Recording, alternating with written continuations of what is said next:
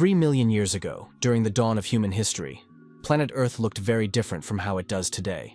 But even then, he was there, and he was the one who would eventually change much in the newly emerging world. At the dawn of humanity, he was not very different from the other members of his species inhabiting the planet. He was an ordinary Australopithecus, but in his heart there was an incredible thirst for battle, a desire to become the strongest. But most importantly, he had an insatiable passion for hunting, so strong that it became the main driving force of his existence. There was something in him that challenged the established order of things. Our hero did not die no matter what.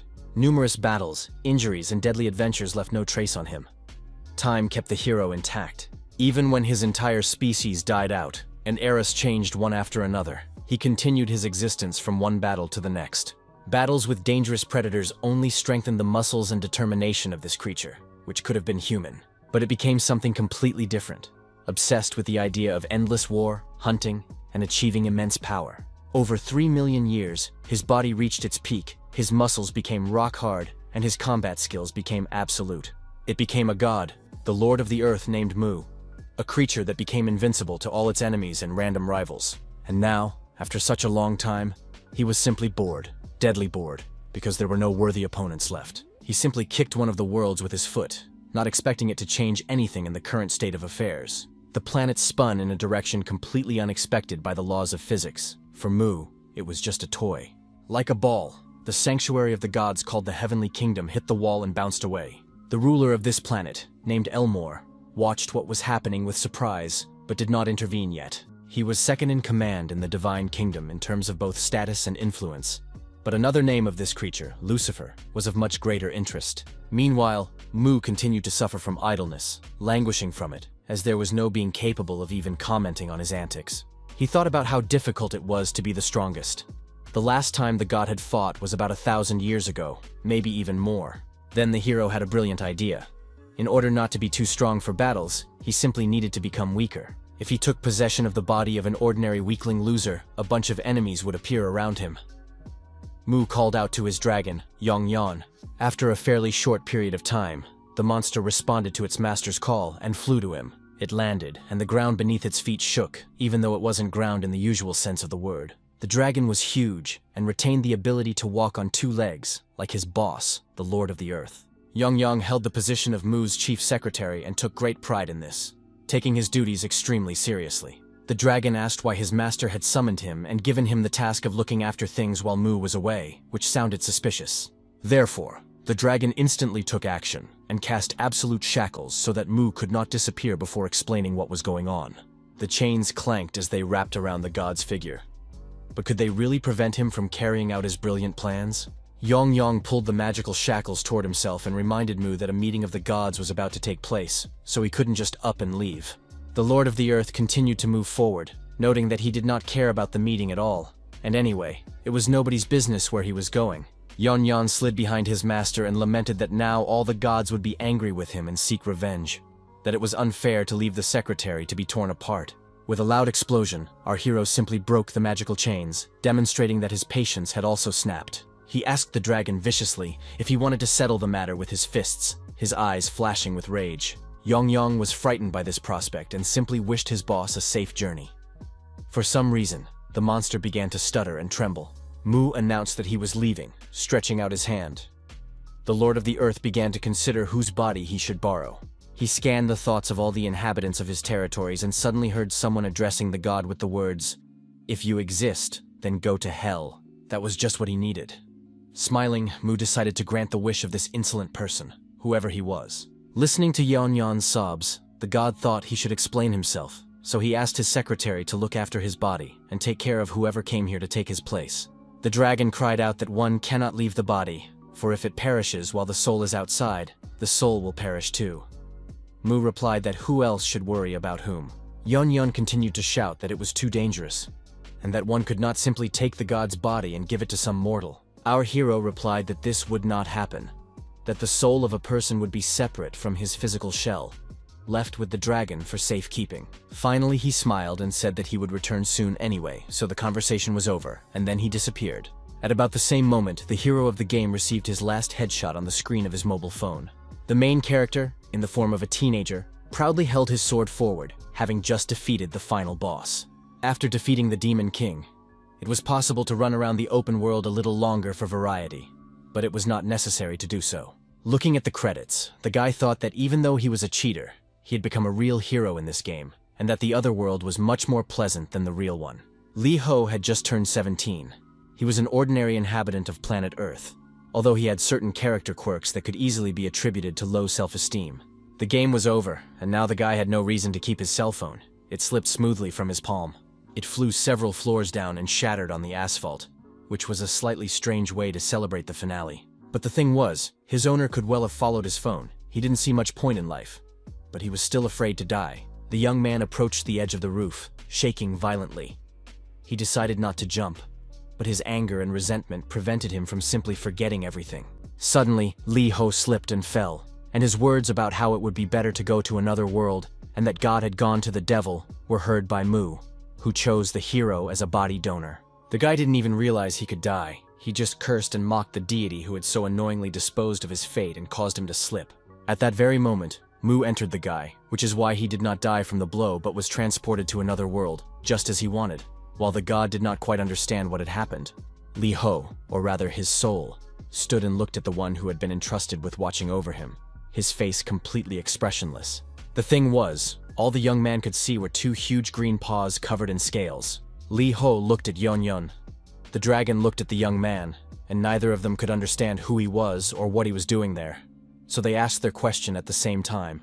Just a second ago, Mu was standing in front of the dragon, smiling and saying that there was no need to worry about him. He wished his secretary a good day, and as we remember, simply stepped forward to move to Earth. His face had not yet disappeared from view when Lee Ho's soul immediately began to materialize in front of the dragon. Meanwhile, the bespectacled man's physical body was just about to land on the pavement, and he was even waving his arms out of inertia. Mu's combat skills allowed him to fall correctly, tuck himself into a ball, and roll into a safe position even in this frail human body. The blow was still quite strong, and his glasses did not survive. The god thought in surprise that this should not be, because he had only just arrived in this world. The muscles that contract involuntarily are the heart and other internal organs, and over many years, Mu had learned to completely control them with his mind.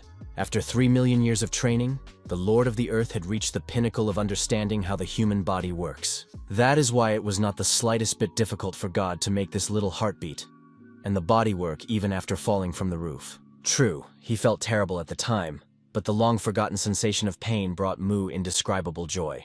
He easily forced his body to survive and even managed to get to his feet, thinking that coming here was a great idea. With an unsteady gait, our hero headed towards the house. He needed to recover and review Lee Ho's memories so as not to cause problems in his body. His glasses were broken, so to avoid tripping, Mu decided to move on his hands as it was easier to see what was below. Lee Ho's house was in a rather poor neighborhood, and it wasn't particularly refined either. No one cleaned it, either inside or outside. The atmosphere in the boy's room was practically like a prison. Mu found only one relative, but he lived far away. So in essence, the boy lived alone. In general, looking through the teenager's memories turned out to be not a very pleasant pastime. His life was no picnic. Mu realized that Lee Ho wasn't even living, but surviving, and the place called school seemed especially unpleasant to God.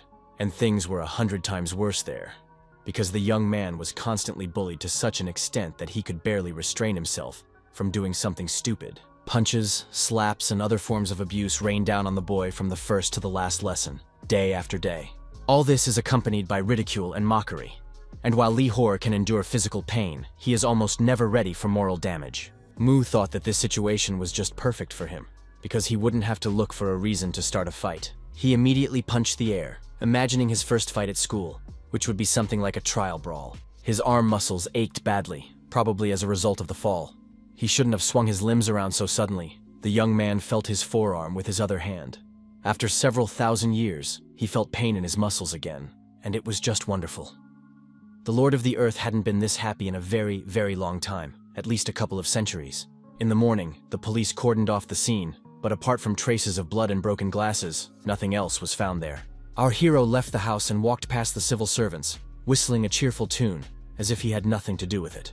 As he entered the school, Mu noticed that he was shocking those present with his appearance, but he didn't think much of it. With a loud bang, the guy pushed the door aside and entered the classroom, ignoring the fact that the lesson had already begun. No sooner had he crossed the threshold with the words that he had come and wanted to take his seat than he was hit in the face by the same door, which bounced off the wall. Holding his jaw, Mu and Lee Ho's body began to approach his desk, and one of his classmates with a phone in his hand noticed him. He asked what kind of tricks these were, whether it was open house at the circus today, and everyone around him giggled. Mu took his hand away from his face and took a few steps toward the speaker, curious. It wasn't so easy to figure out what was going on, so our hero moved a little closer, feeling more confident as the distance between them decreased. Now, towering over his puzzled classmate, the Lord of the Earth thought about how to provoke him into striking first. He began to laugh, remembering that this was the guy who had bullied Lee Ho the most, and now it was time to pay for it. The boy put his phone on the table to free his hands, and asked where the loser had lost his glasses, and why he was acting like he was crazy. He slapped the hero so unexpectedly that he didn't have time to dodge or defend himself. Or maybe he just didn't want to. The classmate began his usual taunts about how the weakling couldn't even answer him, and was as blind as a bat without his glasses. He didn't know that this time everything would be different, because instead of the loser Lee Ho, a great warrior lived inside his body. His fist was thrust forward. In any battle, it is important to choose the right moment so as not to provoke an attack, but also to prevent the enemy from attacking.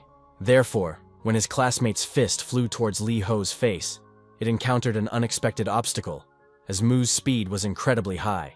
A fight is only possible when both sides want it, and the Lord of the Earth always wanted battle. So everything depends only on the intentions of the enemy, you need to be sure, so the enemy should be allowed to strike. And this is a sign from Mu that now he can let himself go and have fun to the fullest. A joyful and long-awaited event. His classmate couldn't understand why the bespectacled boy was laughing, perhaps not realizing that now there would be no place left for him to live.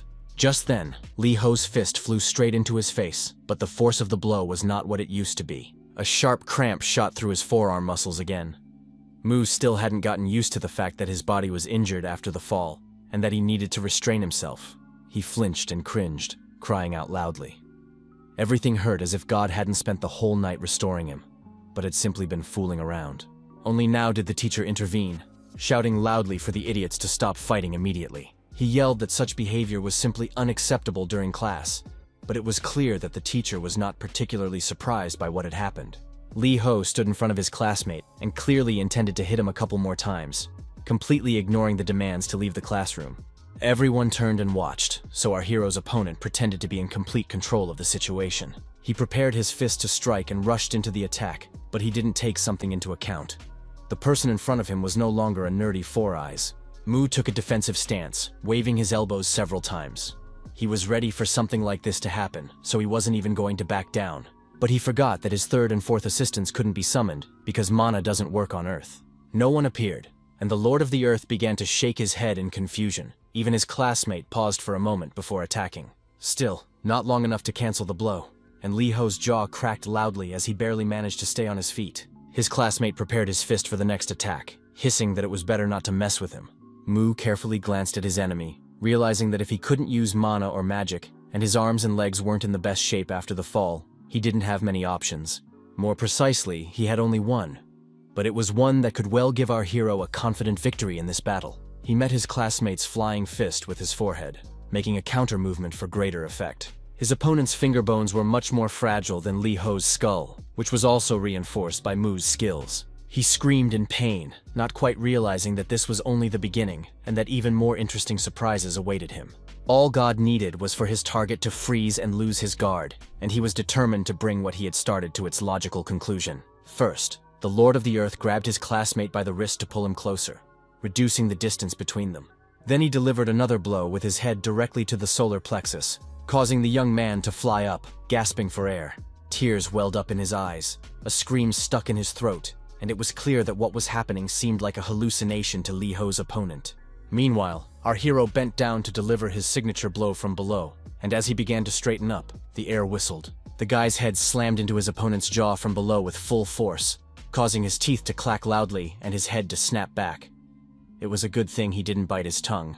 Realizing that he no longer had the strength to fight, he simply dropped to his knees, while Lee Ho stood tall, looking down triumphantly. He didn't say anything, and in the next second, his classmate simply collapsed face down on the floor, with smartphone cameras recording every detail. No one believed that a nerd could defeat one of the strongest guys in the class, but nevertheless, that was the case.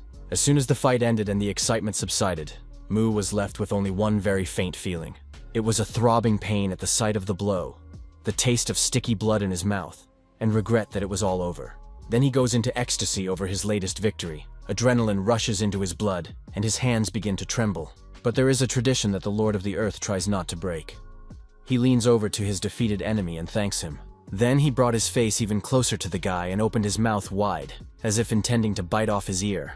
In fact, that is exactly what Mu did, though he limited himself to only the upper part of the ear, after which he stood up and spat the trophy out of his mouth. The piece of flesh splattered on the floor, causing all the students to recoil in fear and take a few steps back. The god left such a mark, the traces of his teeth, on almost everyone he defeated in battle, provided, of course, that he had the opportunity to do so. The number of those who were left without a piece of their ear was truly impressive, for the hero's history of battles spanned 3 million years.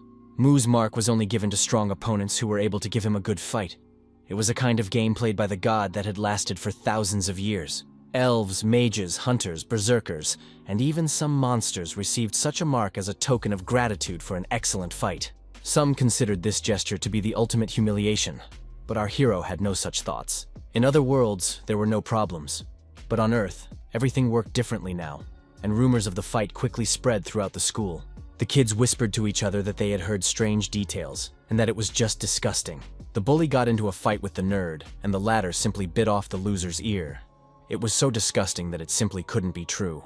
The cat, basking in the sun, nodded its head imperceptibly, as if trying to convince the schoolboy that it had really happened. The animal arched its back and stretched sweetly, hinting that it wouldn't mind a bite of the military trophy. The purring and satisfied growling indicated that the cat had already received its first portion of protein, and the students looked out the windows. They had something to look at and discuss. An ambulance was taking their classmate Lee Ho to the hospital. Mu also looked at what was happening, curious to see how serious the consequences of such behavior could be. But he was much more interested in when his classmate would return to school and give him another opportunity to fight. He waved his hand and wished him a speedy recovery. Behind him, he heard the teacher's voice shouting that Lee Ho-gu should come to the office immediately for a serious talk. He sat down in a chair and immediately leaned back with a wild cry, asking if the student had gone mad to be doing such a thing. The man raised the folder as if he intended to hit our hero and yelled that you can't treat your classmates like that. Mu was excited. He was just waiting for the teacher to strike him first, so that he could engage in a fight with him. With some kind of sixth sense, the man realized that it was not worth doing so, and his raised hand simply hung in the air above the hero's head. The teacher turned abruptly and said that there was no point in talking to this scoundrel. It would be much wiser to simply call his parents to the school. Hearing that he should not cause unnecessary commotion and could simply go home, Mu smiled. He liked this approach to things. The sun was shining brightly outside, and our hero really wanted to dance. He had finally fought and won his first victory in a long time in his new body. In general, it was quite boring at home, and the young man didn't really want to go there. But his weak body needed to recover, especially if Mu was counting on fighting new opponents. His hands were still shaking from the adrenaline rush, muscle strain, and fatigue, but mainly from the injuries he had sustained in the fall. It would be great to use mana now, which some Earthlings also call chi energy, but it was impossible, simply out of the question. It is the life energy that surrounds all living things, and in some worlds, people become hunters using it. In others, they develop magical abilities, which also has a very positive effect on combat skills. But there is no mana on Earth. No matter how hard Mu tried, he could not use magical skills or even simple healing. All attempts ended in failure. The god sighed loudly. The test was becoming more and more difficult, but he liked it. He would have to relearn how to fight without his abilities, which had taken millennia to develop and hone. Once in the apartment, Lee Ho's body was immediately laid on the bed to rest in the utmost comfort. The easiest way to regain strength is in sleep, and our hero instantly passed out as soon as he gave the appropriate command to all his internal organs. Mu, in his true form, breathed loudly and prepared to open his eyes. He needed to talk to his secretary. The first thing the Lord of the Earth saw was Lee Ho's soul riding Yun-Yun. How the dragon could have allowed such a thing was beyond comprehension. Lee Ho instantly approached the god and pointed his finger at the monster, declaring that Mu was simply obliged to give the dragon to his complete disposal. The bespectacled man declared that he had been sent to another world for a reason, so at least some guarantees of safety should be provided. In fact, he had a cunning plan. The schoolboy counted on the fact that with the dragon in another world, he would be simply invincible. Mu raised his own hand, and a huge magical hand appeared behind him. The god muttered that the boy was strange. The hand was the Lord's third summoned assistant, tasked with immobilizing the boy, and then take him where he belonged. Lee Ho's soul began to panic and scream that he would not allow himself to be treated this way, then simply fell silent and trembled. Me said that he really intended to send the schoolboy to another world, so that he would understand how good it was on Earth. The second-ranked planet was chosen, the abode of Lucifer, or El Mura, as he liked to call himself. Mu's bare feet made a little noise as they landed in this world, but he paid no attention to such trifles. Lucifer was busy performing some kind of magical surveillance ritual, or something like that, so he was in no hurry to greet his guests. Mu, his secretary, the third with the boy in his palm, and Lee Ho himself simultaneously asked the host of the planet to excuse their intrusion, but not too politely. Lucifer immediately said that this would not happen.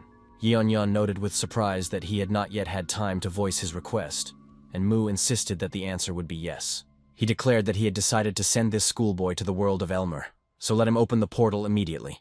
The Horned One looked back at the god with a dissatisfied look and asked why he was deciding for him. Since when had things been like this? The Lord of the Earth explained that he was deciding because he was stronger, and if anyone disagreed, let them attack first and everything would become clear. He licked his lips, anticipating an excellent fight, and then added that he was ready to do it at any time. Lucifer was furious. He hated brute physical strength, but he understood that his opponent was no less powerful in magic. Suddenly, Mu said that he needed to step aside for a moment to sort everything out, and the Horned One was a little surprised at why. The god raised his hand and began to study something, and Lucifer declared that he had no right to interfere in another world, and that a protective barrier was now being activated. He was about to add that this protection would even work against our hero, but at that very moment, the barrier of his planet shattered into pieces. This upset Elmura so much that he even forgot to get angry and fall into a rage. His disappointment was immeasurable. The Horned One began to say something about the rules of the world, but the Lord of the Earth asked him to stop mumbling and stammering. Now was not the time to argue. Mu ordered the third to release Lee Ho's soul and suggested that the boy come closer, as the portal was about to open. The god commanded the boy to enter the new world, but he did not move, continuing to look at the god with a frightened, uncomprehending gaze. The Lord of the Earth reminded him that he wanted to go to another world, to which the schoolboy replied that he was going to take the dragon with him. In response, the Lord of the Earth laughed and said that if he wanted to, he could find his own Yeon-yeon there, and that he didn't even look at his secretary. Then the third simply snapped his fingers and threw the boy through the portal to Lucifer's planet, and the deed was done. Listening to the boy fly into the unknown, shouting that he wanted to become stronger than anyone else, Mu told the dragon that modern children had become completely lazy. He asked Lucifer to look after the Earthling and said goodbye, waving his hand also without much respect, by the way. Elmur began to shake violently with anger, greatly annoyed by the lack of manners and arrogant behavior of the Lord of Earth. The Demon King was accustomed to perceiving himself as the pinnacle of creation, and the planet Elmer, named in his honor, was the ancient abode of this being. In those days, Lucifer was arrogant enough to challenge God, even though he himself was not a god at the time. The fiery, glowing spear was supposed to put everything in its place once and for all and show who was the most powerful here. But then, the Demon King decided that close combat would be much more effective and impressive, so he switched his weapon to a giant shining sword. Having immobilized his opponent with magic, Lucifer was able to carry out his evil plans quite easily. He killed the god, and not only that, he then killed all the other gods, everyone who existed at that time. This was necessary in order to reign over all worlds and become a god himself, strengthening his power. And that is exactly what happened. Elmer became the god of all gods, the Supreme Lord. His joy was quiet, and his happiness was invisible on the outside, but immense on the inside. The invincible, legendary, and unique Demon King knew how to place himself above others beautifully and elegantly. He was catastrophic, but fantastic, one of a kind, and absolutely unique. Infinite and incomprehensible, in short. Lucifer was magnificent until Mu appeared, which changed everything. From that moment on, hatred was born in the heart of the Demon King, a thirst for revenge so powerful that it prevented him from living in peace. No wonder he decided to keep an eye on that damn bastard and his secretary, in case he got a chance to get even. Nothing that happened after Mu left his territory escaped Lucifer's eyes. Lee Ho's classmate, who was left without a piece of his ear, had similar thoughts and the same expression on his face. He called the hero a trashy loser who suddenly decided he was cool, but in reality, the kid was finished. The young man took out his phone and started looking for a number that would help him take revenge for the humiliation he had suffered. The phone rang immediately. The ringtone was very loud and annoying, but no one was in a hurry to answer.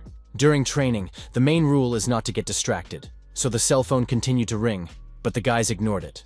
It was the 111th Sports Festival, and middleweight boxing champion Kang Chol was practicing his signature technique. The phone rang again and again, and then again and again, which began to really annoy the athlete. He looked back to see how far away his cell phone was.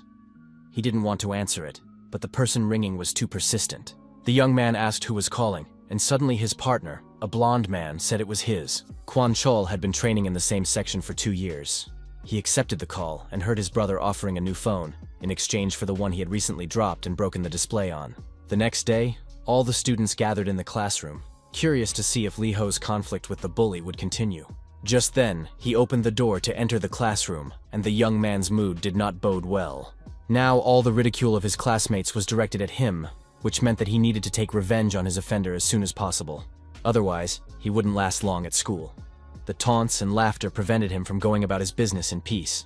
Everyone was talking about how he was just pretending to be tough. But when it came down to it, he turned out to be a total loser. Hearing that they had been completely wrong to fear this idiot without an ear, Lee Ho's classmate threw his backpack on the floor, torn apart by blind rage. The bully shouted that he would no longer tolerate such treatment, and if anyone didn't like the situation, they could settle it with their fists. He was ready. Everyone fell silent, except for the class president, who turned her back on the hero and snorted loudly, expressing her contempt. Finally, she turned to the young man and said that she was tired of this circus, and that he should either sit quietly or get out of there. The young man was speechless at this statement, but then hissed that she had probably finally lost her mind, allowing herself to do such a thing. Shouting that she was an idiot who must want to die, he picked up a chair, intending to hit the girl with it, or at least throw the furniture at her. Just in time, the teacher entered the classroom. He was really huge, as he also practiced boxing. He calmly asked why the class president was not sitting in her seat, completely ignoring everything else. The girl sat down and apologized, saying that it was all nonsense, but the teacher was not going to end the conversation right away. He said that after class, the class president should come to his office, and when asked why, he just smiled silently. At the end of the lesson, the teacher explained that Lee Ho had caused a commotion yesterday, and was now not answering his phone, so she needed to go and check if everything was okay. When the teacher left the classroom, the class president was still angry, but he promised that he would write her a letter of recommendation and gratitude, so she had to do as he asked. After class, the girl went to Lee Ho's apartment, knocked on the door, but no one answered. After jiggling the handle, the class president realized that the door was unlocked, so she carefully opened it and looked inside. Our hero was lying on his back on the floor with his legs up on the bed. It looked like an accident. The boy's eyes were open but unfocused, and saliva was dripping from his mouth, which did not bode well. The class president screamed in horror. Now it was clear why her classmate had ignored the teacher's attempts to contact him. She decided that he was dead. It was impossible to leave Lee Ho without help, so the girl called an ambulance and accompanied the boy to the hospital. He was placed in a ward and given an IV. Fortunately, the young man was alive, just unconscious. After a while, Mu returned to his weak body, and Lee Ho opened his eyes, completely confused about where he was this time. Trying to figure out where he was, the hero looked around. He had no memory of such a place, but he recognized the headman. But what surprised Mu most was the IV drip. Apparently, this method of healing was new to him. He could clearly feel the medicine entering his body through his blood vessels, helping his body to recover. Everything was quickly absorbed into his blood and had an excellent healing effect. People weren't so bad after all. Mu quickly realized that this method of treatment could be just as good as magical healing, and he was delighted. The head girl noticed his smile and thought it was strange that someone would be cheerful after just coming to after passing out. She decided that the guy had gone mad, since he allowed himself to laugh in such a situation, and asked what was wrong. There was no answer. The head girl simply said that she had to return to class, as she was there on behalf of the class teacher. Our hero sat down. He guessed that the girl had helped him come to and brought him to the hospital, so he asked her to wait. Mu explained that he wanted to ask her a question, and the beauty agreed, but asked him not to keep her too long, as she didn't have much time. The Lord of the Earth thought that he knew practically nothing about the modern order on the planet and needed to learn more quickly. The main thing that interested him was a place where he could train, so Mu asked the headman about it. The girl was finally convinced that the nerd had completely lost his mind, and she didn't answer for a while. But then she asked if he had any money, and when she heard that he didn't, she showed him the playground with exercise equipment in the park, and the god immediately began training. After a series of push-ups, he jumped down to the ground and thought that it all worked quite well, unlike before. Mu liked the exercise equipment. It was professional equipment that was incomparable to what was available 4,000 years ago. Back then, he had to build muscle mass by rolling stones and climbing rocks. Digging holes also worked well, but washing up after such workouts was not the easiest task. He climbed onto another exercise machine, unsure if he was doing everything right, but very happy with the progress of the Earthlings. Then a stone flew into Lee Ho's back, and he decided to end his workout to find out what was going on. Behind him was the same classmate with the mark on his ear, and next to him was the same blonde boxer, Kwang Chol. The bully said he had been looking for Lee Ho-gu all over the neighborhood, and here he was, playing the fool, pretending to love sports. Mu bent down and picked up the stone that had hit him in the back, then calmly asked who had thrown it. His classmate replied that you didn't need to be a fortune teller to know that it was him, that it would all start soon, that his brother had gathered a whole crowd. A fist flew into the guy's face faster than he could finish his sentence about Lee Ho being finished. The boy collapsed to the ground, clutching his nose, and howled in a nasty voice, but no one cared. It was a preemptive attack, caused by irritation at a stone hitting him in the back. Mu was very excited. Just then, the annual meeting of the gods began, and Yon Yon stood up to greet everyone. The dragon took out a piece of paper and announced that since the master was absent, he would simply read his message. Lucifer did not like this turn of events, so he called out to Mu's secretary. The monster raised his eyebrow in surprise and asked what was going on. The Demon King telepathically asked Yon Yon what he was doing, whether he had completely lost his conscience. The monster flinched in fear and waved his hands, shouting that he had no such intentions. He would just deliver the message and leave. The secretary stood up and began to read. The note said that if an opponent worthy of fighting the Lord appeared, he should be summoned, and that was all. An awkward pause hung over the round table, which was broken by Lucifer, who slammed his fist down on the lid with all his might. Elmer shouted that the god's stupid request had long since annoyed everyone, so this time Mu didn't even show up at the meeting in person. Lucifer turned to the right and asked the others if they considered such behavior normal, calling it rude. Then he turned to the left and reminded them that the purpose of these meetings was to maintain stability in the world. Since there was no response, the Demon King simply continued to seethe silently. So. The third most powerful archer in the divine realm said that this was foolish, that they should come to the aid of anyone whom the god of earth was unable to deal with. Lucifer shouted that the world's control system had turned into entertainment for one bastard, and that everything could fall apart at any moment. The chaos that had reigned due to Mu's recklessness was only getting worse. Had they already forgotten the incident with the Cyclops planet? The god of the Cyclops, who occupied the 9th place in the divine kingdom, recoiled in fear, for he remembered everything. About 1,000 years ago, the Cyclops planet found itself in grave danger, which could have led to its destruction. A creature of the void named Segot intended to swallow this world whole, like a delicious breakfast bun. He had already begun to bite into the celestial body when Mu, the god, learned of what was happening and immediately rushed to help. The Lord of the Earth appeared out of nowhere and without a moment's hesitation, attacked Segot with one of his best blows. Naturally, the spawn of the void did not survive such an attack, but it still managed to swallow a fairly large piece of the planet. Lucifer wondered if the situation really had to be brought to this point, and if they had acted together and arrived earlier, nothing like this would have happened. He added that he could no longer tolerate Mu's recklessness, and believed that he was not worthy of being a god. The secretary of the Lord of Earth almost fell over upon hearing this, and reminded him that the one they were discussing was his master. He almost cried, mentally appealing to Mu and urging him to return as soon as possible, as Yon Yon himself could not cope with this disaster. The god himself did not hear these pleas. He listened to the whining and sobbing of his classmate, or rather, Lee Ho's classmate, who was holding his nose. The guy was screaming that now he was definitely doomed, because his blonde brother was one of the best boxers. Quan Chol stepped forward and said that the guy was quick with his fists, so he should be just as quick to tell him what sport he played.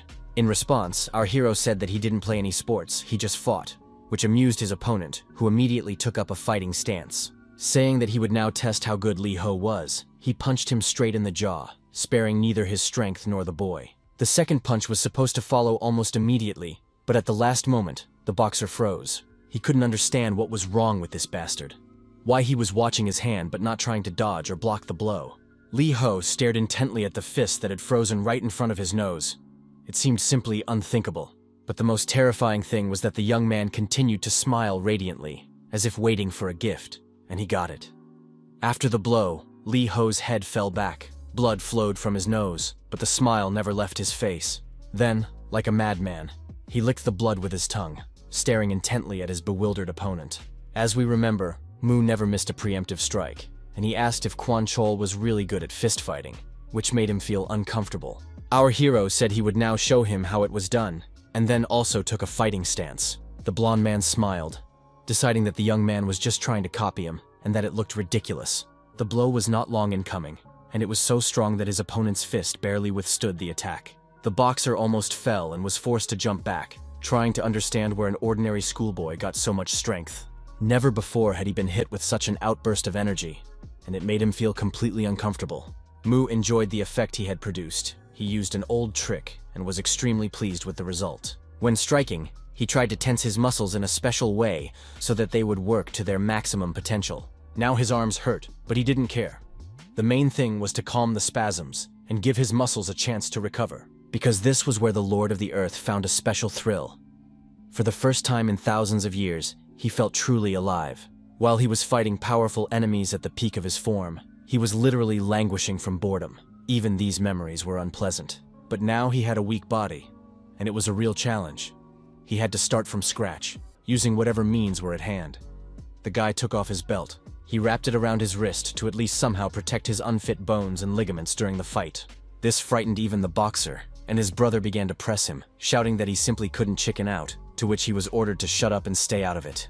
Quan Chol rushed into the attack as quickly as he could, deciding to take advantage of the element of surprise. This time, his opponent blocked the blow, ignoring the accusation that he was too slow. The boxer continued to strike, shouting that at this rate Li Ho was definitely finished, but Li Ho did not share this view. His opponent acted quickly and accurately, but still not fast enough, and Mu figured out his tactics in a matter of seconds. Watching his muscles, he could immediately see where the boxer was aiming, anticipating all his punches in advance. Quan Chol decided to end the fight with a knockout and swung to deliver the final blow, shouting that this was the end. Li Ho counterattacked directly at the arm flying towards him, and his blow was much more devastating and faster. It became clear that the young man's bone had not withstood the blow, and the fist reinforced by the belt had done its job.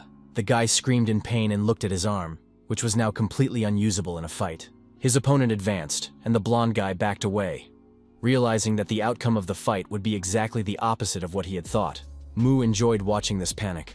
It was no wonder his classmate had called the boxer his brother, as their reactions were almost identical. The knockout did happen, but it was not Li Ho who fell to the ground after the blow, but Quan Cho Ryul.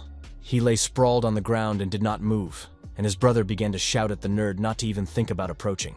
But who was he to make the Lord of the Earth stop? Naturally, that didn't happen. Saying that it was time to end this, Mu looked the bully straight in the eye and smiled carnally. The bully guessed what was about to happen. It was clear from his classmate's face that he would not say another word, and he suddenly lost the desire to defend Quan Chol, simply looking plaintively at his enemy. And yet he made one more attempt to prevent Mu's traditional ritual by standing in his way. The schoolboy even mustered enough courage to put his hand forward and order him not to approach the blonde. Seeing that Li Ho was not going to fight anymore, he smiled and suggested that he surrender, and that would be the end of it. They would just go their separate ways. The response was a powerful blow to the nose, which was very painful, considering that he had already been injured. The student screamed and grabbed his face with both hands, not even suspecting that another punch to the face was coming. And then another one, and even two more. His teeth gradually began to fall out of his mouth, and that was the worst part. The final blow was a jab to the solar plexus, after which the young man was unable to stay on his feet. His face was swollen and looked like a pillow. Tears were streaming from his eyes, but he didn't even have the strength to scream. Li Ho knelt down and leaned closer to his classmate, his face hidden in shadow, but one could swear that Mu was smiling. And so it turned out. He happily announced that he hadn't expected his opponent to be so insatiable and unwilling to give up. He left his signature mark on the blonde boy and turned away satisfied, leaving the boys lying on the sports field. His classmate looked after him with his last ounce of strength and cursed. He still couldn't figure out why the nerd had suddenly become so strong. At home, Mu plopped down on the bed and exhaled loudly, pleased that his weak body was gradually becoming stronger. But his hands hurt like hell, covered in bruises and signs of severe contusions. He needed to recover. He had to keep training, but if his ligaments kept getting damaged so easily, he would have to forget about normal fighting. It would be nice to return to his world and pick up where he left off with Yon Yon, and it wouldn't hurt to check in on things there. Mu closed his eyes and concentrated on moving back. But for some reason, it didn't work on the first try. He tried again and again, but the trick didn't work. It became impossible to leave Earth and return to his world. Over the past couple of days, something had happened in the Divine Kingdom, starting with the planet Elmore, ruled by Lucifer. As we remember, Mu ordered him to take care of the nerd he had sent to another world. turned around, and left. The Demon King then watched in fury as his old enemy saddled his dragon to return home. Yong then asked how the master's journey on Earth was going, and he replied that everything was fine, but the body he had received was too weak. The secretary advised him to take a magic restoration ball with him next time, and this seemed like a good idea to the Lord, but too late. The fact is that some objects are capable of storing the magic of other worlds, such as the planet Elmur and the like. They appear in places with an excess of mana, but on Earth they can only be obtained with divine blessing. This was a huge rarity that occurred once every few thousand years under favorable conditions. So, throughout human history, only a few people have come into contact with them, and they were immediately elevated to the rank of gods. This posed certain difficulties for both the owners of the items and those who came into contact with them. Mu promised the dragon that he would prepare better for his next visit, and this time he would go simply, as he had done before. He jumped off Yan's back, heading for the portal, and Yan once again reminded him of the meeting of the gods. The Lord of the Earth said that the monster had complained so much that he took pity on him and prepared something for him. With a victorious cry, he took out the very piece of paper with the text that the dragon had read aloud to his colleagues at the round table. The dragon continued to protest and stamp his feet, but the Lord had already headed for the planet to make the transition. When the soul began its transition to another world, Yan grabbed his head in despair, but it was too late. The physical shell of the god Mu fell helplessly to the floor, and his secretary was ready to collapse next to it, feeling broken. Lucifer, who was watching this from a corner, was surprised, but gladly realized that the moment for revenge had come. He did not know what the Lord of the Earth had in mind, but in any case, he was now in an advantageous position, since the latter had not even shown up for the meeting. Watching the secretary defend his master, the Demon King realized that he had to act immediately. Such an opportunity comes once in a millennium, and since Mu was not planning to return yet, he simply would not be able to interfere. Lucifer instantly cast the Imitation of Life spell to carry out his plan, which had been ready for a long time. Sharp magical spikes appeared out of nowhere and hovered directly above the dragon, ready to pierce him at any moment. They whistled through the air, preventing any attempt by the monster to move or even twitch. Secretary Mu found himself trapped in a kind of magical cage from which he could not escape. He growled menacingly and asked what this was all about, preparing to tear Elmer to pieces if he didn't answer. But the answer was not long in coming. Lucifer spread his wings and rose into the air, declaring that this was a declaration of war on the god of Earth. Then he looked at those present with hatred once more, and repeated that this was a war that would know no mercy. The Demon King's face showed that he was not joking, and that he was truly ready to risk everything, even his own life. The dragon opened its mouth, and a fireball formed inside it. This was his signature move, the breath attack. In the next second, a stream of flame burst from his mouth, which could have incinerated everyone present at once. But it was aimed at a single target, Lucifer, who froze in surprise. But then he jumped slightly to the side and blocked the attack with a wave of his hand. There was a small explosion, and that was the end of it. The stream of flames curled around and made a circle of honor around the entire divine abode, like Saturn's rings. Then there was a much more powerful explosion, but it also came to nothing, as it was quite far from the surface of this world. The archer Soso played it safe by using her protective aura, but she did not hold back in her strong expressions. Now, everyone present at the round table was protected by a blue protective dome, outside of which remained Yan and Lucifer. The flames of the explosion reached the surface of the planet, but the dragon was immune to fire, and his opponent was also prepared. Secretary Mu managed to break free, looked at the dark silhouette of his enemy, and decided it was time to make another attempt. This time, the dragon used the polymorph release technique, and his rage also grew exponentially. Elmer's eyes flashed maliciously, and he promised the monster that it would now perish, and after it, its master would join his ancestors, for Mu's mark was already visible. Yang was magnificent in his true form, flames literally overflowing from him, and the secretary hissed that this would never happen. The archer Soso interrupted the scene with a loud sigh. Apparently she also had something to say about this. The girl glanced at her opponents and declared that this was not the best mood for a meeting on stabilizing the world. Sharp magical spikes rained down on Yan as he was distracted by this remark, blood dripping down.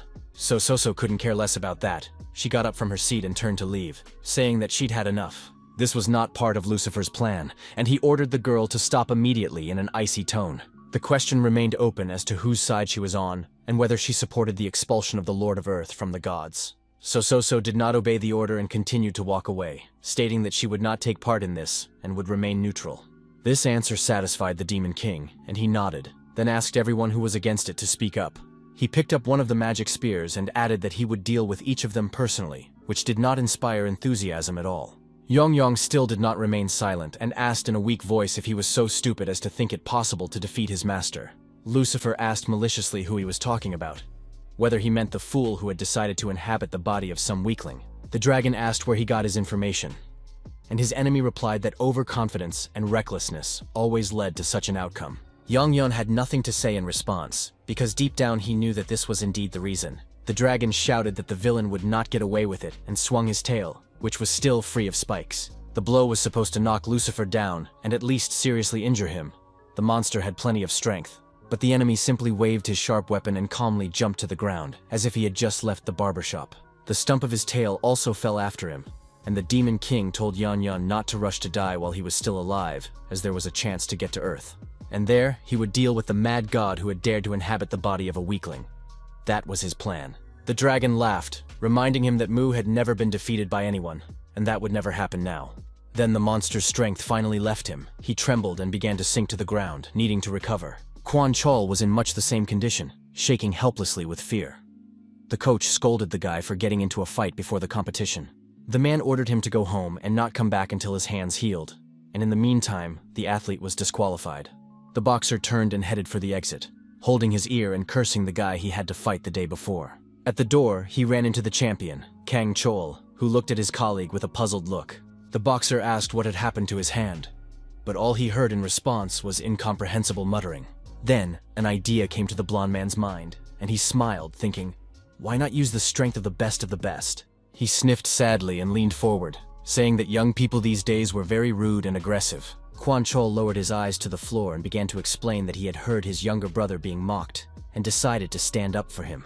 But he just got his ass kicked, his arm broken, and his ear torn, and right before the competition too. The guy pretended to cry and began to wipe his eyes with his sleeve, sobbing loudly, which was supposed to look tragic. The champion didn't fall for this trick and moved on, saying that the blonde guy should have been more careful. Kang Chol added that instead of fighting, he could have trained more, and then there would have been no problems. The blonde muttered that he should keep his stupid advice to himself, as he had expected a completely different reaction. Then the champion remembered something, and took a few steps toward his colleague again, noting that he had forgotten to remind him of something. Quan Chol smiled and asked what it was, but received a harsh reply that tears wouldn't help, so he should get himself together. After that, the boxer suddenly asked enthusiastically who the guy was who had beaten him up, his eyes burning with excitement. Mu, in Li Ho's body, continued to sit on the bed in his room and wonder why he couldn't return to his own world. This could only happen for one reason. If his real body was injured and in critical condition. The Lord of the Earth began to get angry, because he had asked Yan to look after his physical body, which meant that something extraordinary had happened. Even if the dragon was in trouble, it was unlikely that anyone would dare to go against Mu himself. The hero rose. Even if all the gods were against him, it did not mean that he should waste his time here thoughtlessly. He clenched his hand into a fist, and a slight tremor began from anger, which gradually increased in amplitude. It had been a long time since these scumbags had challenged him. Mu turned around and slammed his fist into the pillow with all his might. He simply could not allow such an incident to go unnoticed. Everyone and everything would pay. The Lord of the Earth was already imagining how he would fight his opponents from the divine abode. Oh, how they would regret it. But for now, only Li Ho's bed regretted it, on which the one who had temporarily borrowed the schoolboy's body had vented his anger. He was literally steaming with rage, but beating the pillow and blanket was completely unproductive and stupid. So Mu stopped and tried to calm down.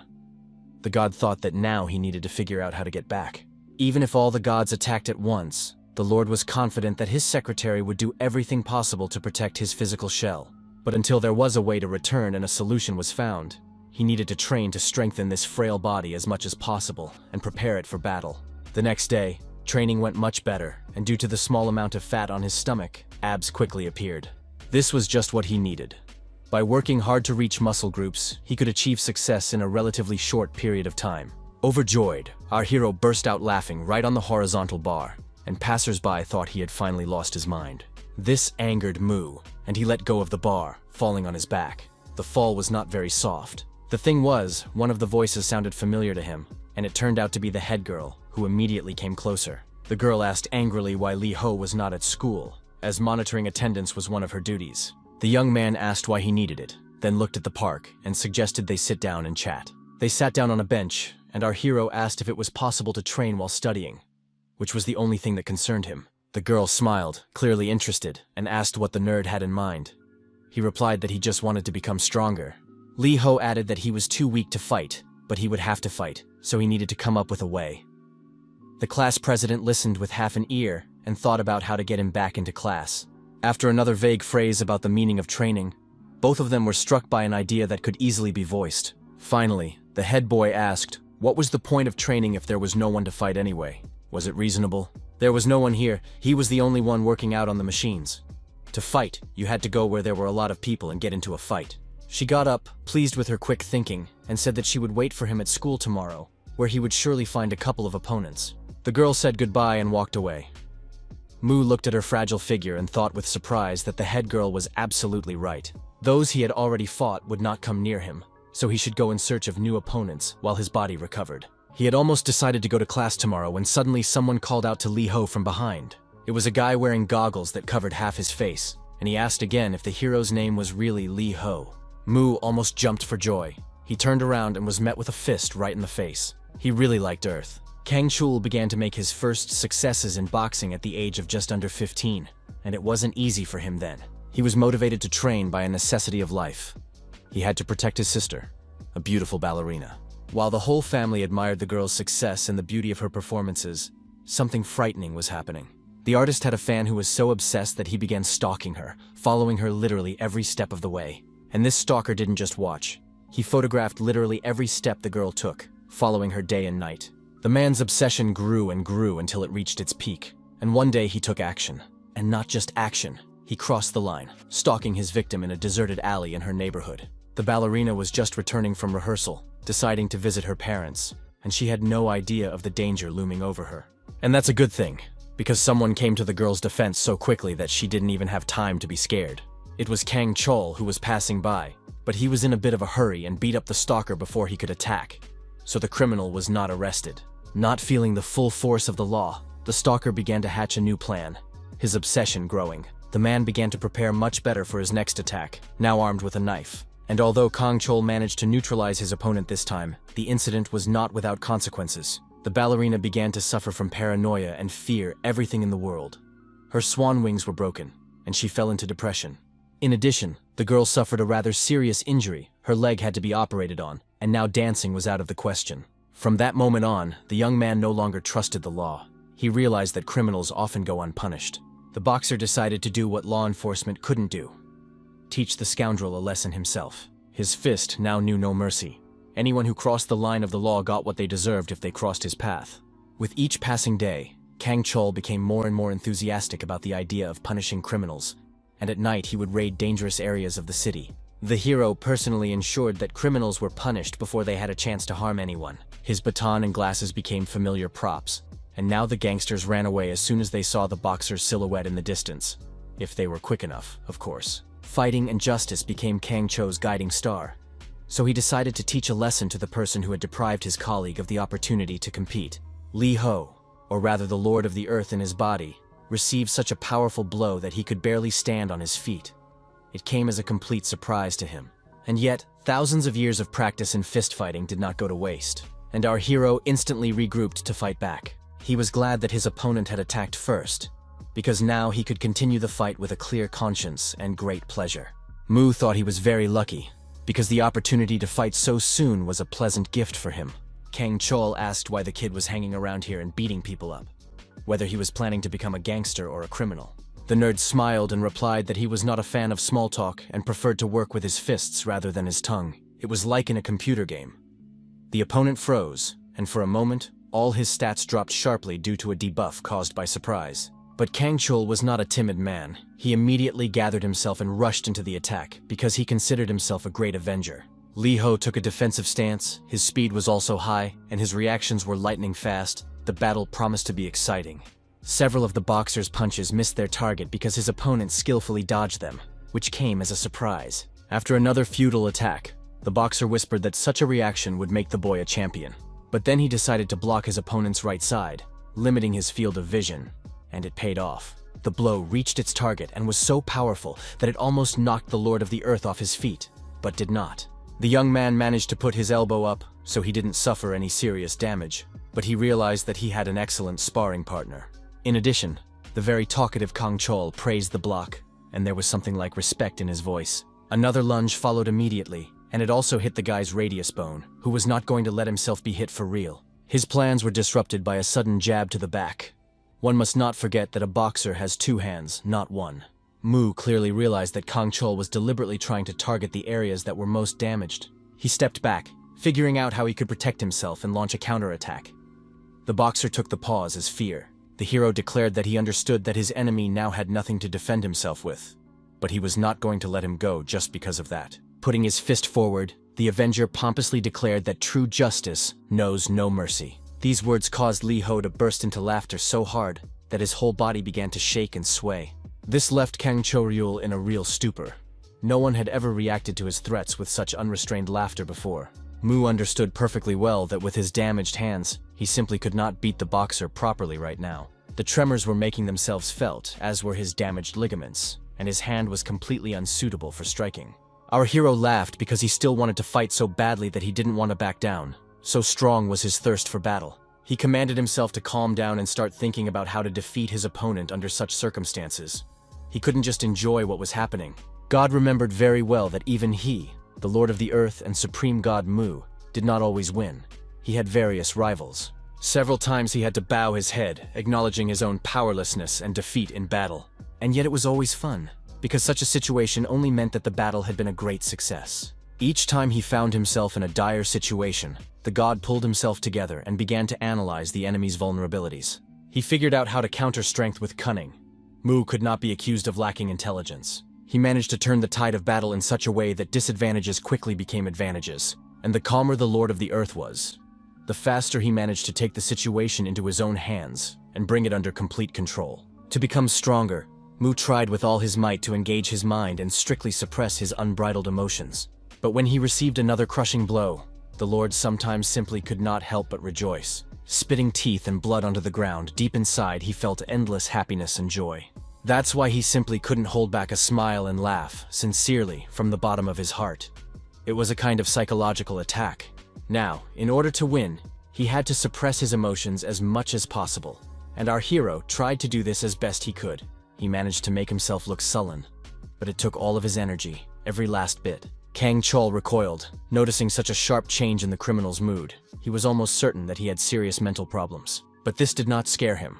On the contrary, it provoked him to the utmost. And now the boxer was eager to finish what he had started. Shouting that it was foolish to fool around like this, that he didn't respect himself, the guy raised his hand to strike. He was disgusted by that sullen face. Mu tried with all his might to keep his emotions in check so as not to ruin his cunning plan completely. He looked simply awful, but that didn't stop him from dodging his opponent's attack in time. His facial expression didn't affect his speed at all. There was nowhere else to retreat. God practically had his back against a tree, and he had to accept the fight under the circumstances. The idea dawned on Vladika at the very last moment, when instead of ceramic tiles, he felt earth and gravel under his feet. With one movement, the schoolboy launched a whole fireworks display of natural materials into the boxer's face. It didn't help much, as the boxer was wearing a mask and protective goggles, and also managed to cover himself with his arm. But that was the last straw for him. Kang Chol yelled that such behavior was only suitable for young criminals, despicable and ugly. He approached his opponent closely, bursting with the desire to beat him half to death with his bare hands. Mu tried his best to keep a sullen expression on his face and not laugh, and he achieved the desired effect. The boxer flew into a rage, this gloomy grimace driving him literally white-hot. He swung and struck a blow so as not to see the boring face of the one who dared to behave in an unacceptable manner. As expected, the Lord of the Earth managed to dodge, and his opponent's fist flew with all its might into the tree behind the guy. The hero spun around sharply, now with the entire control behind him, and he had no intention of stopping there. But the next blow also missed, as our hero's speed matched his millennia-honed reflexes. Unfortunately, in this situation, it was difficult to maintain a sullen expression, and Mu involuntarily began to grin. Hand-to-hand combat was a complex system, but the god had had plenty of time to study it inside and out. The difference between his previous opponents in the bodies of Li Ho and Kang Chol was that they defended themselves, while the champion attacked. His fighting style was very different because the young man's main goal was justice, not survival. He stood firmly on the ground, confident that he was bringing retribution and restoring world order. With this in mind, Mu could easily predict how events would unfold, intending to take advantage of his opponent's aggressiveness. He never struck a single blow himself, but wore down Kang Cho-ryul by constantly dodging his attacks, into which the young man put all his energy. Our hero set a trap, scattering dirt, mud, and stones across the ground, hoping that the tired fighter would slip. That's exactly what happened. Kang Chol stumbled and immediately opened himself up. Mu had to seize the opportunity and strike. Mu intended to attack the most vulnerable spot possible, initially planning to do so with his fist. He lunged forward as quickly as he ever had while inhabiting Li Ho's body. He had to attack with lightning speed. However, the god decided that his fingers were too damaged, so at the last moment he struck the enemy not with his fist, but with his elbow. The blow was very strong, and it was quite possible to break a bone, but fortunately, that did not happen. Kang Chol stood his ground, but he was greatly surprised by the weakling's abilities. He had to end this game of leapfrog as soon as possible. Mu began to laugh and cheer again, realizing that his elbow was now damaged just like all the other parts of his body that could be used to attack. His laughter stopped as soon as the champion's baton swung down on his thigh. It was a treacherous move on his part. Our hero fell to his knees. Now he clearly understood that he had lost. Well, this happened to him extremely rarely, but it still happened. Kang Chol placed his baton on his opponent's collarbone, as if hinting that it was not worth struggling, and he menacingly announced that now Li Ho would have to forget about his crimes. Then the boxer raised his weapon and remarked that the kid wouldn't be laughing and having fun anymore. He would make sure of that. Mu was on his knees, savoring the long-forgotten taste of defeat, which he had last felt 4,000 years ago.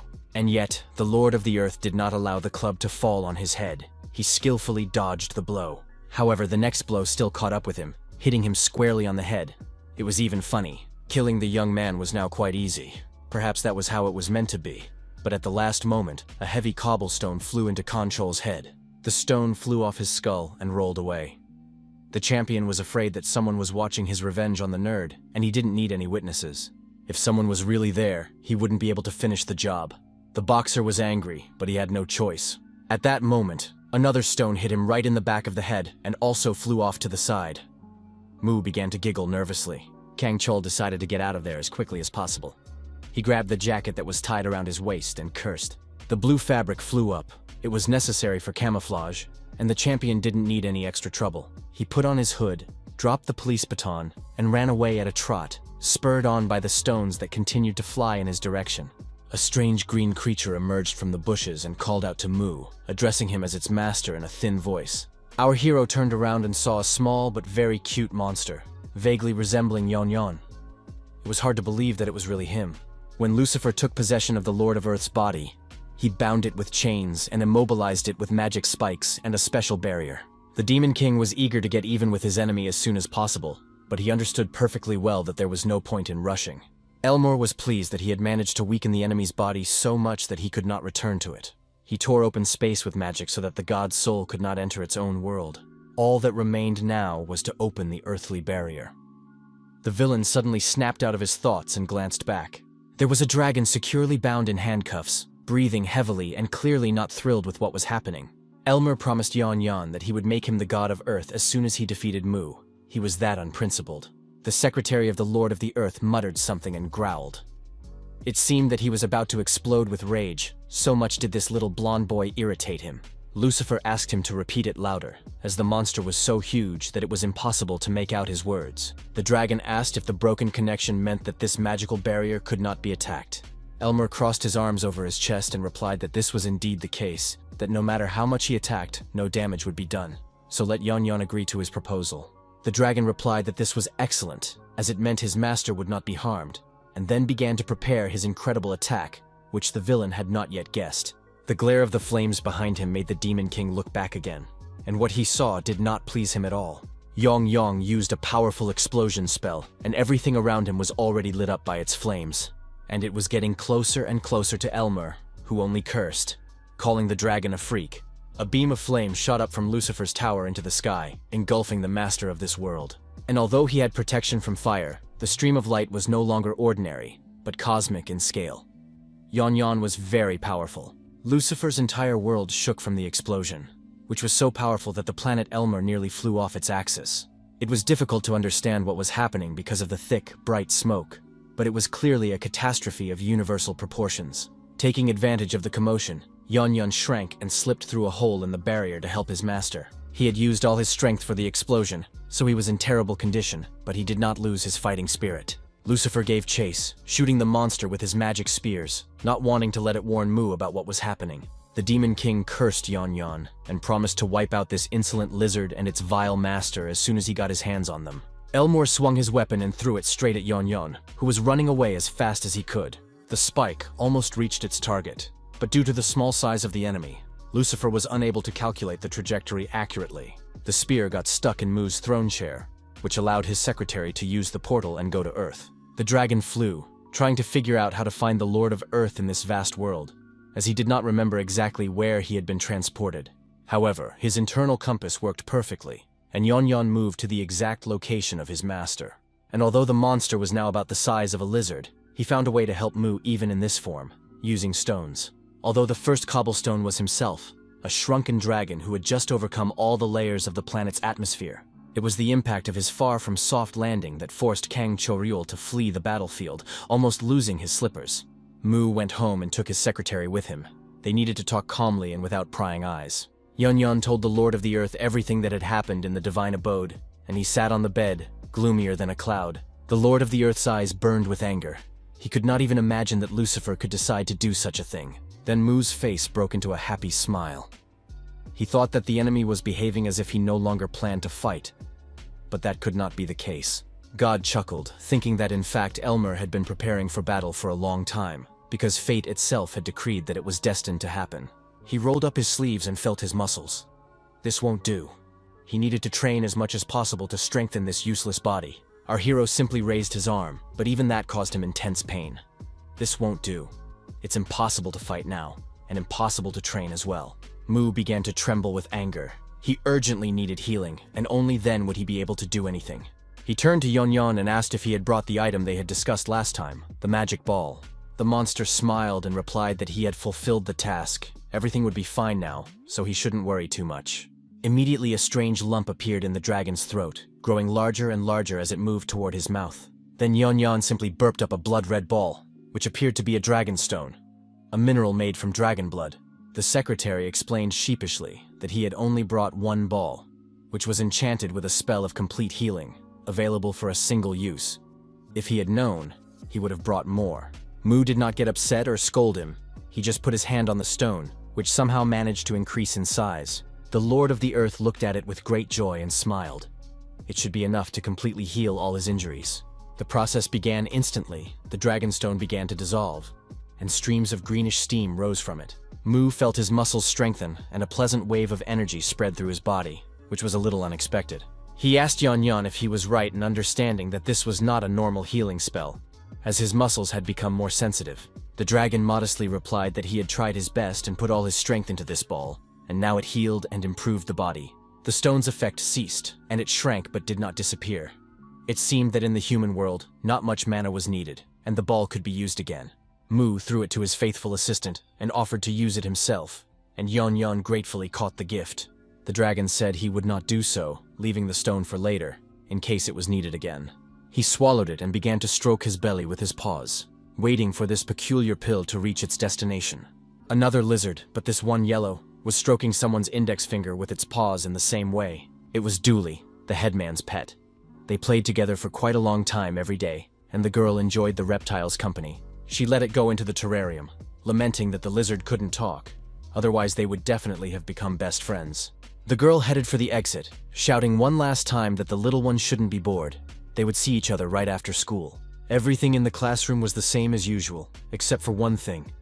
The behavior of one of the students had changed dramatically. The same bully who always picked on Lee Ho was sitting quietly at his desk writing notes, looking as focused as possible. The boy thought that he never really liked being a bully, that it was stupid, and that he would be better off spending his time studying.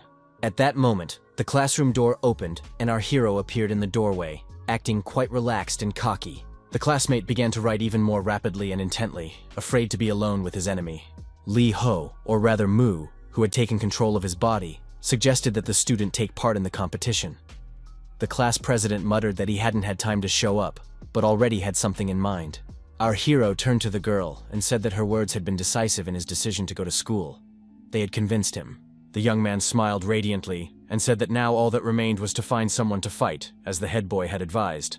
She was embarrassed, a little nervous that the prospect of a new commotion was becoming more and more distinct. She wished Lee Ho luck and decided to get away as far as possible so as not to get involved in the adventure he was planning.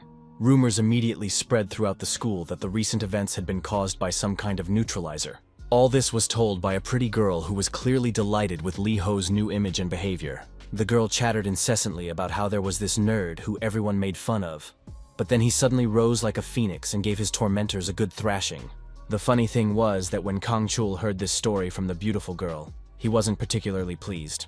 The champion asked if the nerd had really done that to the bully who had teased him, and his classmate confirmed it and even mentioned the bitten ear. The boxer began to piece together the true picture of what had actually happened at school. He guessed that Kwon Chol had simply lied. Well, now the blonde would have to bitterly regret it. Our hero heard part of the conversation because he was standing nearby, and he was very curious to see what conclusions the boxer would come to. Realizing that the champion didn't want to discuss gossip, Mu was a little upset. It seemed that there would be no good fight today. Nothing interesting was happening in class. Everyone was diligently scribbling something in their notebooks. And the Lord of the Earth got bored, so he went outside, hoping to train. The young man continued to listen to what Kang Chol was chatting about with his companion, watching them closely. When the boxer scratched the back of his head, Mu tensed up. He had definitely seen this type of arm muscle structure before, and what's more, he had felt their strength on himself. He suddenly realized with absolute certainty that this was the same guy who had beaten him up yesterday. Disguise or no disguise, physiological characteristics cannot be hidden. Kang Chol seemed to sense this gaze and turned around, but he didn't immediately recognize Lee Ho either, because he didn't have a scratch on him. Our hero decided to catch up with the champion immediately. It was a great chance to fight.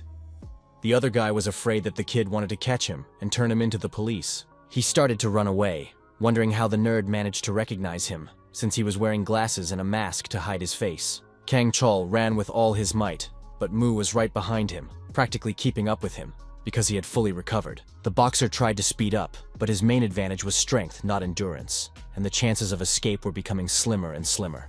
He even began to convince himself that he had panicked for nothing, that it was highly doubtful that Lee Ho had recognized him, that maybe the kid had something else on him. And yet Kang Chol continued to run, our hero rushing after him at full speed, excited by the opportunity to fight. To cover his tracks, the champion darted into an alley, hoping to get lost in the crowd or hide somewhere. Lee Ho ran to the turn, expecting to see his opponent, but that didn't happen, and the young man froze in place. He looked into the narrow passageway, trying to see where Kang Chol was hiding, but he couldn't see the slightest sign of where he might be. The hero thought it was unfair. The situation was perfect for a fight. Yon Yon appeared from under his shirt. The dragon asked if the gentleman was looking for the insolent man who had attacked him yesterday, as he could clearly smell him in this place. Yon Yon jumped onto the pavement and said he could find the trail like a bloodhound, which was something new. The monster sniffed the air intently to determine the direction in which the boxer had fled. Unexpectedly, someone's yellow sneaker was right in front of his face, which was simply offensive. Yang Yang looked up, intending to launch into an angry tirade, completely forgetting that he was not supposed to talk to earthlings. The head girl was standing above him, looking in surprise at the lizard, which was making strange sounds resembling human muttering. The dragon realized he had made a mistake and fell silent. The schoolgirl decided that she had probably just imagined it and needed to get more rest. Then she noticed new details and blushed deeply, because she did not expect to meet a reptile in such a place during class. The little dragon had no intention of bowing for long. He tried to explain to the earthling with gestures that she should immediately get out of the way, as she was in his way. Instead, the head girl decided to pick up the lizard and take a closer look, which was absolutely not part of Yan Yan's plans. He squeaked, mentally calling for his master's help, but was afraid to voice the call. The monster was outraged at how this human being dared to treat him this way. Then the dragon calmed down and began to think about what to do. If he could use magic, there would be no problem, but the restrictions of Earth were in effect. He didn't even notice that he had said this out loud, but the head woman was alerted. She was sure that this lizard could talk. Then Lee Ho appeared, and Yan Yan managed to slip out of the girl's clutches and run to his master. He tried to catch his breath and immediately began to apologize, saying that if he hadn't been in such a state, he would have been able to defend himself. The girl stared at our hero with a mixture of anger and surprise. She hadn't expected that this lizard belonged to him. Still, she didn't want to be angry. The head woman decided to take a closer look at the animal, which reminded her of her own Dooley. She asked if this creature was the young man's friend, and Mu replied that you could say that. a very obedient friend. Kim Yujin, for that was the headmistress's name, didn't know what else to say, torn by terrible envy of her classmate's pet. This did not escape Mu's notice, but he did not know how to react in such situations, as he was not yet accustomed to the new ways of Earth. Yan fearfully grabbed his master's pant leg, most afraid that this girl would grab him again. The Lord of Earth noticed this too, and decided to play on the dragon's nerves a little. With a smile, he asked Kim Yujin if she wanted him to give her his pet. It was obvious that this was exactly what she wanted, but the Lord of Earth's secretary panicked at the prospect. Unfortunately, his master decided to appease the headman. So soon Yan was settling into her small but cute room. The girl looked at the lizard and couldn't understand what was wrong. It seemed to her that her new pet was extremely angry. A short time before, Li Ho had picked up the reptile and shown it to the head of the household, saying that he was looking for someone and that if she helped him, she could take the animal for herself. The young man's face showed that things were not so simple and that he might have hidden intentions. But Kim Yujin wanted a friend for Dooley so badly that she agreed. She nodded in agreement and replied that she agreed. Yan didn't know what to think. He didn't understand his master's intentions. Meanwhile, he simply unclenched his fingers and the green monster flew straight down, turning upside down. However, it wasn't hurt because it landed right on the head of the headman, who wasn't ready for such a thing.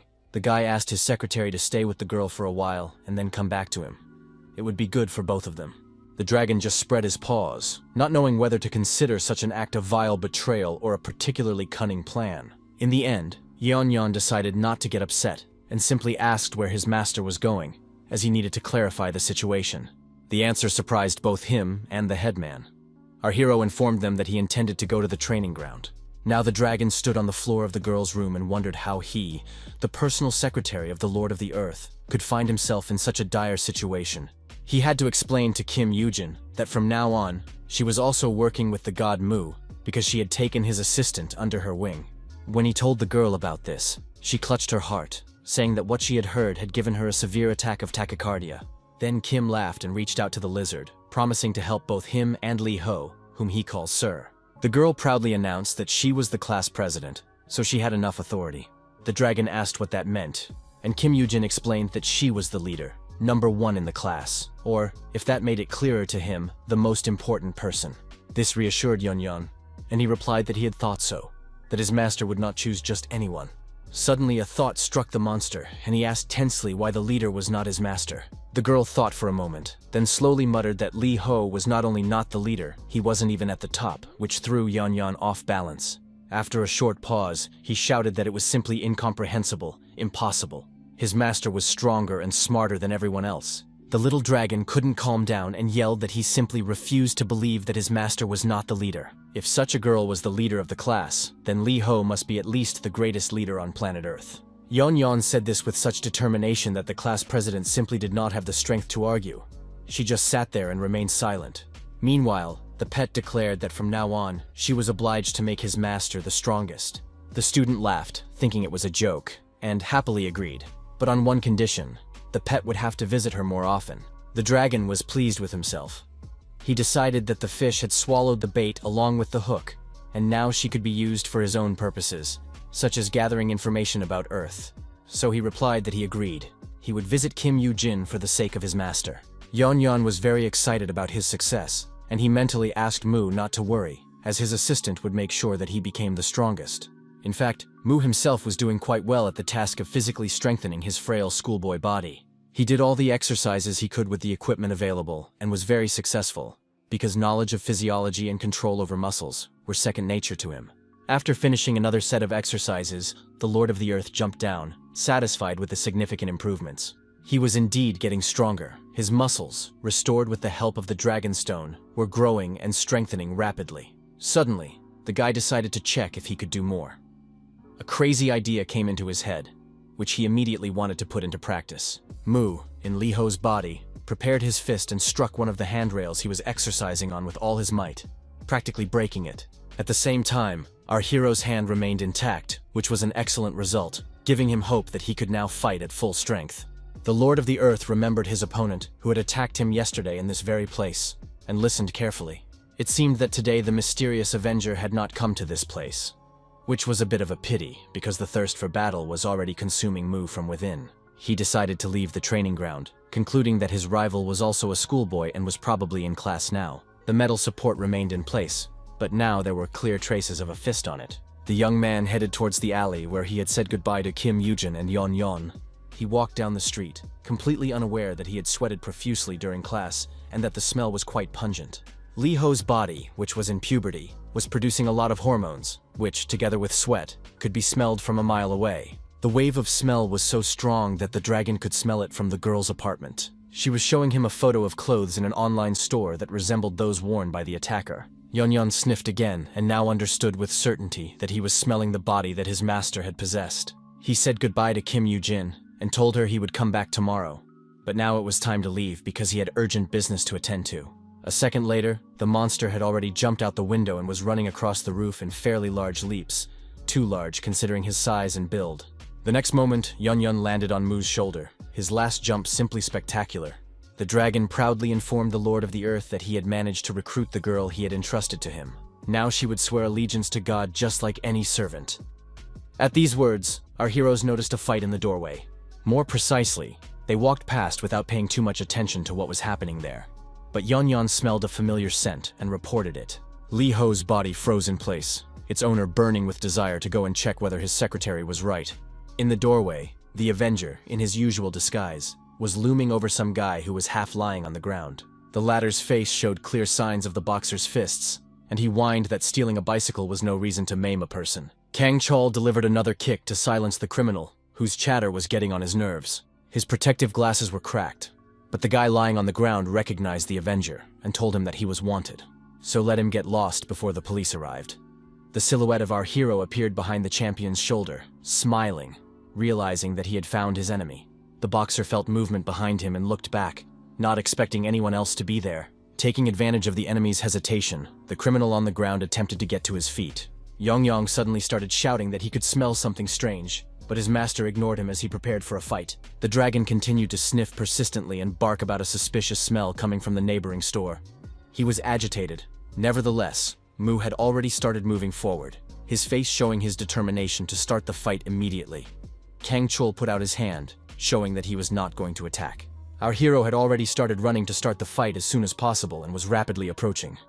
The champion shouted that there had been a misunderstanding. He repeated once again that he had attacked by mistake last time, but still took a defensive stance. Lee Ho rushed at his opponent but did not strike, because he never struck first. He paused, waiting for Kang Chul to make the first move. A smile anticipating the fight spread across the young man's face. But absolutely nothing happened. The opponents stared at each other. Mu thirsted for blood, but his opponent showed no desire to attack. For a few seconds they stood silently in place, as if someone had simply paused the flow of time. At that moment, someone pulled the police baton the Avenger was fighting with out of the holster on his back. The bicycle thief was not so simple. He intended to repay the man who had beaten him in kind, shouting that he was going to beat him to death. The guy swung his arm to carry out his threat. Kang Cho-ryul had excellent reflexes and dodged the blow. It would have been strange if he hadn't. Because of this, the baton continued its movement and was about to land on Lee Ho's head, who had no intention of dodging. He just waited, anticipating the first blow, after which he could use his fists with a clear conscience. That's exactly what happened, and the criminal put all his strength into the attack, so it would have been sacrilegious to ignore such a challenge. Mu smiled. The first blow had been struck, and now he could let loose and test his new abilities. First, the young man kicked his opponent with his foot to get a little distance from Kang Cho-ryul, preventing him from interfering. The baton fell from the guy's hands and spun in the air, as if the weapon itself had decided to change owners. Lee Ho grabbed it and swung it. It seemed that his fists would get a little rest today. A different tool would be used. He placed the baton on the robber's collarbone, informing him that he had struck him, and now had to answer for this rash act. The guy was seriously scared but did absolutely nothing, and the blow fell on him like lightning. The Lord of the Earth delivered the next blow with his own head. He was very fond of this technique. The bandit grabbed his forehead and cried out that he was sorry, that he had hit him by accident, but Mu continued to wield his baton, paying no attention to this. The blows rained down one after another, and the opponent did not stop screaming and swearing, but there was more regret in his voice. Finally, the young man stopped all attempts at resistance and simply collapsed to the ground, thoroughly beaten. Mu smiled as he looked at the result of his efforts. He was satisfied, but still, beating someone up is not quite the same as fighting, and he felt a little sorry. When he first arrived on Earth, He was happy to have the chance to start his fighting career from scratch. Each of his opponents posed a real threat to his weak body, so he had to come up with a way to win. Even in the case of Kang Chol and losing the battle, there were advantages because it was a real challenge. Now everything was too easy, and our hero was bored to death, which did not make him happy. He needed to find a more interesting opponent, so the young man remembered the boxer and turned back. The champion was not there, and Mu looked around regretfully, trying to figure out where he had gone. It turned out that immediately after the robber's attack, the Avenger had decided to leave the scene of the crime as soon as possible. He watched Mu deal with the criminal, and thought that he didn't love his baton enough to get himself into serious trouble for it. Li Ho struck with a happy face, and the champion wondered with surprise how he managed to find him all the time. He ran, looking back and not watching his step, so he tripped over the dragon and began to fall rapidly. Yun Yun was sniffing around, thinking about how long it had been since he had eaten, and the guy smelled very tasty and appetizing. Somehow, the boxer managed to keep his balance, got back on his feet, kicked the monster, and ran on, cursing. The hungry Yong Yang remained lying on the ground, while his delicious lunch ran away, heading for home. The young man lived very close by, so after a few minutes, he was already at his front door. He rushed inside and kicked off his sneakers, the empty baton case bringing sad thoughts to mind. Kang Chol remembered his recent opponent and tried to understand what made him so happy. Was it really the mere opportunity to fight? His sister, a former ballerina named Kang Hena, entered the apartment. She was now 26 years old and had nothing to do with the arts anymore. She announced that she had caught another gangster today. After the incident, the girl had changed her field of activity and now worked as a prosecutor, which brought her unspeakable pleasure. Kang Hena patted him on the shoulder and began to tease her brother, hinting that no one dared to stand in her way. But he was not in the mood and asked her not to bother him. The young man asked if it hurt the prosecutor when she was beaten, hinting that he could not guarantee his future reactions. But she continued to have fun, even though she became more serious. The girl simply said that she wanted a plate of ramen without eggs for dinner, and her brother realized that he would have to cook today, which did not make him happy either. Kang Chol suddenly thought that physical violence no longer bothered or frightened the former ballerina, which was good. But he himself had changed a lot since the day he neutralized the stalker who had attacked her. It was a turning point. The guy looked into the pot of water and thought that he constantly felt anger when punishing criminals, and it was not the same anger as in boxing. The water was boiling, and the champion was still standing and looking into the pot, thinking that when he first came to this sport, he was completely different. The next day, Mu, in Li Ho's body, went to school, taking the dragon and Kang Cho-ryul's baton with him. Yon Yan said that he had been very hungry yesterday, so he apologized for his behavior, glancing at our hero's classmate. He had a bandage on his ear, just like the bully who had lost a piece of his ear, and the bald schoolboy suggested that the dragon was a monitor lizard, which infuriated everyone. Li Ho noticed the class president and called out to her, because he had kept his word, but the girl was not there yet. She looked back. As soon as she saw Yon Yan, she began to express her delight, as if it were the most pleasant thing that could have happened. Mu asked if everything in his assistant's story was clear to Kim Yoo-jin, and the girl thought about it. She had questions. She remembered the conditions under which she was allowed to take the dragon home, and Li Ho was interested in the guy in the blue hoodie. The headman said that if they were talking about the guy who hides his face and is always fighting, his name was Il-jime. They headed towards the school, and our hero asked what kind of name Il-jime was. Kim Yoo-jin explained that it was a combination of two names of a young man who constantly fights and beats up anyone who crosses his path. The girl asked why he and Li Ho were fighting, whether the guy had done something wrong, and he replied that no, he had no idea why.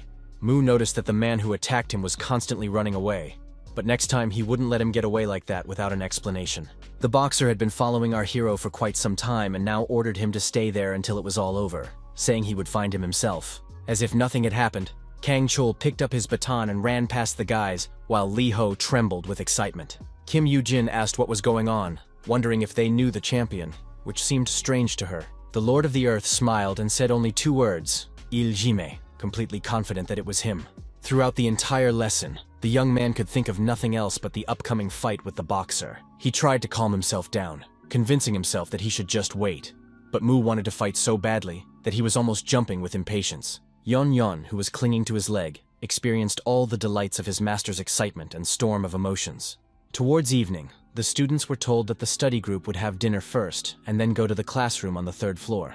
Yon Yon felt sick and was now very nauseous. So Mu handed him to Kim Yoo-jin and asked her to take him for a while, as he had some business to attend to. The girl was simply delighted. She gently hugged the dragon, happy to have the opportunity to play with him. She headed for the exit, glowing with joy, which was noticeable even to the naked eye and from behind. Not only that, but the glow remained even after the head girl left the premises, walking out the door and turning the corner. Speaking of the door, someone's hand touched it almost immediately, and the door creaked as it swung open. It was Kang Chol. He cautiously peeked into the classroom, and Mu replied with a smile that he had been waiting for him to arrive, as promised. The boxer calmly replied that it was cool. He had been waiting quietly, so there should be no problems. The guy took fingerless gloves out of his backpack and immediately put them on his hands, while our hero watched in surprise. Meanwhile, Kang Chol finished and simply asked Li Ho if the young man liked to fight. He paused for a moment, then said that he didn't so much like the fighting itself as the pain and shock that his body overcame, becoming stronger. Only when he fights can he feel truly alive, truly powerful. The growth and pain of his muscles gave him a feeling of control over both his own body and the whole world. The Lord of the Earth smiled broadly, and regardless of his opponent, said that this was the reason he fought. The boxer looked at him as if he were crazy, his schoolboy expression completely at odds with the words he was uttering. And yet, Kang Chol reached into his bag again and took out 2 boxing gloves, which he threw in the direction of our hero. At first, it seemed to him that Li Ho had no intention of catching them. The guy just stood there and didn't move. Kang Chol already clearly imagined how the gloves would bounce off the nerd's forehead and fall to the floor. His mind was working very quickly, but Mu was faster.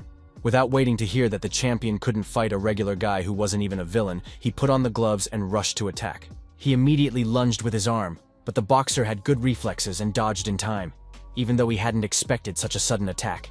Kang Chol grimaced, finding it difficult to control his emotions. He managed to hiss only that the nerd was impatient. The guy took a defensive stance, not understanding why everything was happening so quickly. But there was no point in getting angry. He had come here to fight. After throwing a few punches, none of which landed, the Lord of the Earth stepped back a little to catch his breath, but he stamped his foot impatiently. Kang Chol tried to calm himself down, and decided to treat what was happening as a competition, a match. If he could control his emotions, everything would work out. His body would become agile and nimble, and then the real fight would begin. The result was exactly that. The boxer successfully attacked his opponent when he was about to rush at him again. The first successful blow was immediately followed by a second, and the most interesting part began: the confrontation between 2 excellent fighters. After another lunge, the champion suddenly caught himself thinking that he was very pleased with what was happening and was getting tremendous pleasure from the fight. He once again asked himself to relax mentally and allow his body's energy to flow through his punches, which turned out to be an excellent decision.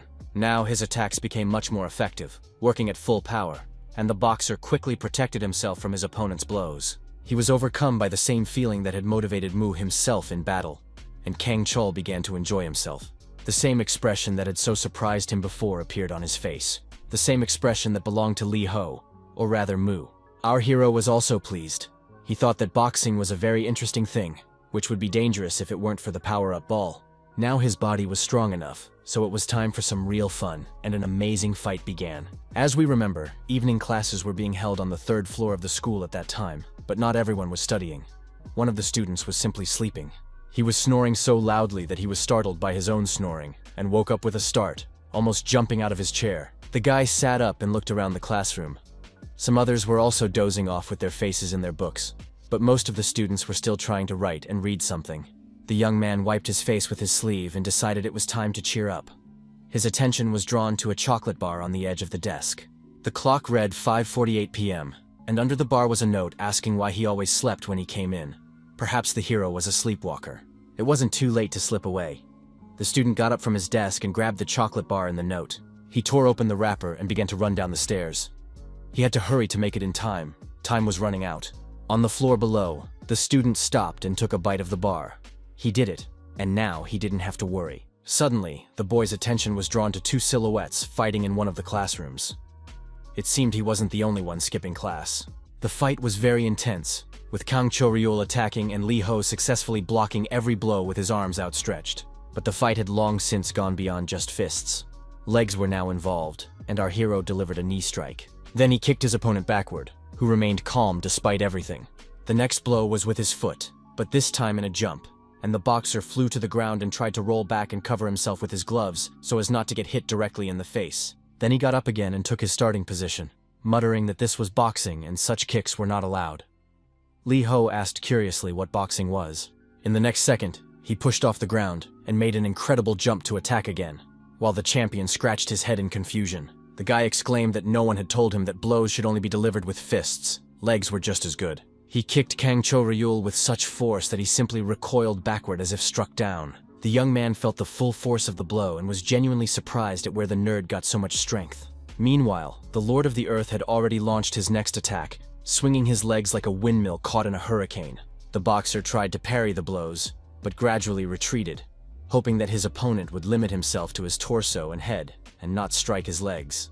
Apparently, Mu could read minds, because he decided to aim his next blow at Kang Chol's leg.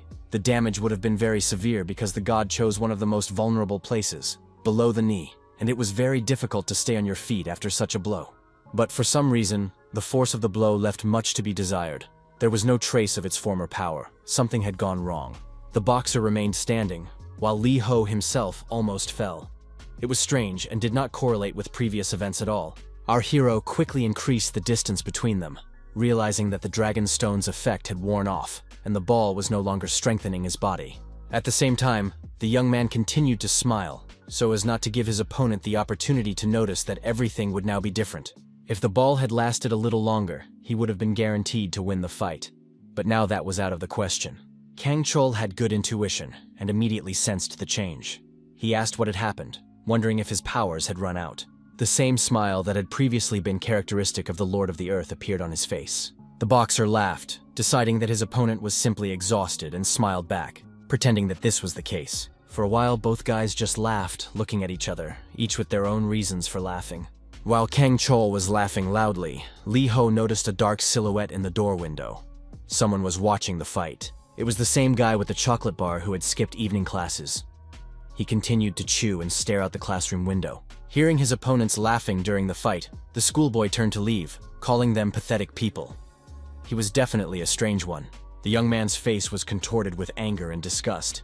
He thought the sight was clearly repulsive and not worth paying attention to. Meanwhile, the boxer had already rushed to attack our hero, his enthusiasm growing exponentially. Mu jumped into the air to counterattack with his foot, thus protecting himself and gaining some time. It turned out that the guy had miscalculated, and Kang Chol decided to hit him on the right knee, changing his tactics. Once again, his weak body couldn't handle the strain, and our hero literally trembled, hanging in the air, in excruciating pain. Meanwhile, the opponent lunged with his arm, and his fist stopped Lee Ho's tremor. Now he was just flying sideways. He flew quite a distance, a couple of meters, knocking over chairs and desks in his path. Mu stopped when he hit the wall, now leaning against it with his back, and rejoicing that his weak body was still no match for Kang Cho's muscles. Once again, he regretted that magic and mana were not available on Earth, as they would have been very useful to the third.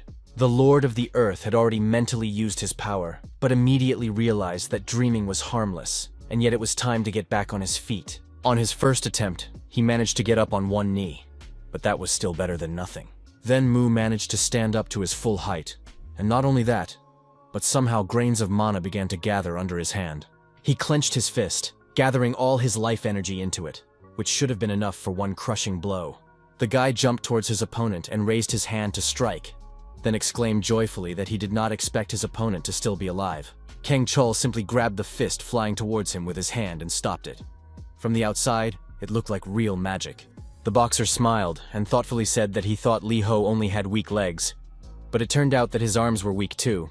The champion did not have time to finish his sentence, as he was distracted by a suspicious noise behind the door. Because he was distracted, he missed Mu's punch, which, although not too strong, was still noticeable. This surprised the hero so much that he almost shouted, wondering why he decided that the guy couldn't strike a second blow after immobilizing one arm.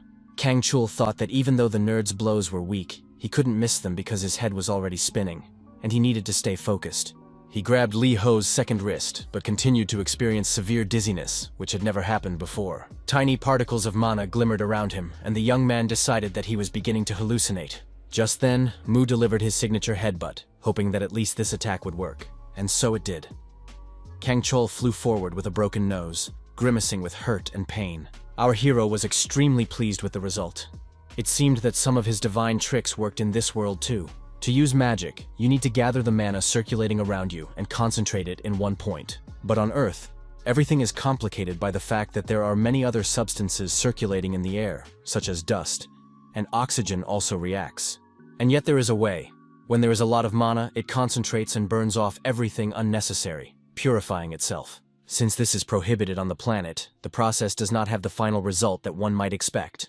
Mana accumulates but does not act, disappearing immediately, but its reaction compresses the air and purifies the oxygen, creating something like a small explosion or shockwave. Mu did not expect that this could give him an advantage in battle, and now looked at his opponent, who seemed interesting to him, the tip of his tongue involuntarily sticking out of his mouth. Perhaps it was quite possible to reward Kang Cho-ryul with the signature mark of the Lord of the Earth, and he began to lean over to leave it. Suddenly, the boxer's hand shot up and grabbed our hero's face, preventing him from biting off a piece of his ear. The boxer shouted that he should not try to neutralize him, or whatever he was going to do, and that he should stop immediately. He instantly jumped to his feet and held out his hand, declaring that he was ready to admit defeat, but that the line should not be crossed. The champion said he wanted to say something else, but Lee Ho covered his mouth with his hand, saying, "Next time." With that, the conversation was over, and Kang Chol turned and walked to the door, muttering something under his breath about next time. Mu felt a little disappointed.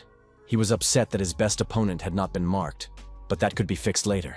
The windows of Kim Yoo-jin's house had long since gone dark, except for the girls' room, which was brightly lit. Yeon stood ready to leave, carrying a rather heavy backpack with his belongings on his shoulders. The dragon complained that it was heavy. The girl was very pleased, and said that if he needed anything else, he should let her know right away. Burdened, the personal secretary of the Lord of the Earth moved toward the scent of the body in which his master was temporarily residing. Kang Chol ran out to meet him, but suddenly stopped and slapped his forehead, saying that he had forgotten his bag in the classroom. The dragon was quite vindictive, and immediately remembered how this young man had disrespectfully kicked him. Now a spark of mana glowed in his hand, and Yeon was eager to take revenge for the insult. The boxer felt dizzy, just like half an hour ago, and then he saw a strange green monitor lizard rummaging through his backpack.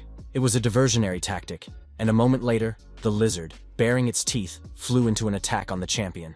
The boxer's reaction time was 0.16 seconds, and he reflexively struck the attacking monster, although he screamed in fear. Yeon lay sprawled on the pavement, unconscious, while Kang Chul began to examine the animal, trying to figure out what it was. Unable to come to any conclusions, the schoolboy simply turned around and went back for his bag, leaving the creature on the ground. This is how Mu found his secretary when he returned from school, thinking about the recent fight. He was a little puzzled by this state of affairs, and asked Yeon what had happened, but he did not answer immediately. For the first few seconds, the dragon simply opened and closed his mouth, unable to make a sound. The next morning, our hero dressed in the clothes Kim Yoo-jin had bought for him, and the backpack was perfect for carrying his assistant. The latter muttered incessantly from behind his back, asking, for example, if Mu liked his new clothes. The dragon proudly noted that his training was bearing excellent fruit, as the vice captain was doing an excellent job as his assistant. Noticing that passers-by were staring at his protruding horns with surprise, Yeon said he would hide in the backpack for a while. The passerby turned out to be Kang Chul, who had simply changed his clothes. But it wasn't the dragon that caught the boxer's attention. He called out to Lee Ho. The boxer was surprised that the nerd was wearing a school uniform on a Saturday, since it was a day off, so he asked him why. Mu didn't know what Saturday was, and was somewhat puzzled by the question, and his silence alarmed the champion. He pulled his coat tighter, wondering what was wrong with this guy, as he had never met a stranger student than Kang Cho-ryul. Finally, the boy sighed and said that he had to say something anyway, since Lee Ho loved to fight so much.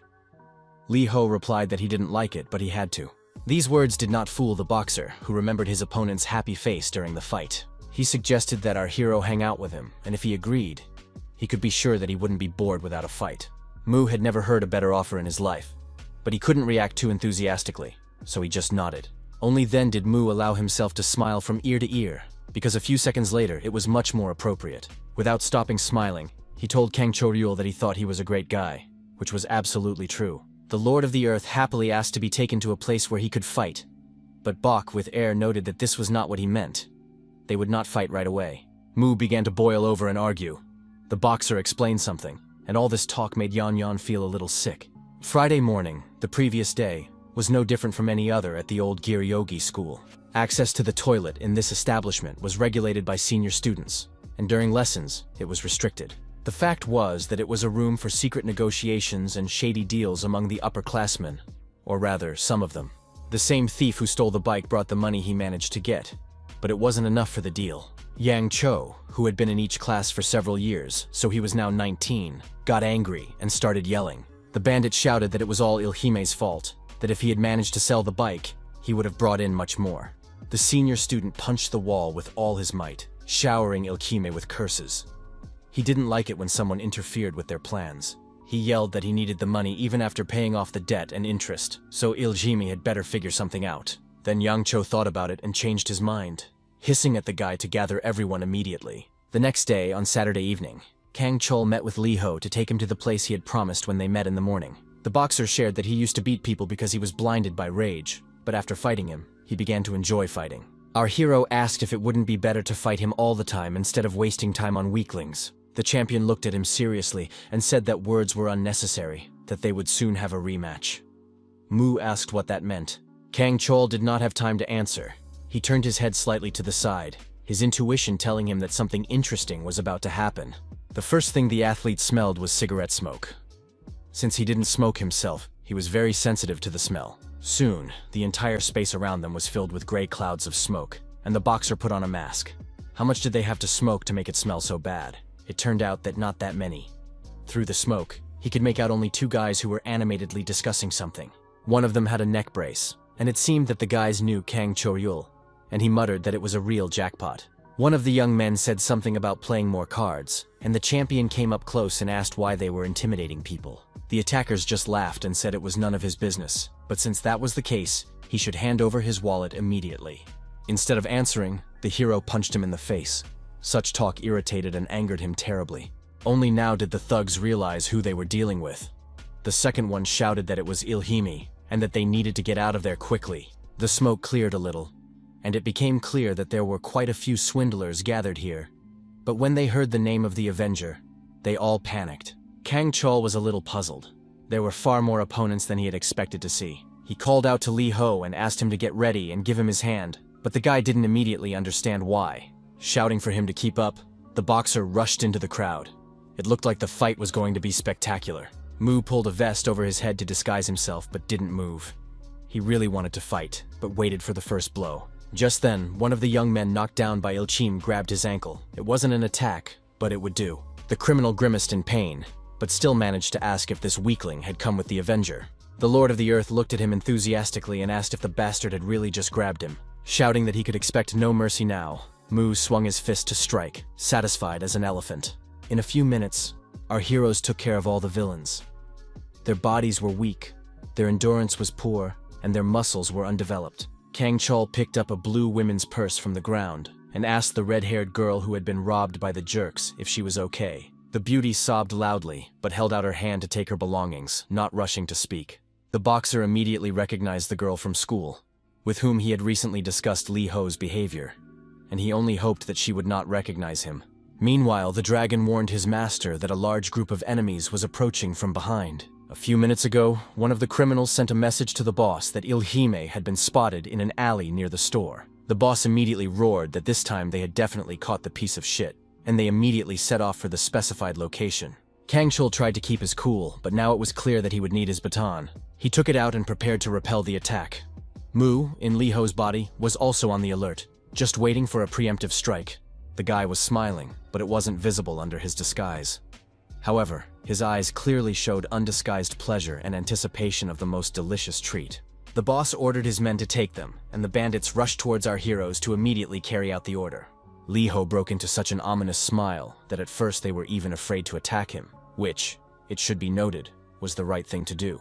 The first few blows from the Lord of the Earth knocked down everyone who dared to approach him, but the guy himself received a hefty slap in the face, and now his thirst for battle was even greater than before. It was a little difficult to quench it while lying on the ground, as the crime boss turned out to be a really strong opponent. He reached out his hand to lift the young man off the ground and find out why there were two Ilhime here, when there should only be one. At that moment, the guy we already knew, who had skipped class and caught Lee Ho fighting with Kong Choreum, was waiting for a call, eagerly glancing at his phone. He was supposed to meet his sister, but she was late. At least that's what the young man, whose name was Heejin Lee, thought. The guy walked a little further along his sister's route and saw a fight in an alley. He couldn't hold back his curses. He despised hooligans. The young man felt an overwhelming disgust for those who resorted to violence and considered fights repulsive. But then he saw something that made him squint to make sure it wasn't a hallucination or an optical illusion. He saw his younger sister being defended from the thugs by two guys, one of whom was already lying on the ground, knocked out by the boss. Hejin's eyes became angry and hard. He could not have imagined such a thing, but he could not stand idly by either. The thing was, the guy had a rather specific background.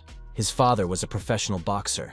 One championship title followed another, and the man became completely obsessed with fighting and the desire to become the strongest. He trained relentlessly, sparing neither time nor effort, and over time, he became truly very strong. But he went too far, showing aggression not only in the ring but also at home, where he had children.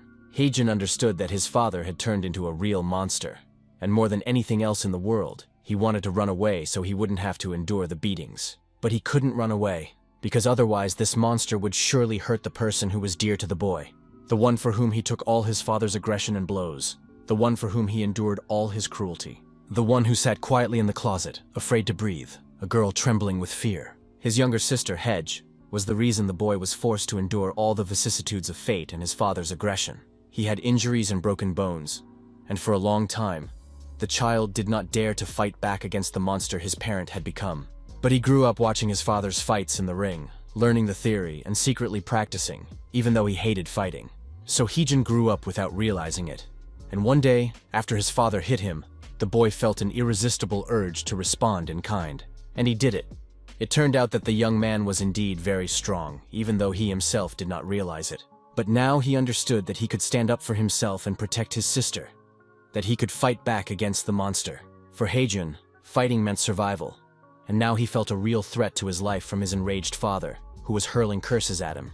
His father promised that he would kill his ungrateful son with his own hands, and it was then that the young man's eyes became evil and hard for the first time. That day, he refused to endure it. That day, the young man's life took an unexpected turn, and he killed the monster. The court took all the circumstances of the case into account, and the sentence was not severe, as the neighbors also testified about the beatings. But Heijin had to juggle school and construction work to support himself and his little sister. The young man could not afford to get sick or injured, because 2 lives depended on him, so he vowed never to neglect his health. Therefore, when he saw people who were careless with their bodies, did not spare them, and fought, he felt contempt for them.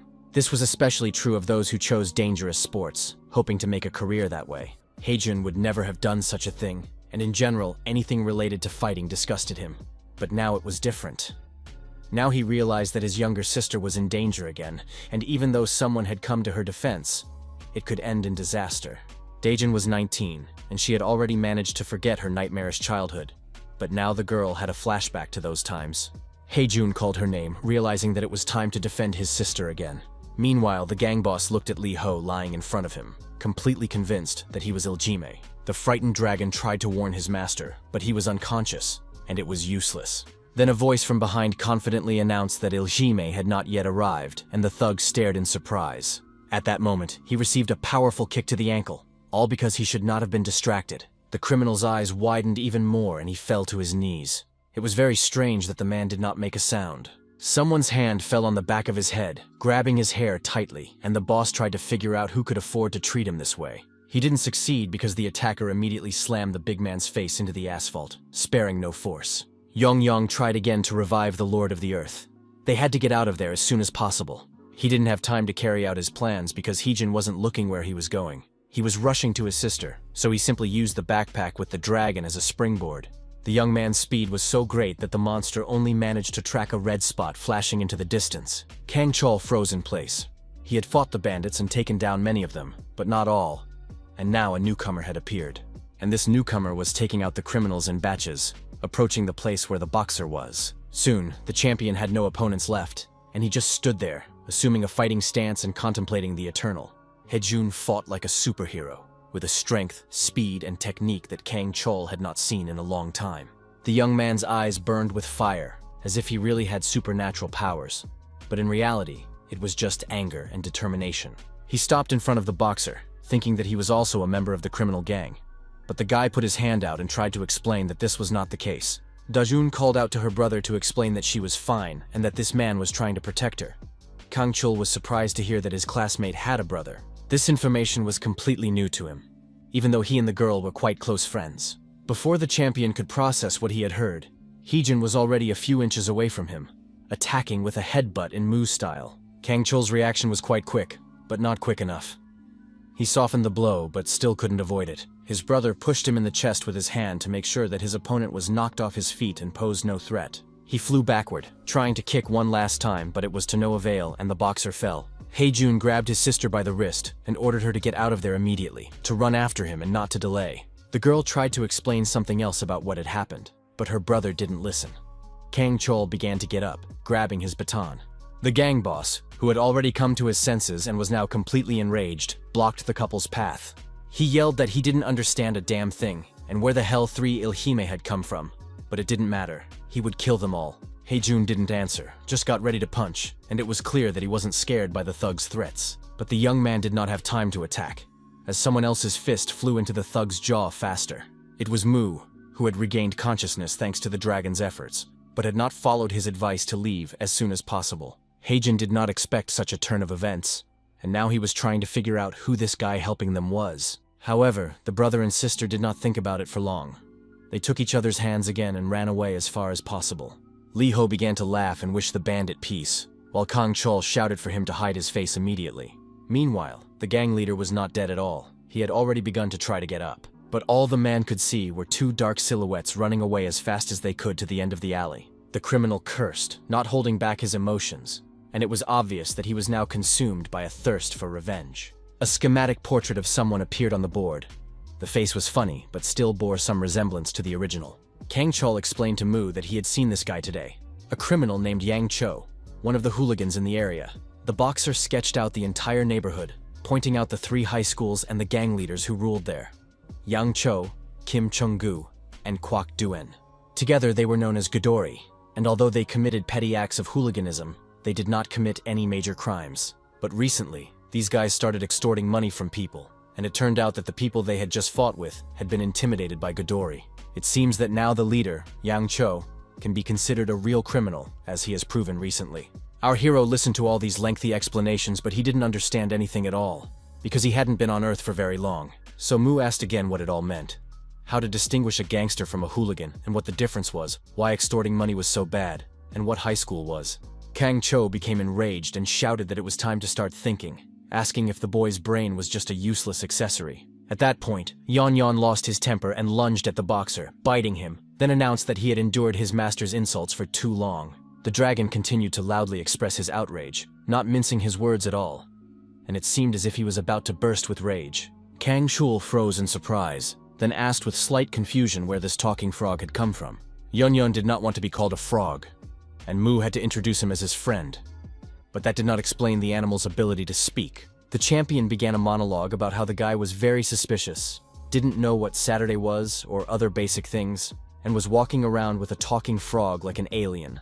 Mu imperiously remarked that the man was observant, then announced that he was a god. Kang Chul remarked that he was more likely an idiot, then was asked what an alien and an idiot were. All this was happening in the head boy's apartment.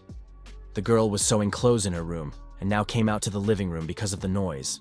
But then she saw Yan Yan and all her complaints disappeared, and Kim Yoo-jin suggested that he stay as long as he needed to. The champion decided to continue the investigation and asked Lee Ho if the guy he was fighting with was the hero's target. He did not answer and asked why Kang Chul himself had fought. He muttered that he simply did not like the boss, but in reality, he was thinking about Da-jun. Mu, on the other hand, was pleased with the meeting with the boss, reflecting on how he felt alive again after a long time. And not just alive, but able to stand up to an opponent with a huge difference in weight and physical abilities. It took him a long time to figure out how to overcome this, and finding a solution was very satisfying. Lee Ho said that with his current body, it was difficult to deal with such enemies. Kang Chul confirmed that his endurance was clearly insufficient and suggested that he train in his gym. Our hero folded his arms across his chest and asked if it was possible not to focus solely on punching with his fists, as he needed other types of training. The guy continued that he needed something more varied, more intense and strenuous, and Kim Yoo-jin blushed for some reason.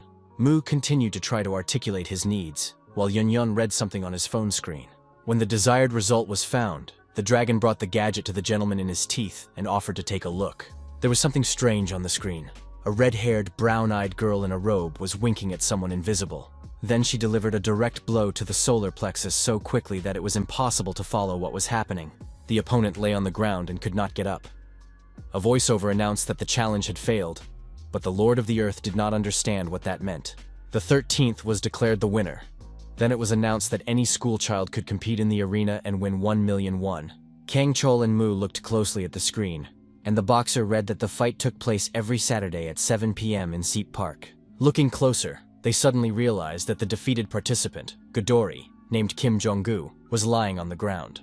Lee Ho asked if this was really the person they had recently talked about and received an affirmative answer. Our hero turned off his phone and smiled happily, announcing that he had already decided on his goal. First, he would defeat Yang Cho, and then all the other Godori, and he would do it in the next couple of days. In the Divine Abode, events were also developing in a rather interesting way. Unlike on Earth, both mana and magic, including dark magic, were available there.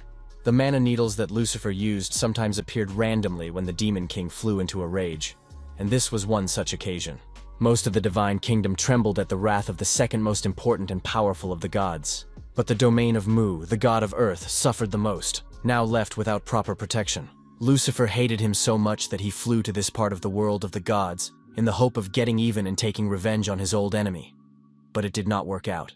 He tried many times to break through the protective barrier of the planet Earth, but in vain.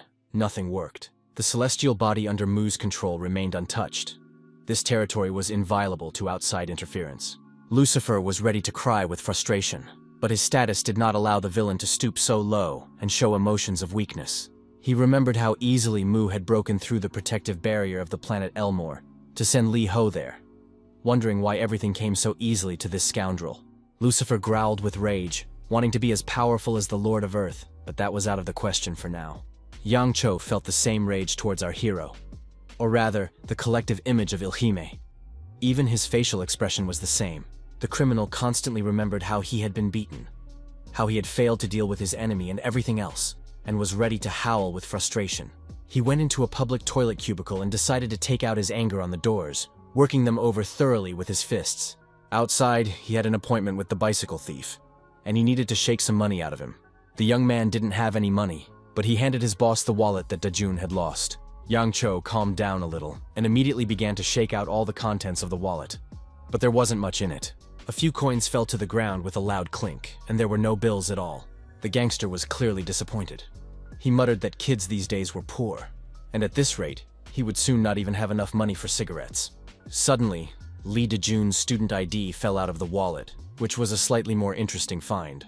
Yang Chong looked closely at the document and frowned, unable to understand how he could benefit from this find. Suddenly, the thief boss had an idea and smiled. It seemed that this ID card could indeed be useful. The next day, Mu and Yon went to the park where the arena was located. They walked along the fence, trying to figure out if they had mapped out the route correctly. The class president had drawn the map, and it took the dragon a lot of effort to figure out what was what, so the heroes got a little lost. They had to walk to a small alley and then turn right. Mu was checking the map on his phone and didn't notice an athlete running towards them with a dog. Yong was suffering from flatulence and commented on the route with short breaks, apologizing each time. The jogger's pet immediately smelled the scent, and they had almost passed Lee Ho, but something went wrong. The animal stopped. Its eyes began to squint a little, because it had never encountered such a smell before. It was not earthly. At first, the dog was confused, but soon it bared its teeth and stared wide-eyed. It was definitely feeling anger and the desire to attack the unfamiliar creature, but it didn't dare to do so yet. It took only a second to think, and then the chihuahua suddenly jumped up and sank its teeth into the cloth backpack in which the dragon was sitting. Our hero didn't even notice anything and continued on his way. The guy with the dog also moved on, but Yong had a hard time. He was almost crying and glaring at the dog while continuing to dictate the route to his master. At the same time, it was clear from the monster's face that he was burning with rage and wanted to take revenge on the chihuahua as soon as he could use magic again. A couple of minutes later, our heroes arrived at their destination. Ahead of them was a gazebo, in which the dark silhouettes of the boys were clearly visible. The red-haired girl who had won last time was registering future participants, most of whom were rejected. Mu approached the table. The beauty was surprised that he was wearing a school uniform on a Saturday and asked him to introduce himself. At first, everything went smoothly. Then the redhead asked which school the hero was from, and the dragon suggested that he was from Bidelgi. When asked about his combat experience, the Lord of the Earth answered on his own. However, before that, he had to think about not showing off too much during the selection process, so the guy said that he did a little boxing. Then he decided to ask if that was enough to participate in the competition, because for some reason our hero was worried that he wouldn't pass. The girl replied that everything was fine, wrestling, boxing, street fighting, and everything like that, so he shouldn't worry. Then the guy decided to add a little more combat experience for good measure, and started counting how many opponents he had had over the past week. He named the number, and at first Mu wanted to say that he had about 3 million years of experience, but he was too shy to say it out loud. The guy next in line spat on the ground, deciding that some weakling had come to the competition. But the red-haired girl was optimistic. She smiled and told our hero that he was accepted. She held out her hand and said that he had to pay 50,000 won for an entrance ticket, which puzzled Lee Ho a little. Fortunately, Kim Yoo-jin and Yun Yun had taken care of this in advance, and the dragons silently handed the gentleman the required amount. More precisely, Mr. Mu's personal secretary had taken care of it by simply stealing the head teacher's pink wallet, which she was now searching for throughout the apartment. While the cashier was counting the bills, Yun Yun tried to find a little more money in his wallet, but there wasn't any. The pretty girl counted 44,000 won. Then the dragon handed over another bill, bringing the total to 46,000 won. The redhead smiled and said that it would be acceptable for him to proceed. Lee Ho took a step forward. Now he had a clear path to the arena, where he could earn money doing what he loved, fighting. He needed to look around to figure out the best place to stand, and who might be a worthy opponent. The first person Mu noticed was a man in a green cap and hoodie standing at a distance, his face hidden in shadow. The size and density of his muscles impressed the god. This fighter was clearly very well trained, but something about his figure was not right. Our hero thought that this could well be the guy he saw yesterday, one of the Godori. Suddenly, Lee Ho's attention was drawn to the red nail polish on his fingers, and he was a little surprised by such a distinctive feature. The red-haired girl announced that the fight was about to begin, with only a few minutes left, so she hurried to introduce the champion to everyone. This person had been the champion for 13 weeks, and no one had been able to defeat him. But the most surprising thing was that it was a girl with the nickname Whistler. Mu decided that this was his chance, and that it would be sacrilegious to miss such an opportunity, so he headed forward. The red-haired administrator was broadcasting and immediately turned around when she saw the guy approaching with his fists raised on the screen. She announced that the fight would begin when both sides agreed to fight. Lee Ho smiled broadly. He was absolutely ready. Not only that, but the Lord of the Earth decided that in this case, there was no need to wait for the first strike and stepped even closer. But then the administrator blocked his way with her hand and asked him to wait, saying that there were certain rules and the champion had to agree to them. The girl's face was surprised and a little alarmed, and she asked what the young man was doing. She asked if he hadn't watched the broadcast and didn't know what to do. A piece of paper appeared in front of our hero. It outlined the format of the tournament and indicated the winner's prize of 1 million won. The names of the participants were listed on the diagram. The redhead immediately crossed out 3 of them with a red X, explaining that only the 4th fight would be held now. The runner with the dog, whom we already knew, came out to meet the guy. He was recognizable by his distinctive hairstyle, a pigtail. Lee Ho was announced as a self-proclaimed fighter who had been fighting for 3 million years, and that's how he was recorded. Fighter for 3 million years. His opponent was a Chinese kung fu martial arts master, and the audience immediately began to cheer him on. People began to place bets. There was no favorite. The amounts on both fighters were not too large. Yang Yang could not wait for the master to show himself in battle. The dragon thought that the Lord of the Earth would undoubtedly defeat the Chinese man, but then he was distracted by loud barking.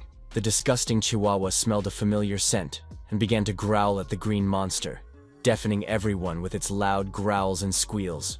This animal was so aggressive that it seemed incredible how so much malice could fit into such a small body. Yang Yang instantly remembered the recent attack and his promise to take revenge on this vile creature. He jumped out of the backpack, flying right over the heads of the crowd of schoolchildren, intending to deal with the enemy.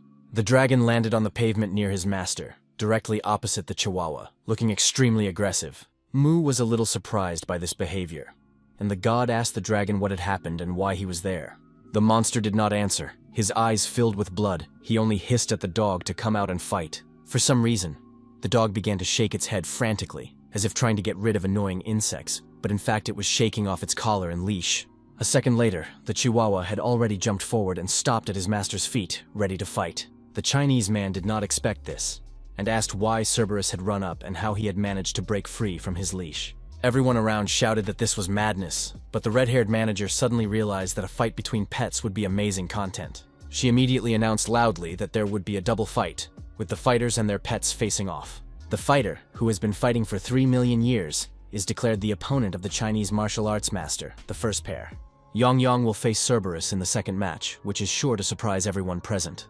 The audience immediately began to discuss what kind of green beast this was, resembling a lizard with horns and wings. The red-haired girl put her hand forward and announced to the camera that she was declaring the start of this double match. The Chinese man struck his fist against his palm and told Mu that he practiced a martial art that mimicked the movements of animals. He waved his arm like a paw and said that it was almost impossible for a human to defeat a wild predator, saying that it was dangerous, so his opponent should be careful. The young man rushed into the attack. Our hero stood still, trying to digest what he had heard and use it to his advantage, while his opponent glided towards him. The Chinese man continued to comment on his actions, saying that he would start with the tiger technique, designed to distract the enemy with its soft and smooth movements. Before he could finish saying that he would then deliver a powerful blow, the martial arts master received a punch right in the solar plexus. He screamed in pain so loudly that he almost deafened Li Ho, who was standing nearby and preparing a new strike. Less than a second later, our hero was already watching his opponent lying on the ground, no longer wanting to attack him. He said that even though the Chinese man imitated animals, he was still human, nothing special. The martial arts master got up, thinking that they had barely exchanged blows, but he already sensed something was wrong. The guy approached the wall, which looked completely unreal in the park. It seemed as if it was drizzling rain from above, but it was probably just an illusion. The Chinese man sighed regretfully, realizing that he seemed to have no other choice in the circumstances, and turned to the master. Sensei mentally replied to his student that it was very dangerous for people, and he would not recommend using this technique. The fighter repeated once more that he had no choice and began to make strange rotational movements with his hands. Then he pressed one of them against a stone, and a faint glow appeared from under his palm. It seemed that the audience was in for an interesting spectacle and an unusual reception. Suddenly the bones cracked. The human palm took on the appearance of some kind of beast's paw, and cracks appeared in the stones. The Lord of the Earth watched what was happening with obvious curiosity, interested in what would come of it all. Meanwhile, Yon was completely focused on his opponent, making threatening sounds and preparing to attack. He thought about how he was used to using magic, so he wasn't very strong in hand-to-hand combat. Meanwhile, the dog began to glow, as did its owner's palm. The next second, the Chihuahua jumped up on all four paws and rushed forward, spraying saliva in all directions. The animal looked completely insane, its eyes bulging out of their sockets and seemingly rotating 360 degrees. Then the dog shook strangely, and everyone had the impression that its head had become disoriented, like a real Cerberus. Then its body fell apart, and the red-haired girl loudly announced this to everyone present and the viewers. While the host was shouting that it was a ninja dog, the Chinese man announced that it was the notorious Chihuahua technique, and the dragon panicked slightly. Cerberus persistently tried to bite Yang, while the monster tried to figure out which of his heads was real, apparently the central one. He decided that he would not be mistaken if he tried and struck with his paw, and the dog abruptly returned to its normal appearance. This did not prevent it from clinging to the dragon's neck, and the first attack was immediately followed by a series of bites.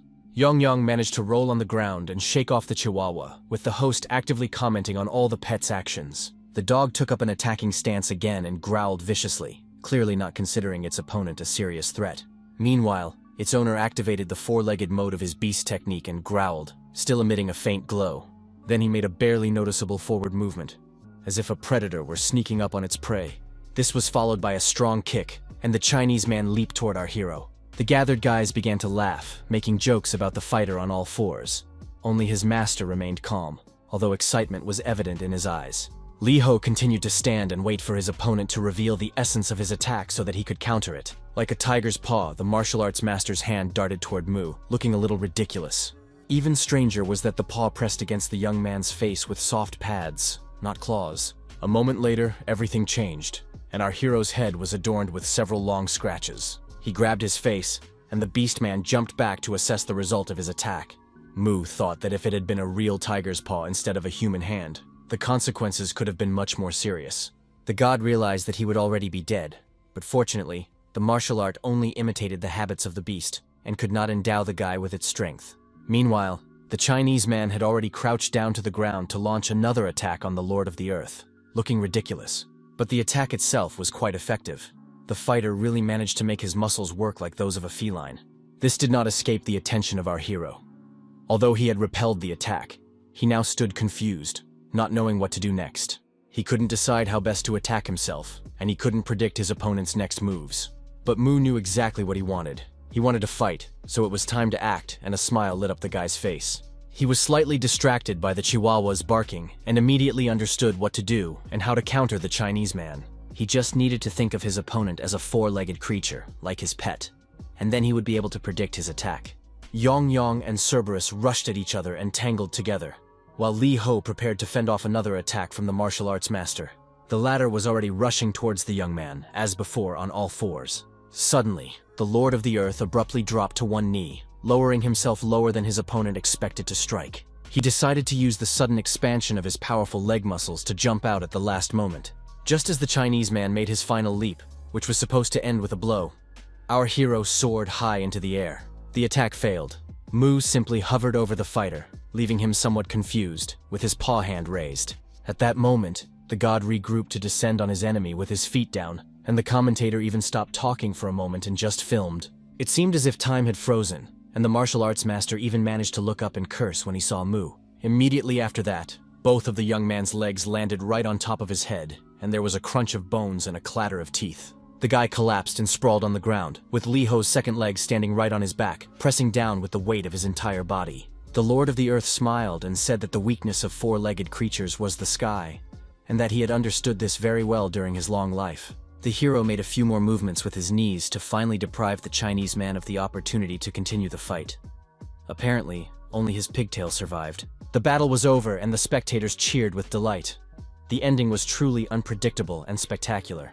Mu glanced to the side, concerned about Yon Yon's fate. He needed to make sure that his personal secretary was all right. He was lying on the ground and not moving, but the dog ran towards its owner, barking viciously at Li Ho. Mu looked at Cerberus. Cerberus looked in all directions at once, but clearly did not wish our hero well. Suddenly, the dog jumped on his back. The Chihuahua's technique was based on the contrast between strong and weak, as if the owner and pet had switched places. The administrator announced that the martial arts master from China and Cerberus had suffered a complete defeat, and the warrior who had been fighting for 3 million years was declared the winner. The god looked at the ear and pigtail of his defeated opponent and licked his lips, fighting the urge to leave his trademark mark on him. Someone in the audience immediately started Googling how much it costs to keep a lizard, and Yong Yong shouted that it was forbidden, regretting that he couldn't use magic. The fight organizer crossed the Chinese fighter off the list with a red X, and it was time to move on. The sixth match was to determine the second finalist, who would face the 13-time champion. Mu was curious. Then the redhead announced that he, a fighter who had been fighting for 3 million years, would participate in the match, and everyone applauded. He was to face a boxer named Bronze in the world. But a diamond in boxing, such a nickname was a little intriguing. But the diamond legacy of boxing turned out to be Quan Chol. The blonde clenched his teeth. He had one fight and one defeat to his credit, but he did not expect to meet Li Ho here. Our hero was also surprised, saying that the bandage on his ear might interfere with the fight a little. But the joke was really mean. He smiled and said that here they were, meeting again. But the boxer felt no joy at all about it. The guy remembered the previous fight and was now ready to cry, sweat running down his face from the tension. Quan Chol thought that he would not allow himself to weaken his defense like last time, so there was a chance of victory. Mu decided roughly the same thing, and was encouraged. The red-haired girl announced the names of the participants once again, adding that everyone was eager to find out who would face the champion, and the signal for the start of the fight sounded. Our hero raised his hand to strike, smiling that trademark smile that so frightened his opponents. Quan Chol also swung his arm and rushed forward with a shout that this time victory would definitely be his. Their fists met with such force that the spectators thought they saw sparks flying in all directions. Mu's arm immediately made itself felt, waves of pain rushing through his nerve endings at breakneck speed. He recoiled with a cry. Now he had to strike with anything but that fist, which was not a very encouraging start. Quan Chol was pleased, explaining that he was wearing a cast because of our hero, so he got what he deserved. Li Ho stood holding his arm, trying to fight the pain, but so far without much success. He needed to calm down. The fact was that the god was once again experiencing overwhelming joy, feeling that he was alive again and could feel something like this. The blonde did not expect to amuse his opponent so much, deciding that he was completely crazy. The guy took a step back. He realized that his opponent was dangerous, so he decided to act cautiously and remain calm. Then there should be no particular problems. The boxer decided to throw a combination of punches to the head and body to distract Li Ho, and then suddenly kick him. because his opponent thinks he's a clean boxer and doesn't expect anything like that. The only mistake was that Mu did not know the rules of boxing, so he was ready for anything, contrary to Quan Chol's logic. The boxer jumped up and prepared his knee to strike immediately after the combination of hooks was announced. Li Ho instantly struck his leg with a fist, immediately guessing his opponent's intentions. In addition, our hero remembered how Kang Chol had used a similar trick against him, and the move seemed very successful to him. Now the blonde was in that very position, spinning around and shaking with pain, his face literally stunned. Without waiting for Quan Chol to stop, Li Ho punched him again, but the boxer softened the blow with his hand. This was also a move that the Lord of the Earth had picked up from his new friend. It seemed that he was constantly learning. Our hero's opponent collapsed and showed no signs of life. The last blow simply knocked him off his feet. It was a perfect opportunity to remind him of Mu's signature move, and he took advantage of it immediately. The audience was horrified by what they saw. No one expected the young man to do something like that. Well, the final battle was approaching, and now it was known who was destined to fight the 13-time champion. The administrator introduced the warrior who had been fighting for 3 million years, noting that he had only had 2 fights so far, but what incredible ones they had been. Mu was extremely pleased and literally trembling with excitement. 3 fights in 1 day was something incredible. The signal was given to start the fight, and the guy immediately rushed into the attack, eager to fight as soon as possible. The champion did not allow him to get close, delivering an incredible kick with his long leg. It was a so-called crescent kick, and Mu was very impressed that it could be performed so quickly without moving from the spot. The guy then delivered a whole series of blows, but none of them reached their target, as the girl dodged and responded with kicks. It soon became clear that it was not so easy to get to her, as Whistle's reactions were swift and her movements were honed to perfection. The Lord of the Earth did not expect it to be easy to defeat Godori, but now he was specifically disappointed. First of all, he was disappointed that he couldn't fight properly because he couldn't land a single normal blow. This made him sob with frustration. There was no situation more offensive to Mu, because he craved battle. Seeing his sorrowful expression, the beauty asked what was wrong with the little one. She wanted to tease him, but it didn't quite work out. The Lord of the Earth decided to change tactics, but did not reveal this, pretending that he was going to strike again with his fist.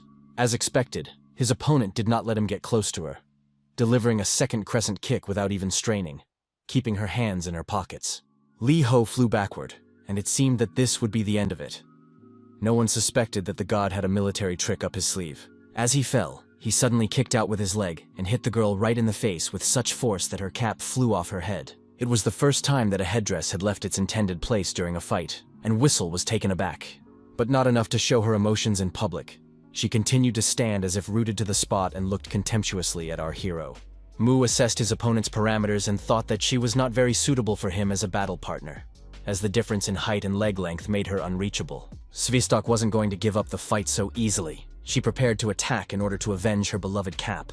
Once again, the girl decided to attack with her strong and beautiful legs, this time with a jump. The blow was so powerful that Li Ho flew backward like a sack of potatoes. He was clearly in a different weight class. As soon as the guy got up, the beauty repeated the previous attack almost exactly, and the result was the same. Before the sneaker greeted his face again, the Lord of the Earth made an interesting observation. Godori always attacked him from above, albeit very strongly and swiftly, but each time in exactly the same way. If she preferred to strike from above, in mid-air, he needed to find a way to get out of her range and become unreachable. The whistle landed on the ground after another combination of kicks, and this time she suspected something was wrong because her opponent suddenly started smiling. Then, completely unexpectedly, our hero assumed the posture of a 4-legged beast and began to gradually creep up on her. The audience began to shout that he was repeating the technique of a Chinese martial arts master, which was silly, but he didn't think so at all. He needed to close the distance and get closer for the strike, and this method worked perfectly. The girl froze in surprise and reflexively leaned back a little, not knowing how to react to this. She decided to use a sweep, but her leg literally froze in the air when she realized that her opponent was laughing. The blow flew over Li Ho's head, who managed to duck down to the ground in time and avoid damage. The next one also slipped past the guy's head, but it wasn't very comfortable for him to dodge on all fours. Sviestka muttered that she wasn't used to attacking from below, but there's a first time for everything. She wanted to kick Li Ho, but he just crouched even lower. The stands roared, and the Chinese man was beside himself with anger and surprise. The martial arts master watched what was happening, and couldn't believe that the stranger had so easily replicated a technique that had taken him 5 years to learn. Our hero managed to dodge all of his opponent's blows, and the crowd began to murmur that the 4-legged technique wasn't so bad. The Chinese man and his master pretended not to hear anything. But in reality, the sensei was incredibly proud that his martial art could be so successful in practice. The beauty's next blow cut through the air again and again, completely missed Mu, who quickly slipped under her foot. He moved in a circle, pressing himself to the ground. Whistle was already quite tired of attacking empty space. Her opponent reminded her of a cockroach. Since it is customary to fight insects with a slipper, the girl decided that she simply had to crush Li Ho with her foot. She spun her signature kick again, trying to figure out where our hero would be in the next second. Because the beauty was spinning around, her cap flew off her head again, distracting Godori. It seemed that the headgear had a special meaning for her, because when it was not in place, the girl began to get nervous. Now she was following the baseball cap with her eyes and missed Li Ho's kick, who was not losing his concentration for a second. He already had experience imitating the style of a beast, and had learned a special strike called the Giant's Fist, which he had learned from a demon. It was this incredible strike that completely changed the course of the battle between the Lord of the Earth and the Whistle. The fact is that Mu was originally from Earth, but after becoming a god, he never stayed on the planet for long. 3,000 years before becoming the Lord of Earth, he moved to the planet where Lucifer sent him. Naturally, our hero ended up there against his will, but the experience turned out to be interesting, with mana and monsters everywhere. Physical strength alone was not enough to defeat such monsters, and magic was not always sufficient. Mu hunted these evolved animals, coming up with new ways to do so. So it's no surprise that his strength grew rapidly. This continued until the god encountered the strongest of all monsters, the giant Colossus. He was not only huge, but also very strong, ferocious, and endowed with magical properties. It was the giant who taught our hero the techniques called Invisible Authority and Giant's Authority. Now Mu had the opportunity to use them on a girl who surpassed him in physical strength. He had to rebuild his muscles to imitate that creature as accurately as possible, and the Lord of the Earth coped with this task perfectly. The blow was so fast and powerful that Whistle did not have time to dodge or block it. She flew 10 meters to the side, still not fully understanding what had happened and how such a thing was even possible. The 13-time champion's flight ended right in the middle of the crowd, and the spectators barely had time to jump out of the way. The girl lifted herself up slightly, holding her head, even her steel muscles unable to withstand such a powerful attack. But the worst thing for her was that her opponent was already there, raising his hands for the final blow. Mu had also seen this move from the giant, and now intended to reproduce it with millimeter precision. The commentator showed a close-up of our hero's signature smile, which struck fear into all his opponents. The redhead announced that the fighter had been disqualified for stepping outside the ring, so the match was declared over. The 13-time champion was disqualified for stepping outside the ring, so the victory was awarded to the warrior who had fought for 3 million years. The ending was so unexpected that all the spectators began to protest. They were very disappointed. The redhead said goodbye to the audience, saying that was all for today, and they would see each other again next week. When the camera turned off, the girl abruptly stopped smiling and ordered Li Ho to follow her to get his money. They left the park and headed down a long and deserted alley, and our hero felt a little uneasy. Without turning around, the redhead clarified that she had promised to give him 1,000,000 won for his victory, which also sounded strange. She added that in fact the guy's victory only gave him the right to participate in the final, nothing more. Mu frowned. The girl explained that in order to get the money, he would have to defeat one more opponent, and now the young man cheered up. Quite unexpectedly, the girl made a sharp turn and looked up at the Lord of the Earth with a malicious look. The next moment she was already flying at him, putting her small but sharp knee forward. Li Ho yelled in pain and surprise. He hadn't expected this fragile redhead to know how to fight, and so well, that our hero fell flat on his back and realized that she was his last opponent. Godori's leader, Kim Chung-gu, for greater effect, the girl struck a coquettish pose, as if hinting that appearances can be deceiving. The guy lay on the ground, clutching his chest. He knew that this would happen. From the movement of the girl's muscles, he immediately guessed that an ambush was being prepared, but he still let himself be hit. He had expected a preemptive strike so that he could enjoy a fight, but this time it seemed wiser to dodge. The blow proved fatal, and Li Homu's body could no longer fight. Godori's pink shoes began to recede into the alley. Around the corner, the 13-time champion was waiting for her, seemingly aware of everything that was happening. The girl apologized for her boss having to finish the job for her. They had almost lost 1,000,000.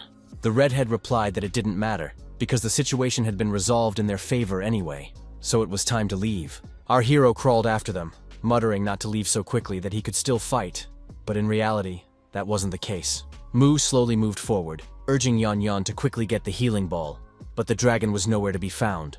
It had been stolen by his classmate Li Ho, on whom Mu had left his trademark mark. The guy was rushing home, clutching Kim Yoo-jin's backpack, in which Yeon was traveling. The monster sat inside and thought only about how everything had turned against him and what to do now. And the bully was also thinking about it. It all started with a gaming site that Kwang Chul showed him. The blonde guy assured him that it was cool and safe. Pretty soon, the guy got hooked on the game and became completely addicted to it, never letting go of his phone for a moment. He just wanted to have some fun, but very quickly got caught up in the money and lost 5 million won from his mother's account. Now the hooligan was going to take out a loan, and he needed something valuable as collateral. So the guy decided that a rare animal would do just fine. He came to the office and placed a backpack in front of the clerk, from which came a vicious snorting sound. Then the fabric trembled and began to move across the table, and the bank employee asked what it was. Lee Ho's classmate unwrapped the bundle, revealing Yeon, who was tied up with a belt and struggling to free himself. The hooligan showed the employee an article on his phone and explained that this was a gadaria, an endangered species found only in New Zealand. The young man showed the photo again and said that the resemblance was striking, and that the horns and wings were due to an unusual mutation. He began to shout that if a collector could be found, the animal could fetch a huge amount of money. The organization's employee shook his head, but the young man did not back down, promising profits in the hundreds of millions of won. He didn't even notice when another person entered the room, wearing dark glasses and a purple hoodie, apparently for camouflage. Lee Ho's classmate was offered only 1 million won for Yeon, and he took the money but looked clearly disappointed. The young man headed for the exit, telling his friend waiting outside that even this money would do, because he could win it back. The guy immediately took out his phone and logged into the game, reassuring himself that he was doing a real man's deed. The person he told about his plans headed for the entrance to this shady establishment, apparently having been there before. Lee Dae-jun's student ID card, which had recently fallen out of her wallet into the hands of the gangsters, lay on the table. The guy explained to the organization's employee that he wanted to use the document as collateral, which was somewhat naive. The employee narrowed his eyes and asked him to take off his hood. His hairstyle did match the photo, but his face was not very similar. The man said that the girl had photoshopped the photo well, but in real life she looked worse. The price for a personal ID card was 500,000, and taking into account the advance payment, she had to pay 450,000. The deal was done, and the girl practically ran out of the room, clearly very nervous. Yang Cho was waiting for her at the exit, and she was unable to slip past unnoticed. The gangster was clearly annoyed. He was interested in only one thing: whether she had managed to pass herself off as Haejun's sister. The answer was yes, and the money was received. He smiled as he showed the envelope. It seemed that the document had been useful after all. The guy who pretended to be a girl said he was afraid. He had never had to pretend to be a schoolgirl before. But the boss said it didn't matter. The main thing was the money. Judging by the number of visitors in the last half hour alone, this gangster office, posing as an unofficial bank, was thriving. The man in the purple hoodie sat down casually in a chair and twirled Dae-jun's ID on his finger like a magician. The employee said that, judging by all appearances, the client would not be able to pay back the money, and asked if this would cause any problems. The man shook his head, saying that it didn't matter. He threw the plastic card like a throwing knife. This man clearly had something in common with the circus. The document stuck into the wooden boards as if it were really made of good steel rather than plastic, so strong was the throw. But the worst thing was that Yeon was tied to these boards, and it was he who served as the target for the swindler. The next morning at the school where Lee Ho studied, there was a real commotion and panic, with the window panes shaking from the shouting. It was Kim Yoo-jin who found out that Yeon was missing, and she couldn't hold back her emotions, which scared half the class. Moo came to the conclusion that the dragon was definitely not with her, and tried to tell her what had happened yesterday in the arena, but the class president did not listen. She just screamed curses. Shouting that he couldn't have gone far, she began running around the classroom, opening all the cabinets, looking under the desks, and banging on everything she touched. Finally, the girl rushed out the door, constantly shouting the dragon's name, and ran down the hallway. Moo watched her silently and thoughtfully. The classmate who had stolen the pet pretended he had nothing to do with it, but he was clearly nervous. Soon, there was the sound of footsteps and sobbing behind the doors, the sounds getting closer, everyone frozen in anticipation. It was Kim Yoo-jin again, who threw open the doors and began calling for the Earth Lord's secretary again. She was in despair. She searched her office again, then the offices of all the other classes, paying no attention to anything else. Even Kang Chul was surprised at how brave this fragile girl was. It seemed that no force could stop her. The only problem was that classes had already begun, which meant that the teachers would not tolerate such behavior. Lee Ho was sitting at his desk when the classroom door opened again and two dark figures appeared. The homeroom teacher literally dragged Kim Yoo-jin into their classroom by the collar, saying that she had no business wandering around the school like a lunatic. The girl was forced to sit down at her desk, but it was clear that she was unable to control her emotions. She told Lee Ho that she had searched every classroom in the school, but Yan was nowhere to be found. Our hero replied that this was understandable, because he had not disappeared here. But yesterday, at the arena, he had shown the headmaster a map of the route. The girl was indignant that she had only heard about this now, but she looked closely at this improvised map. Yongyeon drew it himself to make it easier for the gentleman to find the right place where the fights took place, Kim Yoo-jin herself suggested to him. The Lord of the Earth said that his pet had disappeared right there, and it was a pity that he hadn't explained it right away. The headmistress did not listen to his apologies. She grabbed the piece of paper and rushed to the door, her face very determined. The girl was in such a hurry that only her sneakers flashed in the corridor. The teacher did not even have time to say anything. Still, he didn't ignore the incident and tried to catch up with the head girl, urging her to stop. He showed surprising speed for his size, and soon pleased to let her go just this once could be heard from behind the door. The answer was no, and the homeroom teacher brought Kim Yoo-jin back to class, again carrying her by the collar like a toy. The girl sat down in her seat and closed her eyes in anger, ready to cry. But she held back for now. Moo looked at this pitiful sight and thought it was a real shame. He was deeply disappointed in his assistant, and in the situation as a whole. The guy replayed the latest events in his head. First and foremost, the fights he had managed to get into. There were some very epic moments, but the most upsetting thing was that Moo didn't even manage to finish that fight in the arena. Well, the sudden attack by the red-haired Godori made him think hard about how strong his enemies were. Now the Lord of the Earth sat at his desk and regretted not finishing the job, his hands trembling with impatience. But the most pitiful thing was the condition of Lee Ho's frail body. His muscles were so overworked that they ached constantly. There was still so much to do. Our hero smiled. The prospect of defeating his opponents filled him with optimism. He decided that it was enough to heal himself with the sphere, and he could safely go into battle. Kim Yoo-jin continued to suffer because of Yeon. He had to stay in school until the end of classes, which was not an easy task. But in anticipation of the battle, Moo managed to hold out until evening. The class president immediately grabbed the young man by the arm and pulled him toward the exit. She had to save Yeon. The girl couldn't think about anything else. They rushed out of the classroom as if they had been scalded, which puzzled Kang Cho-ryul, who was just coming down the stairs. The guy asked what was going on. Remembering that Kim Yoo-jin had been quite agitated before, the schoolgirl stammered that it was serious, her pet was missing, and then Da-jun appeared and asked the boxer if he had seen her wallet. The class president tensed up a little, deciding that this was Kang Cho-ryul's girlfriend, and even forgot about Yeon for a moment. Both of them made faces that made it perfectly clear that the assumption was wrong, and no further explanation was needed. Then Kim Yoo-jin apologized and said that she had lost her dragon, and maybe the guys could help her find it. Kang Chul asked if she was really talking about a dragon, as he was skeptical, but the head of the village nodded. Lee Ho began to explain that the dragon used to be huge, but now it had shrunk to about the size he was showing. Moo wanted to add that it had a healing sphere inside it, but decided that information was unnecessary, limiting himself to describing the color and shape of its back, which he used to ride on. The students ran down the steps together, while our hero thought only of how, once he got the dragon stone, he would be able to fight again. Realizing that none of his companions had waited for him, the Lord of the Earth was a little surprised, but it was for the best. The boy smiled broadly. Since the others had gone in search of it, he didn't have to worry about Yeon and could spend his free time training. Meanwhile, Yang Cho, like the bully from Lee Ho's class, was playing the same ruinous game that had already driven many into debt.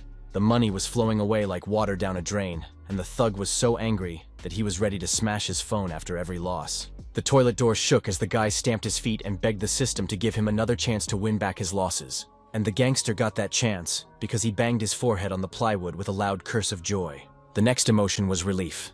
It couldn't be that he had won such a huge amount of money, and a bump appeared on his forehead. For a while, the young man just sat and stared at the door. Then his mouth began to smile little by little. He placed his last coin and hit the jackpot. It seems that some people can be called lucky, but the main thing is not to forget to put on your pants. At the thought that he now had a fortune, Yang Cho broke into a happy smile. Now he couldn't just stop playing. The excitement was overwhelming. First, he had to pay off his debt before the interest accumulated, so the guy picked up his phone again. With a beaming smile, he tried to withdraw money to his card. It seemed that all his problems were now solved. The app had its own peculiarities, so the system asked him to wait until the transaction was complete. The time dragged on agonizingly, but nothing happened, and the young man began to get nervous in a way that was not childish. Soon, he was covered in sweat, with beads dripping down his tense, hunched back. He was unable to withdraw the money. 6 days after the search for Yunyun began, Mu met his homeroom teacher, who was surprised to see his student beaming, even though he had not been attending classes. Our hero had a dazzling smile on his face, so the teacher was even embarrassed to ask where he had been. But we know that God was training. All this time, the girls were trying hard to find his pet. First, they searched the entire school grounds and the place where the arena was located. Then they looked into the very alley where Li Ho had gone to get the million he had won, but only earned a knee to the stomach. Kang Chul also helped his friends. He printed and posted missing monster flyers, even in his own gym. It was all in vain. A few days later, Kim Yoo-jin and Lee Da-jun, completely exhausted, sat down on a bench in the park. The class president thanked her for her help. The high school student had spent a lot of time and skipped many classes, but she replied that she was happy to help and that she wasn't a nerd anyway. Kim Yoo-jin was very angry with Lee Ho for not joining the search, because it was his pet. The girl said she was going to run to the store to buy some water and something tasty. They deserved a break. Da-jun agreed to wait. The high school student sat down on a bench and waved to her friend, not yet aware that a loan office employee was standing right behind her. The man was holding Da-jun's lost school ID card in his hand. Apparently he was looking for her here. When Kim Yoo-jin returned from the store, her friend was not where she had left her, and the girl began to feel a little nervous. The bench was completely empty, as was the entire park. The class president stopped, confused, and began looking around, calling out for Da-jun. A few days ago after school, Mu decided to visit the park to ask about Yon, but instead found something more interesting to do. He met the homeroom teacher who taught physical education, and the man aroused the hero's keen interest. The boy began to feel his muscles from all sides. The Lord of the Earth had never seen such a physique before, and the teacher tensed slightly. Mu was so interested in the structure of muscle tissue that he even forgot to apologize for his behavior. Our hero poked the teacher in the chest with his finger and said that he had recently trained this muscle too vigorously, tearing his ligaments. The man was surprised. Li Ho praised his impressive muscle size with admiration, and the strong man broke into a smile, seemingly realizing that the kid understood something. The young man put his hands on his hips and happily announced that he would also take part in the training, and that this decision was not up for discussion. For a while, the homeroom teacher wondered whether to punish the student for such insolence, or to allow him to train with the others. He really liked the latter option. Just as Da-jun was waiting for her friend, the stranger showed her his ID, and the girl asked for it back. They went to the office to settle the matter of the papers and money, but the employee said he did not believe that the document belonged to Lee Da-jun. More precisely, he said that if it was hers, it had been left there to borrow money, and if she wanted it back, she would have to pay the interest and the entire loan amount. The beauty was outraged. She had never borrowed any money, especially in such an establishment and against the collateral of documents. Her screams and cries were interrupted by a loud crash as someone behind her slammed their fist on the table with all their might. The man in purple hissed through his teeth that she shouldn't play dumb, that she had taken the money and was now trying to fool them, and that it was starting to annoy him. Da-jun looked back at him in fear, and the blonde man also chimed in, saying that since he had the item, she must have the money. The girl realized that arguing was useless, and simply asked how much money was involved. It was clear that she was preparing for the worst. The employee announced that 500,000 won had been issued, but since the deadline had already passed, a 50,000 won penalty had been added. The schoolgirl smiled with relief and said that it wasn't that much, and she would pay it back within a week.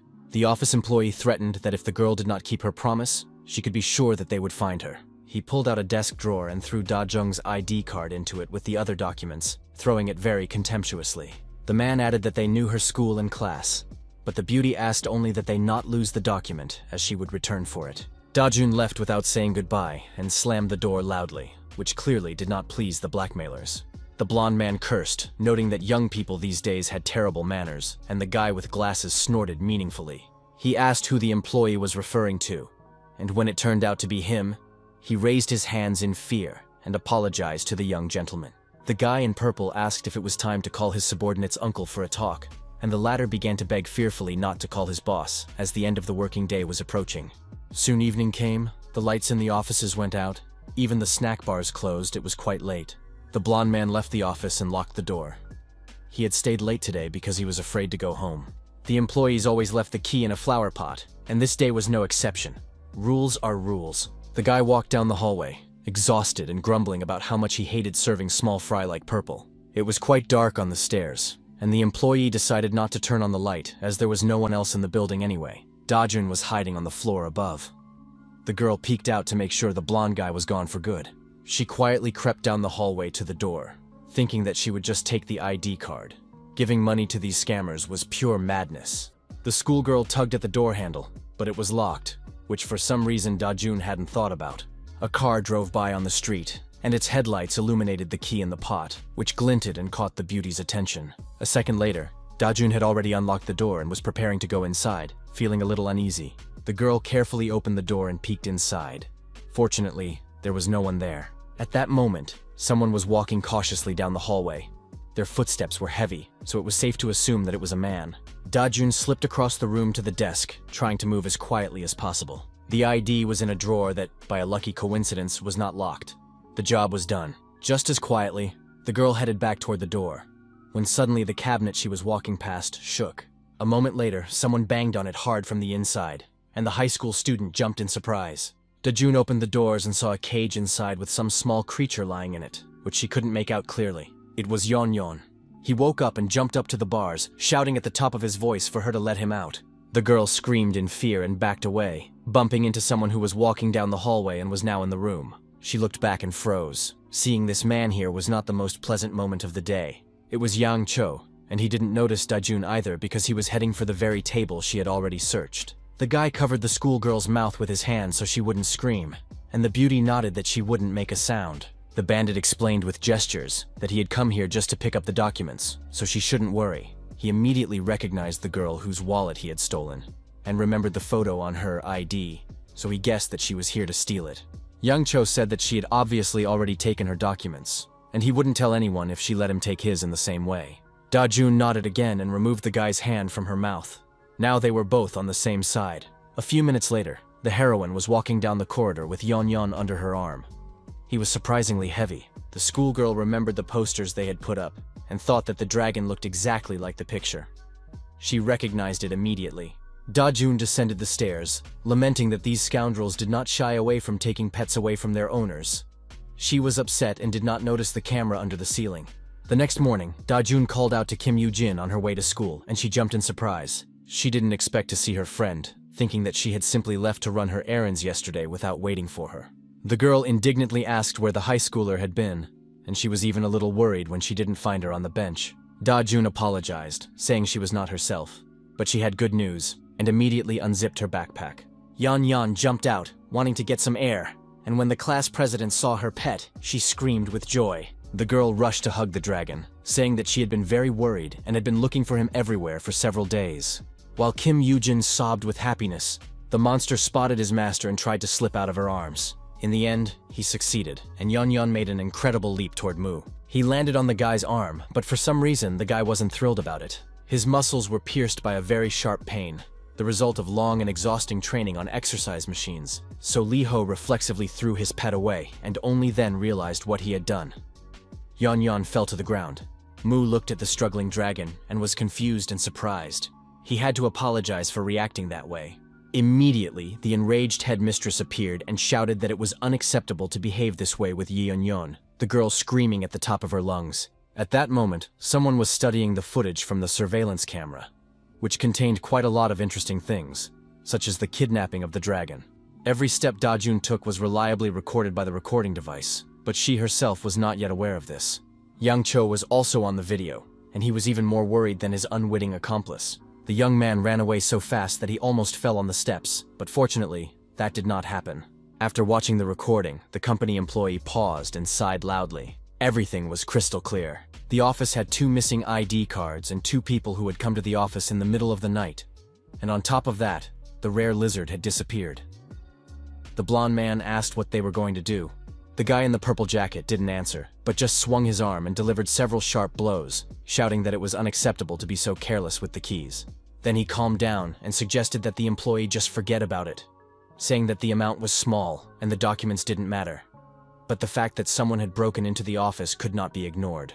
The young man's face became completely insane, and he hissed that it was damn outrageous. A soccer game was scheduled at the school that day, and the students were running around the field, practicing their skills. The bald guy was dribbling the ball and was about to pass it to someone on his team. He just had to decide who. Finally, he swung and kicked with all his might, deciding to break through the defense and score a goal. The ball spun with tremendous force, and it flew not just anywhere, but straight into the forehead of the Lord of the Earth, who didn't even think to dodge. The crunch was so loud that it could well have meant a broken skull, but Mu knew that nothing like that would happen to him. He was practically happy. Blood was flowing from his nose, but the first blow had been struck, and now the fight could begin. With a triumphant smile, our hero rushed towards the bald man who had thrown the ball at him, and the latter wondered why Lee Ho hadn't dodged.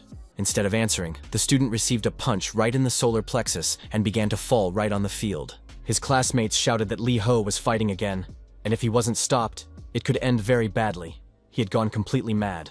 The coach was also outraged. He yelled that they were there for physical education and soccer, not a free-for-all fight, and that they should stop immediately. Mu ignored all the shouting and continued to work with his fist, his face literally glowing with delight. Meanwhile, Kim Yujin sat opposite Yan, holding a cell phone in her hands. She placed the gadget in front of the dragon and explained that she used to use it, but now she couldn't make calls. But she had Wi-Fi and a messenger app. The head of the village asked her to keep the phone with her so that she could be contacted if help was needed. Yan curiously took the phone in his paws and asked for more details on how to use it. Then the sounds of the game caught the monster's attention. He looked to the side and saw the very bully who had stolen it and handed it over to the gangsters. There could be no mistake. It was the very same person who had made Yan suffer. Well, it was time to answer for his misdeeds. The dragon jumped down, intending to immediately begin his attack of great retribution, while his classmate Lee Ho was still unaware of anything. Only when he heard the sound of paws did he turn his head to the side, and his face instantly showed extreme fear, shouting that he was a kidnapper and should die immediately. Yan clamped his teeth and paws onto the bully's head. Unfortunately, the monster's strength was still modest, and he did not inflict any serious wounds. The boy simply pulled him off his face, muttering that this was ridiculous behavior. But when his glasses returned to their rightful place, the schoolboy yelled, realizing that he had been attacked by some kind of crazy lizard.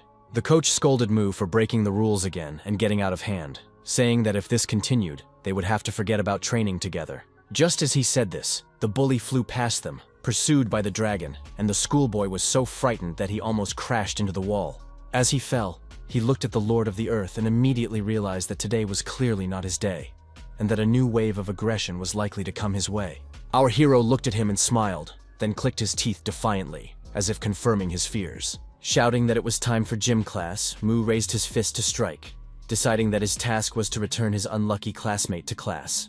The teacher did not wait for the blow to be delivered and simply grabbed our hero by the hair and pulled him toward him. In the evening, classes ended, the school slowly emptied, everyone went home, and the windows went dark. Tired school children walked towards the exit. Among them Lee Ho, with Kim Yoo-jin, Kang Chul, and Da-jun, the guys trying to stick together. The Lord of the Earth told his friend that he found physical education very fun, and it was a pity that it wasn't every day, but she objected that the guy didn't know what physical education was at all. Then the girl asked if they weren't going to train today, since the hero had promised to take Yan. Kang Chul and Haejun Lee started talking on the phone at the same time, and the head of the household remembered that she had to teach her pet how to use the gadget. She told Mu that if they came to visit her, Yan would master the device in a matter of minutes, and Dooley would be very happy. Da-jun and her friend walked by, chatting happily about something, occasionally bursting into joyful laughter and giggling. The boxer wanted to turn to them, but then there was a loud crack in his neck. It seemed he had been sleeping in an uncomfortable position, most likely during class. The head boy called Haejun and asked him to come to a certain address, saying he had something to discuss. The boy readily agreed. Quite unexpectedly, a large guy appeared in front of the school children, but they were too absorbed in their conversation to notice him. Only when it was impossible to go any further did Da-jun notice him, but she didn't seem upset. It was Yang Cho, who menacingly demanded the girl's student ID, rolling his eyes fiercely. The beauty was taken aback and began to sweat nervously. In a timid voice, she asked who he was. The young man, whose face showed signs of beating, yelled that they had both been caught on camera, so she should hand over her documents immediately. Da-jun stubbornly pretended not to understand what he was talking about, mainly because of her friend who was standing next to her. The thug began to get angry and yell that she had already been beaten, that she should remember what it was like to get hit in the neck and immediately hand over her documents and money. He grabbed the student by her backpack, The girl's brother was busy talking on the phone, but both he and Kang Chol became alert when they noticed what was happening. The thug tried to rip off the backpack along with the straps, and Da-jun screamed loudly for him to leave her alone. Hae-jun took the phone away from his ear, his eyes flashing with rage, as always when his sister was in danger. Il-himi, who always stood up for the weak, also went into full combat mode. The boxer hated gangsters with all his heart. Both rushed forward, eager to beat up the scoundrel right here and now. Mu stood motionless, but he was also interested in the fight. His eyes showed a desire to join the fight immediately, but to do so, he had to get ahead of the others. The idea struck our hero like lightning, and he froze, calculating whether he would have time to carry out his plan.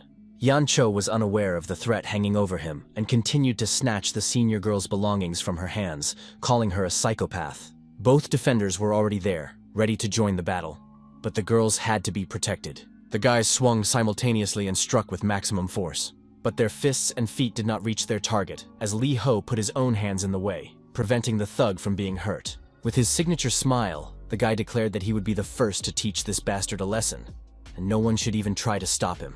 Kang Chul and Hae-jun looked at him apprehensively, because the Lord of the Earth had already used a recovery ball, and he posed a significant threat. Yang Cho was confused and asked what was going on here. He was ready to fight, but not ready for someone to prevent him from attacking. He called out to Iljime and Hae-jun by name, not believing that both of them had appeared so easily right in front of him, but Mu's face was puzzling. While the guys were trying to decide what to do, the bully simply threw Da-jun over his shoulder and prepared to run away from the school. Our hero panicked, the likelihood of a fight becoming less and less. The villain ran away. Both defenders rushed after him, ignoring everything Mu had told them. They had to act quickly. Now all three were chasing after Yang Cho, shouting at him to put the schoolgirl down and fight, each with their own motivation. The attacker was an excellent runner, and soon he turned a corner, leaving only the heel and head of the frightened beauty in sight. The pursuers also peeked around the corner one after another, but it was impossible to say why they didn't continue running. It was the backyard of some technical facility, and Yang Cho felt at home here, which was not the case for the school children. Kang Cho looked around, unable to understand why the criminal had stopped and what he was waiting for. The reason was obviously significant. Suddenly, it dawned on the guy that this was the same alley where he, in the guise of Ilhime, had fought an entire criminal gang. Yang Cho threw the girl to the ground, and she screamed loudly in pain and surprise. But the backpack was still on her shoulders. The bandit reached for the straps of his own backpack so it wouldn't get in the way of the fight, saying that this place was deserted and no one was ever here. All three guys lined up, each with a reason to fight. The bandit wanted the same thing. He even came up with nicknames for them. The backpack was taken off and thrown on the floor, which was a signal that the most interesting part was about to begin. The battle. Yancho took a defensive stance and whispered that he was asking for mercy, letting anyone who wanted to attack him do so. Mu smiled broadly and announced loudly that he himself was coming to him, and with great pleasure. Hae-jun intervened and asked our hero not to fool around and get in the way, but to step aside. If he hadn't blocked him last time, everything would have been over long ago, and Da-jun would have been saved, and it was unlikely that Lee Ho would be willing to take responsibility for her. The guy turned around and said that he didn't expect the beauty's brother to get so angry. Fine, let him fight Godori, and then him. Things turned out a little differently. Yang Cho put his hand on the young man's shoulder and reminded him that he had already come too close, so let him fight. Under the weight of his palm, the young man's shoulder cracked loudly. He felt a sharp pain and realized that he had once again misjudged his abilities. Still, Mu really wanted to fight, so he put on his signature smile and turned to face his opponent. The guy lunged with his arm, but the gangster easily dodged his blow, not forgetting to act. He swept his leg, and Lee Ho lost his balance and began to fall backward, which was not part of his plan at all. Yang Cho's next blow landed on Mu's head, followed by another one. It seemed as if the hero's skull was about to split in two. When the beating stopped, he continued to lie motionless, his eyes wide open in surprise, horror, and pain. At that moment, Hae-jun slipped past the burly man, taking advantage of the fact that he was trying to catch his breath. The guy called out to his sister and, making sure she was okay, ordered them to get out of there as soon as possible. The brother took Da-jun by the hand and pulled her along, explaining on the way that fighting was a useless activity, especially when it could be avoided. The young man remembered everything that had happened in his life because of his father, and had no desire to get into trouble again for no reason. Yang Cho glanced after the boys, feeling disappointed that the student ID card had not ended up where it should have. Meanwhile, the Lord of the Earth lay on his back and thought about how his training had not been in vain. This time, he had not suffered as much as he could have. He tensed his back muscles as much as possible, and then relaxed them sharply. In some incredible way, This push caused the hero to get to his feet. The guy was back in action and intended to teach Yang Cho a lesson for not giving him the opportunity to attack properly. Kang Chol calmly asked if he needed help, but Mu just shook his head, saying he could handle it himself. Just as he said this, Yang Cho's huge hand reached for the Earth Lord's face, ready to crush it like a pancake. This time, the young man managed to react and parry the blow. He was as focused as possible and wanted to test his new abilities. He was unable to counterattack, and the bandit simply grabbed Li Ho by the wrist, trying to pull him closer. He pulled the hero toward him so hard that he lost his footing again and began to fall, wondering why everything was not going according to plan. The next second, the guy was lying on the pavement again, having hit it hard with his head and back. With his eyes wide open, Mu looked up at the sky and thought about how he hardly felt any pain in his back. His training sessions with his coach had paid off. In reality, this was not the case. It was just that the hero's backpack contained the soft Yon Yon, who took all the damage, and the monster was barely alive. The enemy's boot landed squarely on Mu's head, preventing him from getting back on his feet. The god was not used to such treatment, but no one asked him. The blow was very strong and could have split anyone's skull in two. Fortunately, Li Ho managed to jump out at the last moment and was now in a vertical position, leaning his hand on the ground. The dragon behind him groaned loudly, and his master shouted that the bully would pay for what he had done to Yon Yon. He delivered a series of punches, each of which hit its target, as if the guy had taken a speed pill. Yang Cho tried to dodge and block, but he simply couldn't react to every attack in time. The thug fought back with all his might, trying to understand what was wrong with this crazy bastard, who was much stronger than he looked. In fact, it was simple. Mu loved fighting, and now he had a reason to avenge his personal secretary. Now the Lord of the Earth planned to throw himself forward, shouting that he was doing it for Yon Yon. The bruiser roared about who this Yon was anyway. Our hero looked at his opponent and simply did not know how to approach him. He reminded him of a huge boulder wearing a cap.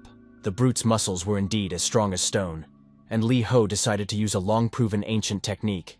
He used a giant's attack, intending to split this boulder, or rather, the man he saw in this role. After a stunning blow to the head, he followed up with a kick, trying to wear his opponent down as much as possible. The result was poor, and in order to avoid being attacked, the young man was forced to jump back. Kang Chol asked again if he needed help, and Mu replied again that he could handle it himself, although he was already beginning to doubt it. He simply handed his pet to the boxer and asked him to look after it, and give it some water if necessary. The Lord of the Earth looked at Yang Cho and thought about how to defeat such a mass with his bare hands. And yet there was no rock in the world that could withstand the fists of a god, so the hero rushed into the attack again. He decided to start with the most vulnerable spots, so he crouched down a little, and the bandit was puzzled and did not move. When the young man got within arm's reach, the thug tried to grab him by the head again, but failed. The young man moved behind his enemy with lightning speed. Now he was much more agile. The first blow landed on the liver, the second under the knee, and they were so strong that the big guy cried out. He swung to respond in kind, but Li Ho had no intention of staying put. He moved again. This time, he attacked Yang Cho's legs from below while he was looking around for his opponent. He could have continued like this indefinitely, but the big guy was already breathing heavily. His legs were shaking. He was pretty exhausted, and now he was just showering our hero with dirty curses. Suddenly, Yang Cho put his hand forward and ordered Ilchime to stop. It was a one-on-one fight, and the boxer had apparently run out of patience.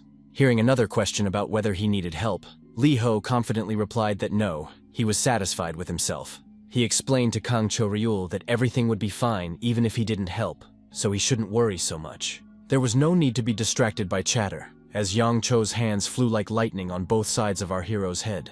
The thug applied a chokehold, and now tried with all his might to bring what he had started to its logical conclusion. Saying that the rat was caught in a trap, the thug began to twist the young man's neck, squeezing it with his elbow. Li Ho began to turn blue. He couldn't breathe. His blood stopped circulating normally, and Yang Cho solemnly declared that it was the end for him. Kang Chol watched what was happening with apprehension, realizing that the situation was extremely serious, and that he might not be able to intervene in time, even if he did so right now. The boxer thought Li Ho was trying to say something. He could read something about help on his lips. There was no need to ask Ilji twice. He immediately rushed towards the criminal to save the guy. Noticing this, Mu made every effort and finally hissed clearly that help was not needed. The boxer froze in place, unable to believe his ears. It was obvious that the schoolboy would not be able to handle the situation on his own. The Lord of the Earth suddenly smiled and repeated once more that his friend should never try to help him in a fight, ever.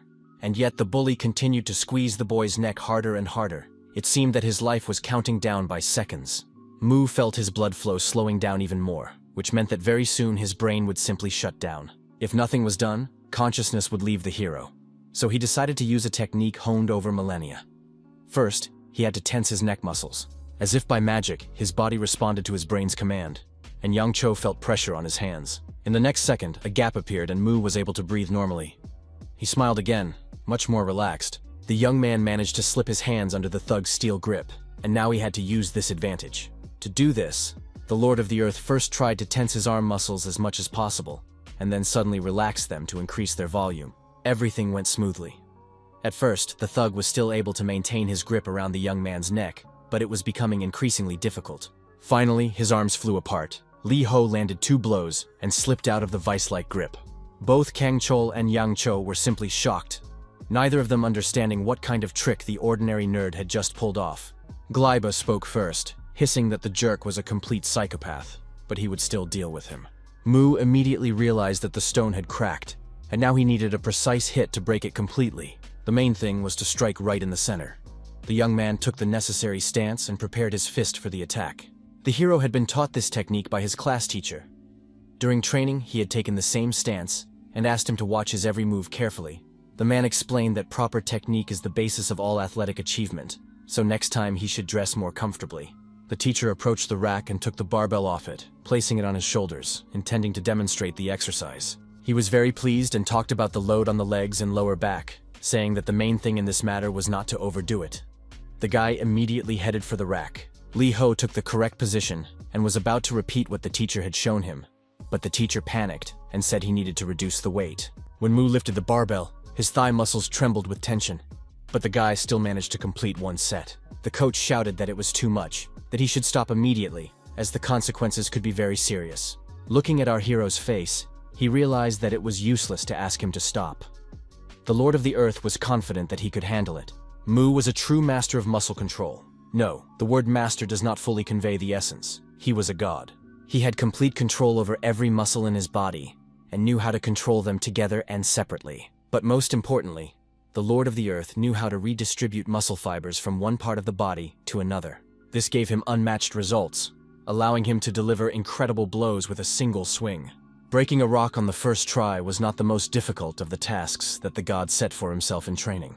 He could punch a tunnel through it with his fist, or, for example, move a mountain with a single blow of his fist. So now Li Ho's body simply obeyed Mu's command, and his thigh muscles swelled, tripling in size. Now this forgotten technique worked better than any other method, and the guy began to perform the exercise, doing many repetitions, leaving his teacher in shock. Now our hero redistributed muscle fibers from one arm to the other, just as he was about to split the boulder, that is, Yang Cho. Noticing how the second sleeve of his shirt had deflated, Kang Chol again asked excitedly if everything was okay. Mu suddenly decided that he could use the boxer's technique of redistributing energy throughout the body. His punch was very powerful then, and if he combined these 2 techniques, the desired effect would be guaranteed. Well, it was time to act. Li Ho, just like the boxer last time, began to swing his arm. The thug tried to block the blows, but he already knew that nothing good was in store for him now. And so it happened. The thug received a blow of incredible force. It seemed as if his opponent's fist was glowing with power. It was the Lord of the Earth, a true god, who gathered all the energy of his body and all the strength of his muscles to greet Yang Cho. The boulder was split and shattered into pieces, and the flash from the blow lit up everything around, as if there had been an explosion. The criminal lay on his back with his mouth open, looking as if he had been hit by a locomotive at full speed. Mu looked sadly at the work of his hands. He was genuinely sorry that the fight was over. He could have fought forever. However, there was still something pleasant left to do. He could leave his signature mark on his opponent. The guy didn't think twice, and did what he always did after a great battle. A worthy opponent was rewarded. One of Godori's birds separated from the flock. His card could be torn up, and Yang Cho was no longer a threat. Meanwhile, the Lee siblings moved to a safe distance and began to discuss what had happened. Haejun asked who this guy was who kept showing up around his sister, whether she knew him at all, or if he was a stranger. The girl sighed and began her story by saying that she didn't want to burden her brother with her problems. It all started on the day when someone tried to rob her. They ran away, but her wallet fell out and was picked up by this man. Then Daejun said that the thugs had pawned her ID for money, and she was trying to get it back. The office worker had no intention of returning the documents, and she was ready to despair. But then she came up with a way to solve the problem. In the evening, the sister slipped into the office and took her student ID from the desk drawer. There she ran into a thug who had come to the office for the same purpose, and he took his document. Hejun's face reddened with anger. His eyes flashed with fiery rage, and he roared in a voice that was not his own that this was completely unacceptable. The guy realized that his decision to run away was a mistake. It would not solve Dajun's problems with the gangsters. He menacingly took out his phone and immediately called the village head, apologizing for not being able to come today. Hejun asked his sister to take him immediately to the place where they gave out cash loans at interest. The criminals had to be punished. The guy in purple collapsed on the sofa and informed the blonde guy that he intended to watch football in the office today. The doors flew open from the impact, and Dajun's brother stood in the doorway. The employees yelled that he was some kind of psycho and told him to get lost. The young man in glasses cursed, but it was clear that he was terribly frightened and could barely restrain himself from jumping behind the sofa. Instead of a greeting, he got a punch in the face. After all, hiding would have been a much wiser decision than arguing. While his boss was being beaten, the blonde man frantically thought about what to do. The only sensible thing was to call security, because he would be next. Then the man began to laugh, watching as the stranger beat up the little bastard who had made him bleed. The stranger, covering himself with his hands from the blows, glared menacingly at his subordinate, and that look was enough to shut him up instantly. The blonde man immediately sprang into action and began calling for backup to remove the psychopath from the room. Several burly men came out into the corridor and strode towards the office door, looking very impressive. A moment later, both of them burst into the room and began to assess the situation.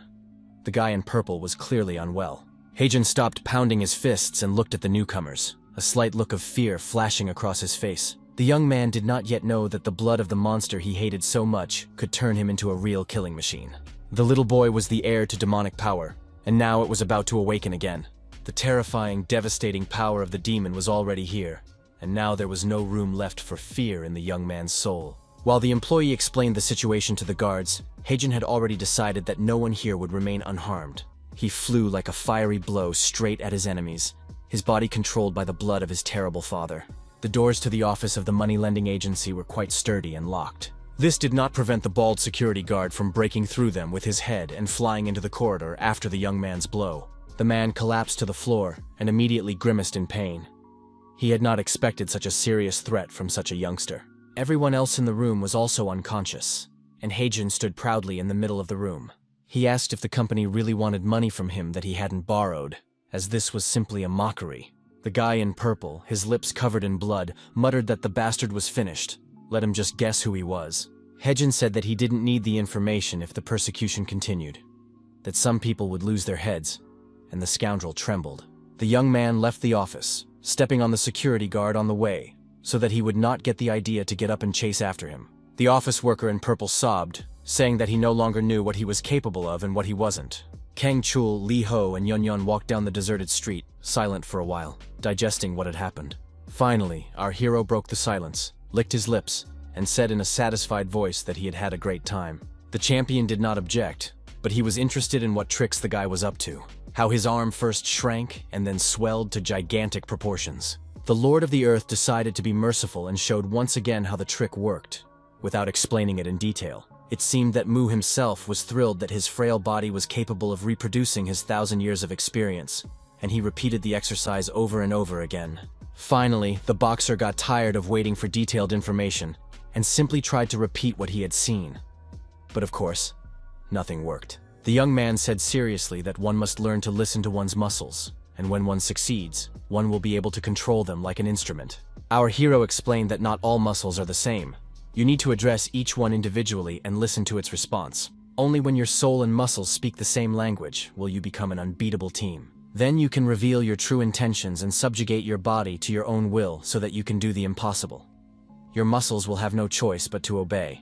Mu learned to control his muscles at will, and it was a veritable muscle hell. Kang Chul didn't quite understand what Lee Ho was telling him, but he went home, repeating the hand movements he had seen him do over and over again. Yun asked if the master wasn't afraid to give away his secret techniques so easily, and the hero replied that if the champion became stronger, it would be fun to fight him. He added that one can only develop by fighting worthy opponents, and that it was time to level up a bit, at least to a level that would allow him to fight Lucifer calmly and not worry that the enemy would be disappointed. The dragon reminded him of Earth's protective barrier, to which the god replied that sooner or later, Elmer would break through it, so he needed to train hard because time was running out. At the money lending office, the guy in purple made excuses to his boss, his uncle, explaining that he had everything under control. They gave out small amounts of money at interest, lured customers to a gaming website, and then extorted money from them. The system was well established. The amounts were not large, but they were regular. The young man insisted that everything was going perfectly, and the man laughed, praising his quick wit. Apparently, his nephew was afraid of losing the business. He smiled and advised him to take the incident as a lesson. In business, there are ups and downs. Choi Sang-gil hugged the young man and promised that he would fix everything, even though he was a little disappointed that even the security guards had not been able to help. The office worker and 2 security guards knelt and begged for a second chance, admitting their mistakes. The Chinese man with the bat said that if he were in their shoes, he would die of shame, because some schoolboy had robbed the office. He put the edge of the bat to the blonde man's face and ordered him to open his mouth, but the man was in no hurry to obey. Finally, the office manager decided to obey the order. A blue pill fell onto his tongue, and then the command was given to take him out of the room. The blonde man screamed in fear that he didn't understand what it was, but he was ordered to swallow the pill or he would die. He had no choice. Meanwhile, Choi Sang-gil and his nephew were going up in the elevator, the latter not quite understanding why. On the way, the man praised the business, but noted that it was not worth focusing on school children, as they did not have much money. The elevator doors swung open. Both passengers headed down the corridor to a special room designed for observation. The guy in purple had never been there before. The man led him to the glass and smiled, advising him to look at what was happening below. He was very proud of himself. Through the window they could see the arena, with many spectators sitting in the stands, all chanting for the fight to begin. The nephew asked excitedly what it was, and was told that serious money only circulates in serious business, and only he, Choi Sang-gil, should manage this business, this game. The face of the guy in purple became a little frightened when he saw who had entered the arena. The man ordered to watch the guy closely, as it was possible that his nephew would get a pleasant surprise. The fighter's blindfold was removed, and it turned out to be the same blonde office worker. Only now he looked like a mountain of muscles. The nephew's eyes widened. He remembered what his subordinate looked like, and wondered with surprise how he could have failed to notice such an impressive physique. The second fighter entered the arena, and it was announced that the match was about to begin. Both men took their stances. The brunette rushed forward, but the blonde put his arm out, preventing him from striking. His face was frightened, but the grip was so strong that his opponent almost cried out in pain, and there was no question of attacking now. Encouraged, the manager decided to strike back, and the brunette put his elbow out to protect his torso from the blow. There was a crunch, and the injury was more serious than expected, which came as a surprise to both fighters. The blonde's opponent cried out in pain. Now one of his arms was completely useless for fighting. The blonde didn't think twice and instantly punched him in the face, this time putting even more force into it. Realizing that some kind of miracle had happened, the office worker spread his arms and shouted that he was simply overflowing with energy and power. He began to pound his fists with such enthusiasm that his opponent had every chance of turning into a meatloaf. Choi Sang-gil and his nephew watched silently. Finally, the man showed a blue pill in his palm and explained that with it, he could decide who would win and who would lose. If one of the fighters took the drug, his opponent would have no chance, so only he knew the rules of the game and the outcome in advance. With this pill, Sang-gil is capable of many things, which is what makes his business so serious and his profits so huge. The guy in purple reached for the pill, but stopped himself in time, realizing that with it, he could become just as powerful. He didn't know that at that very moment, the blonde was smiling happily at the thought that he would now be able to get even with his negligent young boss in a couple of seconds. Our hero didn't waste any time either. He went to the gym and continued his barbell exercises. The guy was exhausted but satisfied. He could physically feel the muscles of his once frail body growing. Yong could only assess the progress of his master's lower body, but he was incredibly excited and even applauded. Mu noticed the trainer's surprised look and happily reported that this exercise was literally driving him crazy. The load on his quads was amazing. The man replied that he had seen many people doing sports, but had never seen muscles grow so fast. The teacher asked suspiciously what drugs Li Ho was taking, knowing that it was extremely dangerous. The young man did not understand what the homeroom teacher meant, but for some reason concluded that he was weak. The man also did not understand the answer and began to shout that chemicals do not give strength, that he should stop immediately. The hero repeated that he had only said that he was weak. The Lord of the Earth thought that he couldn't explain to the man that he was weak compared to Lucifer, and that if he wanted to fight him, he would have to become much, much stronger. In the evening, Mu and Yeon walked home, deciding to check out the arena area in the park again. This time, the dragon was already mapping out the route using the map on his phone. He had quickly mastered the gadget. Suddenly, Kim Yujin called. The monster pressed the device to his master's ear so that he could talk to the girl instead of him. The head of the neighborhood immediately started yelling that she didn't know where they had been for a whole week. But she had been waiting for Yeon to visit for a very long time. When asked where they were now, the guy replied that he had come to check on the results of a week of training. The young man's goal was not the arena, but its backyards, the alley where Godori promised to give him the million she had won. Both girls were there. They were just counting their profits. Everything was as usual, plus 8 donations from the stream. Lee Ho called out to the swindlers without hesitation. The girls turned at the sound, very unhappy that someone had interrupted them dividing the proceeds. Our hero smiled from ear to ear and said he was extremely happy to see them both, that he hadn't been this happy in a long time. The redhead muttered viciously that she didn't expect to see the guy again. Apparently she wasn't harsh enough, since he didn't get the hint. She instantly pushed off the ground and, in a few jumps, closed the distance to striking range. Kim Chuguk completely repeated her previous move, doing a somersault around his head to strike him with her knee. The blow was indeed very strong, but this time Lee Ho stood straight as a rock, like a huge, indestructible rock. Her opponent flew backward and decided to see what the result was. The Lord of the Earth only leaned forward slightly, as if thanking her for the preemptive strike. Yeon asked fearfully if the master was all right. He was very worried because the master did not make a sound, only exhaled loudly. Our hero never made the same mistake twice.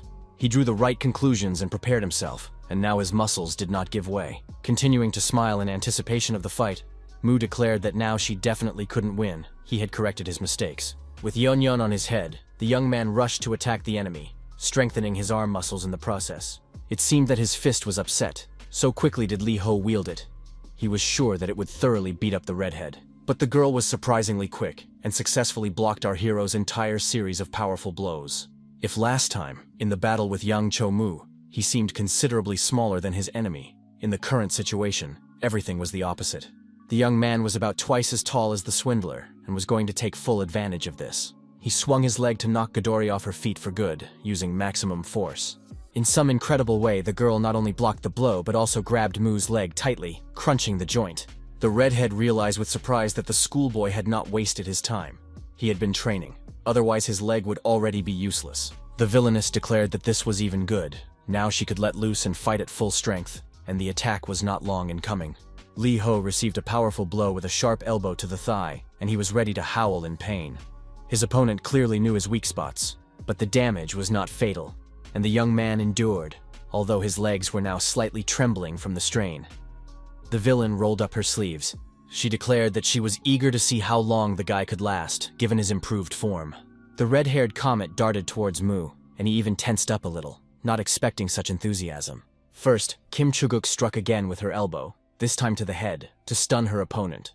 The second blow was directed from below and hit his jaw, throwing Lee Ho's head back and nearly breaking the base of his skull. The third blow was a spinning kick intended to damage the guy's torso, but he anticipated it and took appropriate measures. With a completely calm expression on his face, Mu leaned slightly to one side, as if reducing the size of the muscles on one side. One might think that he had compacted them, but in reality, it was much more interesting than that. He had used them in a much more complex way. The girl's elbow was now clamped in a vice, and no matter how hard she tried, she couldn't free it. Despite all her strength, the redhead turned out to be quite fragile. Mu's hand immediately grabbed her by the collar of her clothes, and now they had the opportunity to talk face to face. To talk in the same way that Yang Cho preferred, Lee Ho completely repeated the bandit's technique on his colleague. A throw over the shoulder and a blow to the ground knocked Kim Chuguk out, which was not surprising, given the young man's new abilities. Just as the enemy had put his foot on his head last time, Mu did the same to his opponent. Similarly, the sound of a blow to the pavement was heard, but due to the high speed, it was unclear what the result was. Just like our hero, the redhead jumped out from under his sneakers at the last moment, and now rose with the same movement, leaning on the ground with her hand. The Lord of the Earth contracted the muscles of his upper body and maximized the length of his legs and hips, planning a new attack. He needed to accelerate as much as possible to deliver an incredible blow, and the dragon almost flew off the hero's head.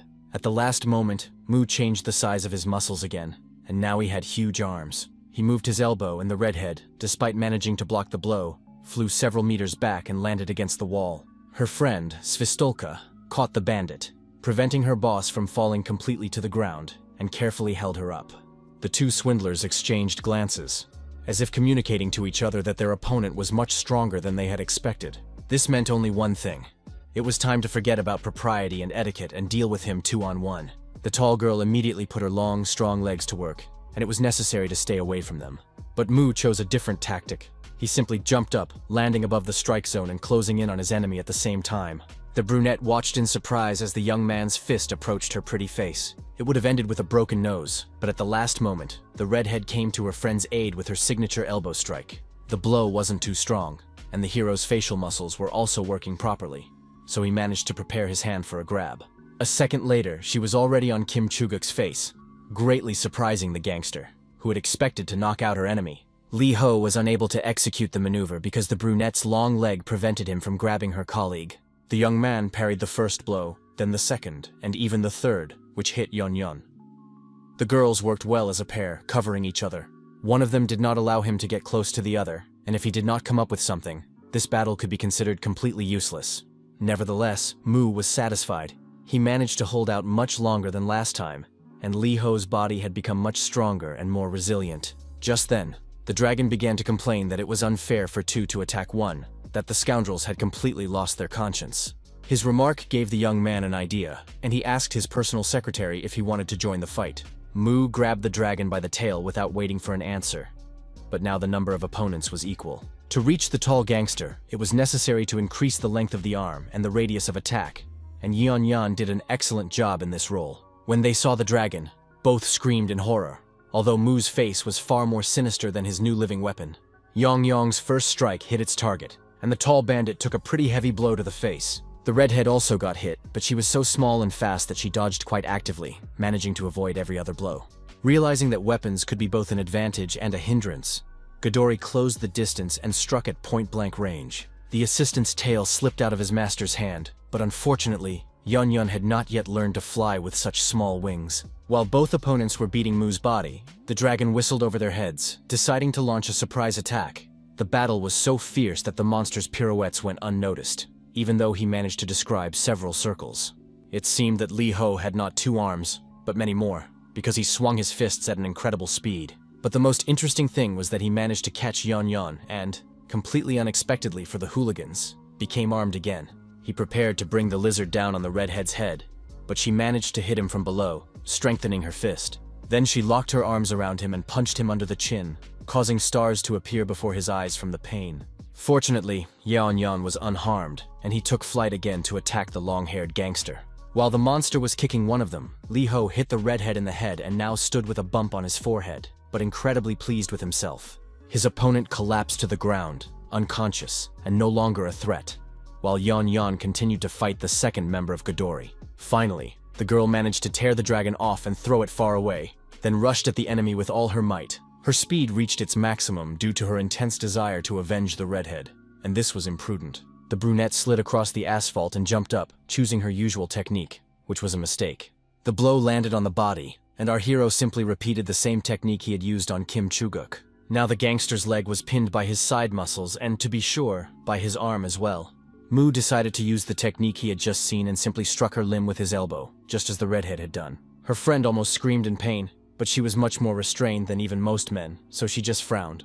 The guy hit the same spot a second time, and now his opponent screamed at the top of her lungs. It was a very dirty move. But the gangster was no fool either. She quickly regained her composure and decided to attack the hero with her other leg. The blow was aimed directly at his face, and it was so strong that it could have knocked out the Lord of the Earth, or rather, Lee Ho's body, leaving him toothless. But after 3 million years of battles, the god's reflexes were too good, so he simply grabbed the brunette by the ankle, preventing her from attacking. His fingers were strong and clamped tightly onto Svistulka's leg. Now she was firmly immobilized. How the beauty managed to keep her body horizontal was beyond comprehension. Her muscles were truly iron.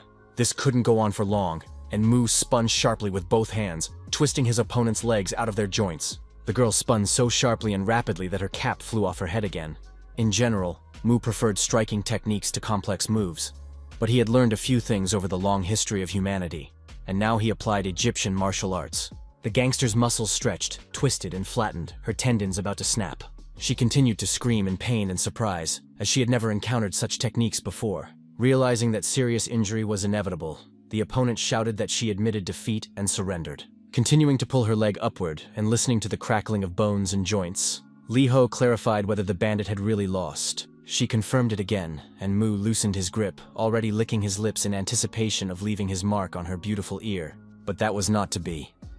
As soon as she felt free, the swindler instantly delivered a twisted kick. Then she jumped back sharply and stopped near her red-haired friend, who was still lying unconscious. Lee Ho looked at her in surprise. It seemed that the brunette was still full of energy for battle. It was unclear what she was looking for, but the champion was actively rummaging through the pocket of her red-haired accomplice. Mu didn't wait to see what might come out of it and immediately attacked with a jump. He was extremely happy that the fight was continuing. It turned out that the swindler was looking for money. She had decided that the guy had attacked them because he hadn't received his winnings. Banknotes flew at the Lord of the Earth, and he couldn't understand what it could mean. It turned out that the bandit had used a diversionary tactic, and while our hero was confused, she picked up the redhead and ran away with her in her arms. The last bills had not yet fallen to the ground when the bandits disappeared around the corner. Mu stood and stared blankly into space. The money, the cap, and Yan Yan, who had not yet recovered from being used as a weapon, lying on the ground in front of him. The Lord of the Earth picked up the cap from the ground and cursed himself for not leaving his trademark mark. The guy put on someone else's headgear and licked his lips, determined to correct this misunderstanding next time. The brunette limped down the street, carrying her friend, who urgently needed medical attention, on her shoulder. Kim Chuguk's body swayed limply from side to side. No matter how much her colleague asked her to pull herself together, her leg hurt terribly. The injuries of the redhead from Godori were so serious that the girl did not react to anything at all and did not come to her senses. There was one less bird, and the attacker was out of the game for a while, and it was unclear whether she would return to crime again. The next day, Yang Cho left the house. He didn't want to go to school because he wasn't feeling well, and besides, he was in a terrible mood. He hissed through his teeth that he had to deal with his debts, and on top of that, Ilhime and his henchmen were always getting in his way. The problems became much worse after the Avenger got some friends, so now he had to be 3 times more careful. Yang Cho was shaking with rage, and he swore that he would deal with these bastards no matter what it took. The guy kicked the ground, and a hail of stones and small pieces of dirt flew several meters forward. When the dust settled, the thug became a little wary, as it seemed he had accidentally hit a boy from another school who was passing by with a stone. The stranger's face was calm, but his movements were sharp. Yang Cho yelled at him to stop staring like that, or he would look like a bird. It was Kwak Du-gun, who did not fall for the provocation, but asked who had beaten up the bully, saying he could fix any flaws he saw. Yang Cho didn't like that tone, and he asked if the guy wanted to work as his punching bag, and a fight broke out. Kwak Du-gun turned out to be much more knowledgeable than he pretended to be. He pointed out that there was no point in acting tough when you had been beaten up by a snot-nosed kid from the next alley. The bully finally lost his temper and grabbed the young man by the collar of his t-shirt, taking the first step towards a fight. Looking his opponent straight in the eye, the guy with purple hair took the familiar blue pill in his teeth and swallowed it with a smile. Yang Cho roared that there was nothing funny about it, not noticing how the veins on Kwak Du-gun's body bulged and his muscles grew rapidly. The thug yelled that he would make him stop laughing and swung his fist, but not a single muscle twitched on the schoolboy's face, and he just moved his head. The blow was so powerful that the thug flew several meters and crashed into the wall. He collapsed to the ground, clearly missing several teeth, and Yang Cho passed out. The next day, Svistolka and Kim Chuguk discussed the situation with Lee Ho, and the redhead accused her friend of giving away all the money for nothing. The whole day's work went down the drain, and she even lost her cap. Suddenly, Kwak Du-gun appeared in front of the girls. The redhead, who had not yet recovered from her encounter with our hero, indignantly asked what the guy was doing there, and told him to say what he had to say if he wanted to. Instead of answering, the young man made a sweeping gesture and popped another magic pill into his mouth. He licked his lips, feeling his body fill with strength, and then declared that he was facing a walking misunderstanding that needed to be taught a lesson. If Mu had seen how the drug worked, he would have been very surprised. It seemed to work like mana. Kwak Du-gun seemed to swell up, turning into a mountain of muscles, and began to approach the bandits menacingly. The young man announced that he was now in charge, that Yang Cho had already gotten what he deserved, and that now it was time for the rest of the Godori. The young man's eyes began to glow with malicious fire, and he added fiercely that there was no need to show so much aggression earlier. At that moment, he rushed forward, not giving the girls a chance to figure out what was happening. The redhead froze in surprise. She even opened her mouth to say another sharp remark, but did not have time. A huge hand was already approaching her head, and judging by Kwak Dugan's face, he wasn't going to stand on ceremony. Kim Chuguk flew to the side as if she had never been in a fight before, and was just an ordinary schoolgirl. But the gangster managed to regroup and push off the ground again, this time to deliver her signature knee strike. She failed, as her opponent was much faster and was now reaching for the redhead's face again. He was prevented from carrying out his plan by a strong blow, apparently from his brunette friend with her long legs. But the most surprising thing was that Kwak Dugan's head did not move from its place, as if the girl's sneakers were stuck to a rock. Kim Chuguk was already flying at him with her elbow, but the young man didn't even flinch. He waited humbly. Sparks literally flew from the blow, but it caused the swindler much more harm than her opponent. It seemed that her arm was broken. It began to tremble with pain, and the redhead herself felt indescribable rage. Her friend's leg flew at the scoundrel's head again, but this time he did not react either. Perhaps he really had turned to stone. It was clear from Svistulka's face that she had reached the height of astonishment. What was happening was completely beyond her comprehension. For a while longer, she simply leaned her foot against something very hard, something that definitely could not be the head of a normal person. But who said the guy was ordinary?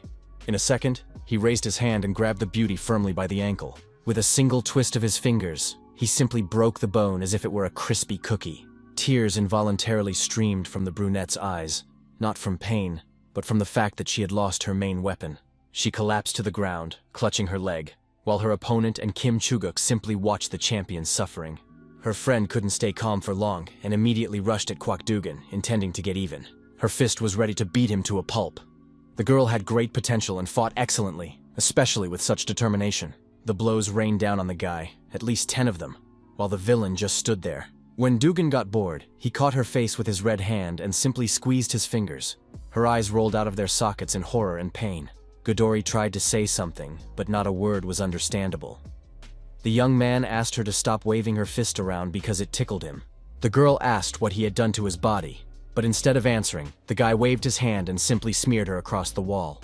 Looking at this scene, the scoundrel just smiled. It seemed that answering questions was not in his nature. Kim Chuguk fell to her knees, but it was clear that this was solely due to the force of gravity, as the girl was unconscious. Then her body collapsed face down on the pavement. Kwak Dugan made sure that both opponents were incapacitated and decided to leave the scene of the crime. He loudly declared that the so-called Goddery level was nothing at all, and no one could argue with him. The guy walked away, praising himself for his beautiful, pompous line, unable to believe that he had actually said it. The boss's nephew in purple came out to meet him, and Whistle was just trying to lift her friend to take her to the hospital. The guy in the hoodie smiled when his friend asked how cool his exit was, agreeing that the battle had been epic. Kwak Dugan was trembling with excitement, and declared that at this rate, he would become invincible. They moved on, and the guy asked if, since he had defeated all the Godori, he could now fulfill his request. His nephew agreed. Then it dawned on the young man, and he asked why the guy in purple didn't take the pill himself and deal with the rest. The guy didn't answer. He knew very well that it wasn't that simple. His uncle had told him that the stronger the effect of the drug, the more terrible the side effects. First, after taking the pill, a person's personality changes. They become extremely aggressive and lose control of themselves. Second, if the dose is too high or taken repeatedly, the body will simply explode. Therefore, the young man simply informed Kwak Dugan that he was taking herbal tinctures for treatment and could not take the drug yet. They walked down the street, not noticing that someone was watching them closely. Judging by his shoes, it was Lee Ho. Our hero looked around, wanting to find Svistulka and leave her his winner's mark after all. The cap was not enough of a trophy for Mu, and he was determined to find the brunette at all costs. After searching the area, the young man returned to school empty-handed, where he asked the head boy to tell him the name of the arena champion. The girl looked on social media and said that it was Chuguk, the redhead, and the second one was called Chonggu, if the information was correct. She leaned on the chair where Yeonyeon's backpack was standing and suggested going to the school district where the girls studied. And the dragon supported the idea. Our hero asked her to draw him a map of the route, as he still hadn't learned how to use a navigator properly. Kim Yoo-jin grumbled a little about how it was time to learn how to use technology, but she still did what he asked. The Lord of the Earth followed the route on the piece of paper, while Yeonyeon checked their progress on his phone. They were almost there. The dragon's constant muttering irritated the young man, and he looked around nervously. Nevertheless, they were soon near the whistling school, where students were bustling about. The Lord of the Earth looked resolutely at the entrance. They needed to get closer and enter the territory. Fortunately, this was not necessary, as a brunette from Godori appeared at the gate, leaning on a crutch, her leg in a cast. She saw Lee Ho and approached the guy, eager to get her headdress back, as she felt uncomfortable without it. After a short conversation, she said that she was going to the hospital to see her friend, who had been attacked by some crazy person yesterday. In the ward, Mu was surprised that someone had beaten the redhead so badly that she still couldn't get up properly. Whistle told him that the lunatic was incredibly strong and resilient, and that none of the blows had hurt him. The guy's name was Kwak Dugun, and he used to be a regular nerd. He wasn't at school today, but the girl had filed a report with the police. Then, from behind the screen dividing the ward, a long sigh was heard. Lee Ho became alert and decided to check what was going on. The brunette also looked back, both thinking that someone might be eavesdropping. Now they couldn't be sure of anything. Our hero approached the screen and moved it aside. What he saw surprised him even more than he could have imagined. Yang Cho was lying on the bed, his face bandaged so tightly that he couldn't speak, even though he was trying very hard. He moaned until he figured out how to move the bandage, after which he uttered only a curse and the name Kwak Dugen. The guys approached the bed, but all they could hear were curses directed at the person who had beaten up the redhead from Godori. Yang Cho went berserk and staggered on the bed, and a nurse came running at the noise to give him a sedative. She shouted to the entire hospital that the patient was in shock and called an anesthesiologist to the ward. Measures were taken, and the young man calmed down a little after sedation and was now ready to tell the details. Jan Cho said that even though he didn't like Iljime's henchmen, he would still share his story about Kwak Dugun. The big guy covered his face with his hand and explained that the nerd had taken some strange pill and then became incredibly strong. He used to be the weakest of the gang, but after taking the drug, he became the strongest person Yang Cho had ever dealt with. Mu thought he considered the big guy to be the strongest, but it turned out that there was someone else who could easily crush him. Our hero's nose flared with excitement. He couldn't wait to fight this Kwak Dugan himself.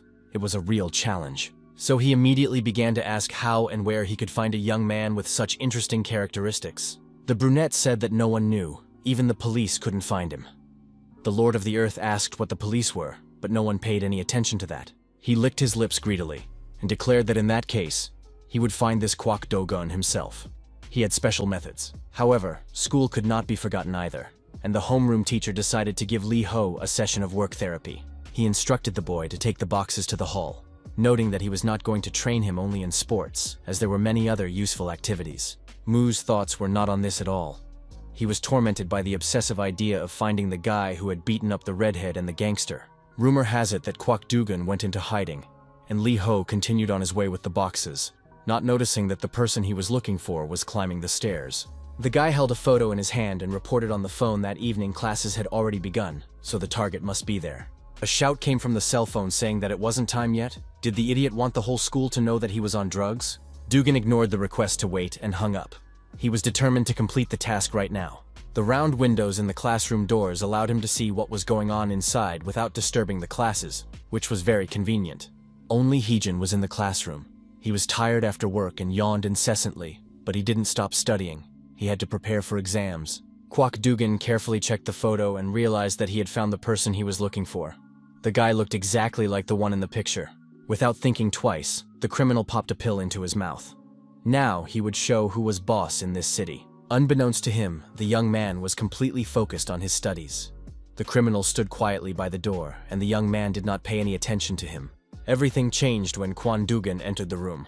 Now he was no longer afraid to reveal his presence. He called out to the young man by name, and the latter looked up from his textbook and stared at the villain, who had become huge again. With a completely demonic face, the bandit promised that today Heijin would die, and he would help him do it. The bandit reached for the chair of one of the students, who flinched in fear, completely unaware of what was happening. Kwak Dugan lifted the furniture along with the person sitting on it, and the boy clung to the legs and was ready to scream in horror. The chair flew towards the hero. The careless student fell to the floor, screaming in pain, and commotion began. Hejun stood up, but did not dodge the chair that was flying straight at him, managing to remain calm. He jumped aside at the very last moment, realizing that there was a window behind him and the chair would easily break it, and the shards could be dangerous. The students were frightened and didn't know what to do. Someone suggested calling the teacher as soon as possible. Lee Hejun wasn't angry yet. He was slowly boiling with rage, so before getting into a fight, he asked who this crazy stranger was. He wanted to add that he didn't understand why he had become the reason for such behavior, but Kwak Dugan ordered him to shut up and had already rushed into the attack. The blow was supposed to hit his torso, but our hero managed to dodge it, and only his left arm was injured. But that was enough to send the young man flying sideways, crashing into the wall at some wild speed. He slid down with a groan, but there was no respite, as the villain attacked again, seemingly in earnest. The next blow missed its target, and the young man realized that he would now have to fight for his life. The bandit's hand smashed through the door of the locker with the student's belongings. The pill had made him completely insensitive to pain. Hejin prepared to fight back, realizing that if he didn't, he would die.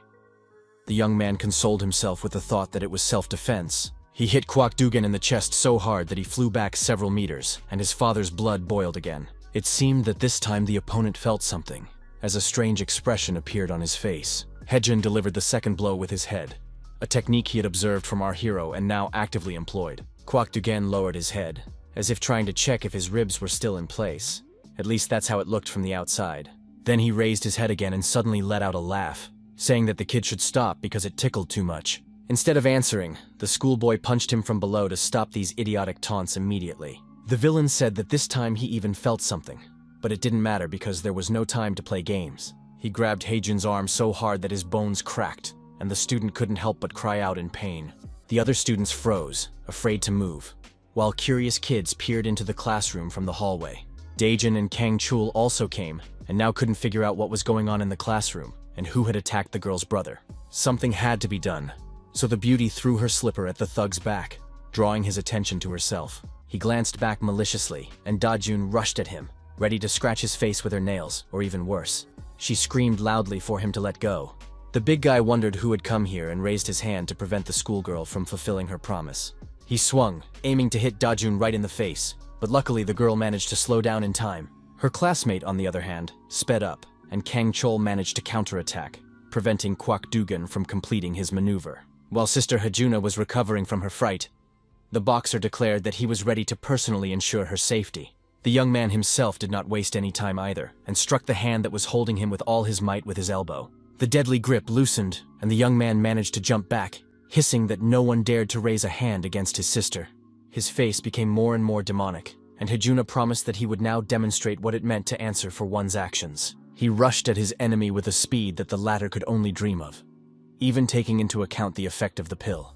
Meanwhile, the teacher and Li Ho stopped in the hallway when they heard a strange noise.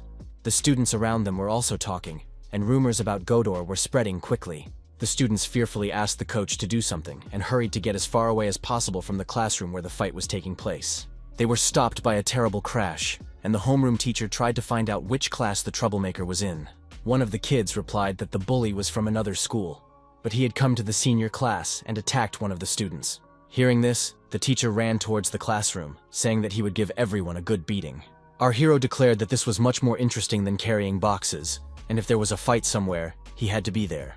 With a slight movement of his hand, Mu threw his load aside and shouted that he would join the coach right away. The guy ran to the stairs to go upstairs and experience the much-desired taste of battle.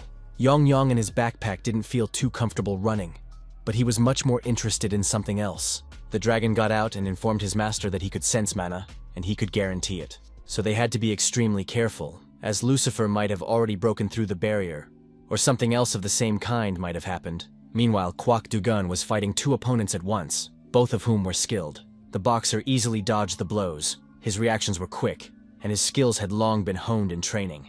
He quickly realized that his opponent's only advantage was brute force. There was no technique involved. In addition, Heejin chose his moments perfectly, taking advantage of the element of surprise and helping the champion when his speed was not enough. He even managed to bring the thug to his knees, which provoked a wave of foul language from him. Kang Chol took advantage of the situation and immediately poked his fingers into the enemy's eyes, now that he could reach them. Heijun repeated his friend's gesture and reminded the villain that no matter how strong the body was, there would always be weak spots. With 4 hands, the guys began to shower Kwak Dugan with blows, not giving him a chance to respond in kind. The big guy realized that he didn't have enough strength to deal with 2 excellent fighters at once, and he cursed again. Behind the boxer, he suddenly noticed a bald student, and for some reason the thug became very interested in him. He left his opponents in confusion and ran towards the door and the same guy. The students rushed out of the classroom in horror, and the bald guy stared in fear and pressed himself against the door. Kwak Dugan put his hand on his shoulder and roared that he wanted another pill immediately, otherwise he would not be able to complete the task. The bald man pretended not to understand, so Godori began to shake him and yell that if he wanted to continue his business, he should give him the drug immediately. Otherwise, he wouldn't be able to teach Heijun a lesson, and he would have to forget about continuing to extort money from the school children. Only now did Heijun figure out what was going on. He took a closer look at his classmate and immediately recognized him. The bald schoolboy was the guy in the purple hoodie who ran the office that issued cash loans against collateral. And now he was muttering something incoherently. Now everything fell into place, and the young man became completely enraged. He couldn't believe that he was studying with such a scumbag. It seemed that Brother Dajun would rush at the enemy with a loud growl and tear him to pieces, but it was unclear who would be first. The bald man sighed and put the pill in Godori's mouth, who had to complete the task at any cost. He hesitated for a moment before swallowing, while Choi Sang-il's nephew urged him on in every way possible. He said that he had used too much of the drug on the first task, so if he didn't want to get into trouble, he had to do everything in the best possible way. The big guy felt a new wave of strength fill his body, and now his whole body, not just his hair, turned purple. Meanwhile, Heijun muttered to Kang Cho-ryul that he didn't need his help, and that he should stay away from their family, as if he were jealous of his sister. The boxer did not respond, only shrugged his shoulders, and finally his classmate asked him once again not to interfere. But in the next second, he flew past at terrifying speed, and it became clear that the request could be forgotten. This time, the bully's strength had increased so much that he could break through walls with his little finger. But he started with Heijun. Next was Kang Chol himself, and now the guys had nothing to oppose the bully. He turned into a huge purple lump. Even the meaningful expression on his face was completely gone. Dajun was terrified because this monster was heading straight for her, and her brother was now unable to defend her. Kwakdugun tried to grab her, but the beauty dodged him. She wanted to run to Heijun. Nothing else mattered to the schoolgirl. A huge hand hovered over her, intending to grab her and send her flying across the room as well. This did not happen because someone dared to resist, and he was far from being a weakling. The teacher asked menacingly which of the students had gotten so cocky that they would allow themselves to break the rules. His grip was quite strong, and the man declared that it was time to teach the insolent boy a lesson. An impromptu arm wrestling match began, with the coach using a technique of forced physical suppression. Unfortunately, Kwak Dugun was stronger, and the homeroom teacher's fingers could not withstand such a load. He ran out of the classroom in horror and ran to call the police, while the battle continued, with the bully showing no sign of letting up. Lee Ho entered the room and began to carefully observe what was happening, eager to join the fight. Yeonyeon pointed his finger at the wild strongman and said that this was the guy from whom he felt mana. The master looked in the direction the dragon was pointing and immediately saw the glow. The secretary was right. The bald, or rather young man in a purple hoodie immediately recognized the green lizard he had kept as collateral. Now the animal could well return to the hands of the bandits and bring them a considerable profit. The main thing was to get it off that jerk's head. The bald man reached out to Yeonyeon, saying that the schoolboy simply had to give back what belonged to him, and the sooner the better. Instead of answering, our hero held his enemy's head with one hand and immediately brought his elbow to his face with the other. That was enough to knock the bald guy out for good, but Kwak Dugun was standing behind him. The boss yelled that he had to deal with all three of the jerks who were getting in the way of making money, and the big guy nodded. He decided to attack Lee Ho while the other two guys were trying to get up after hitting the classroom wall. A huge fist flew towards our hero at considerable speed, but he stood motionless, completely unafraid. For some reason, instead of an incredible blow, there was only a light poke, and Kwak Dugen's hand returned to its normal size. The guy with purple hair wasn't expecting that. He was sure that the drug wouldn't wear off so quickly, since he had taken 2 pills. It turned out that Yeonyeon had come to his master's aid, and the dragon had used a mana absorption technique. That's why the scoundrel's blow was weak and even laughable, and Lee Ho laughed. But he didn't wait long before responding to the challenge, instantly swinging his fist and charging at the enemy. The attack left Kwak Dugen with little chance of moving on his own, and he could only cry out in pain, unable to fight back. Meanwhile, the dragon held the mana ball in his hands and rejoiced that he could once again experience the forgotten sensation of magic. The guy with purple hair was lying on the floor howling, now looking like a pathetic sight. Mu looked at his opponent and decided that this would not do. He was simply bored fighting such a weakling. He asked the dragon to return the mana, but the dragon was in no hurry to obey because he was a little worried. He explained to the Lord of the Earth that this was special mana, so extreme caution was required, as it was very pure and powerful. Only then did Yeonyeon return the mana to Kwak Dugun, and a familiar blue glow appeared around him. The cunning secretary did not give back the entire ball, keeping most of it for himself, believing that this portion would be sufficient. Mu had a different opinion. He believed that it was not worth trading for trifles, and asked to make the healthy man as powerful as he was before his arrival. There was no mana on Earth, It could only be granted by God, along with the object, which meant that someone else besides him could interfere in the affairs of Earth. Mu sighed. The dragon blushed with embarrassment, and his master immediately understood whose doing it was, so he asked when Yeonyeon had managed to do it. Instead of answering, the secretary returned all the mana to the bully, who was now approaching again with an extremely ferocious look. It was clear from his face that this time he intended to do everything in his power to ensure that Li Ho would no longer get in the way. About 1,000 years ago, an incident occurred in the Cyclops domain, located in the Divine Abode. Our hero, the Lord of the Earth, had the imprudence to enter into a confrontation with this god, and a rather serious one at that. The enemy was huge, super strong, and the wooden clubs in all four of his hands definitely didn't look good. In the first seconds of the fight, Mu did nothing but dodge blows and jump back and to the side, his speed being his main advantage. The Ultra Cyclops took on a gigantic form for greater effect, and constantly shouted for the god to stop flitting before his eyes. He struck with his club right where our hero was standing. Any other creature would have been left with nothing but a wet spot. But Mu jumped back, so the Cyclops struck again, finding it difficult to wield such a heavy weapon himself. He continued to strike with his club again and again, but was unable to reach his opponent, and this went on for many hours. Finally, the Lord of the Earth simply lost his temper, and with a single movement, broke the club into pieces. It was a signature spinning punch that Mu had been wanting to practice in this battle. The Cyclops' patience ran out, and he returned to his usual size, asking the god to stop mocking him. Mu turned and headed for the portal, telling the monster not to come back until it got stronger, as he was bored fighting it now. The Lord of the Earth complained to the dragon that there was no point in wasting time on such weaklings, but he couldn't develop his skills without worthy opponents. Yeonyeon began to wonder if there was anything he could do to help his master in this situation. Suddenly, an idea struck him that seemed simply brilliant, but Yeonyeon did not dare to voice it right away. The monster was absent from Mu's domain for some time, and then simply placed a rather impressive piece of rock in front of him.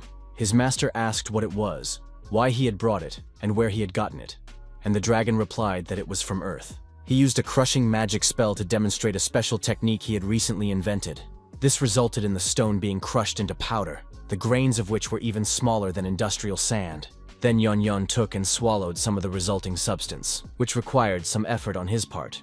After that, he burped the mass back up, and in the dragon's stomach it mixed with some kind of special liquid, the type of which Mu could not determine. For the next few minutes, the monster mixed all the ingredients until it formed a homogeneous mass resembling clay. He decided to concentrate magical power in the resulting dough, filling it with the maximum amount of mana.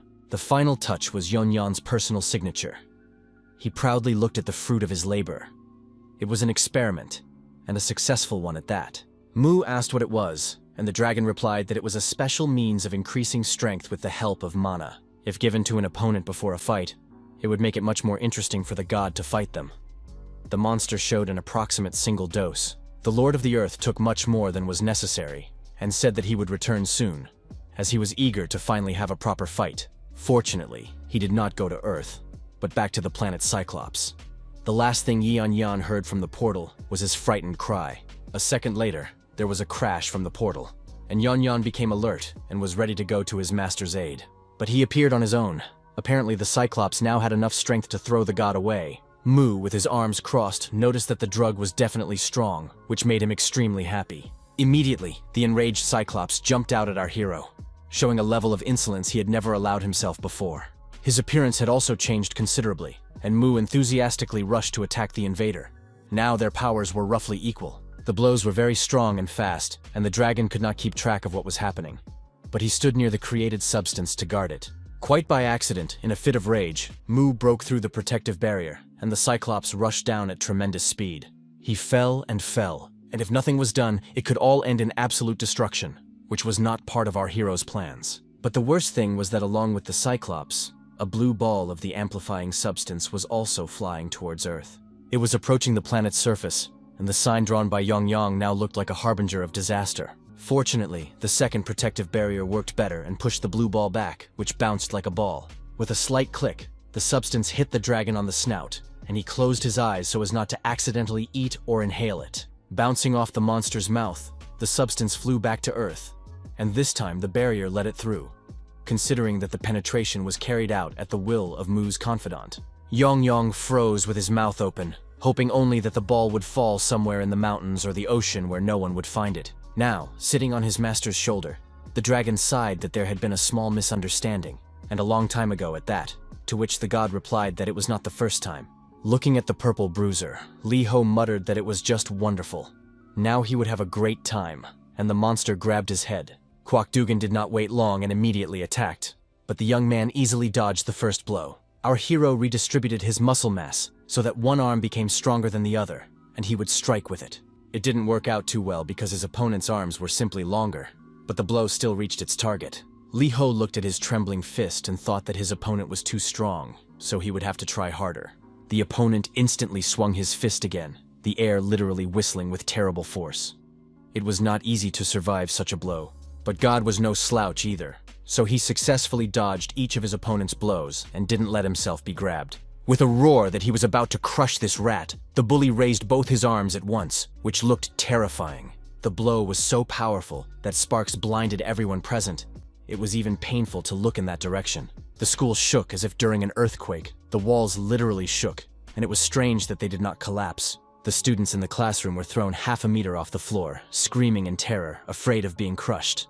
Lee Ho managed to jump back, but he couldn't stand up normally because of the vibration, and school furniture was flying around. Kwok Dugan seized the moment and managed to grab our hero by the forearm, saying that he had caught the rat. He lifted the young man into the air, and it was perfectly obvious what was about to happen. The giant swung his arm and the nerd's body flew through the air in an incredible arc, flying across the entire classroom. The impact against the wall ended Moo's journey through the classroom. It was so powerful that it turned the guy into a steak. Even his clothes were torn by the speed.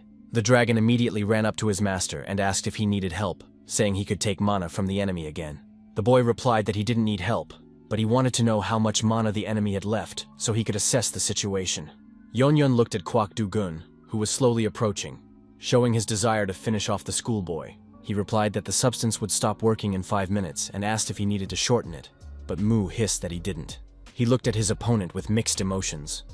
The fight had lasted about 5 minutes, and he had to hold out for another 5. He would never find another opponent as strong as this one, so he decided with enthusiasm that he would fight no matter what. The young man stood up and declared that he would finish it within the allotted time. The dragon had his doubts, but he did not argue. It was clear from the Lord of the Earth's face that he had accepted the villain's challenge and would be a serious threat to him. Choi Sangil, armed with a hammer, stood with a decent chunk of magical substance in his hand, noting that it would be enough for now. He chipped off about 1/10 of the total mass of the blue ball, the rest continuing to wait for its moment. Lee Ho tore his clothes, using the expansion of the muscle fibers in his upper body. Looking at what Kwok Dugan had turned into, our hero realized that if he entered into direct confrontation with such a creature, he would destroy the nerd's body. But if he could match him in at least one aspect, the fight would take place. After 3 million years of training, the muscles of Moo's real body had become too large and began to get in the way. In order to preserve his strength and increase his mobility, the god devised a special method, which he hastened to apply. He learned to reduce the volume of his muscles while increasing their density to the maximum permissible level. Now the body of the Lord of the Earth was not so massive, and his speed and combat skills increased significantly. The guy used muscle compression in one of his arms to maximize its strength. It had to work. While he was performing this technique, the bruiser managed to get as close as possible, and the dragon warned his master at the very last moment. A huge fist flew straight at the Lord of the Earth's head, and he had to do something immediately. First, Moo dodged. He was curious to assess the enemy's strength using a solid object as an example. The wall or cabinet doors were ideal for this purpose, and the young man simply watched. At the last moment, the big guy's hand suddenly changed direction and grabbed our hero right by the face, but not to crush his skull, but to throw his opponent against the wall, which was much more effective. Lee Ho flew, spreading his arms, distributing his muscles along the way so as to compact his back rather than his arms, reducing the damage from the impact. But even so, the damage was quite noticeable, and the Lord of the Earth clenched his teeth tightly to keep Lee Ho's body from screaming in pain. As soon as he landed, the guy immediately began to strengthen his arm so that he could strike back. Kang Chol and Heejun were resting on either side of him. After maximizing his muscles, he needed to apply compression to increase his strength, which is exactly what Moo did. Kwok Dugun was already flying towards him, intending to smash the annoying boy into a pancake. The boy did not wait for such a turn of events and rushed towards the danger, putting his clenched fist forward.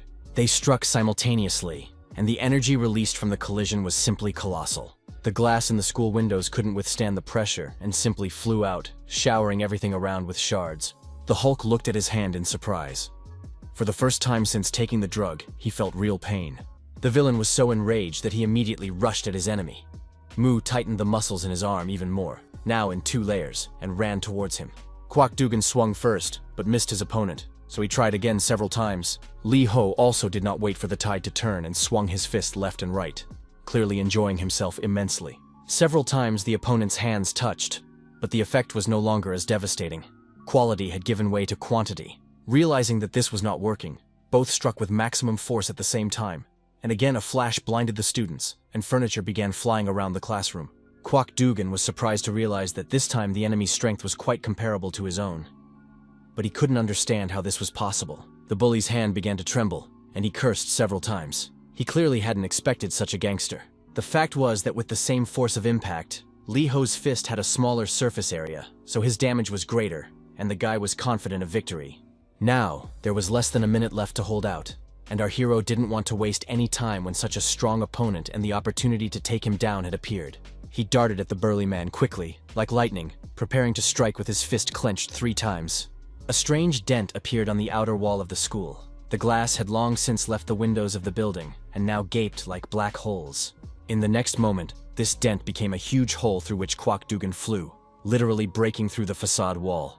The Hulk collapsed to the ground, and it was clear that the fight was officially over. The young man fell right at the feet of the stunned teacher and police officer, who immediately shouted for someone to call an ambulance and the special forces. A second later, the body returned to its normal size, and there was no longer any need for special forces.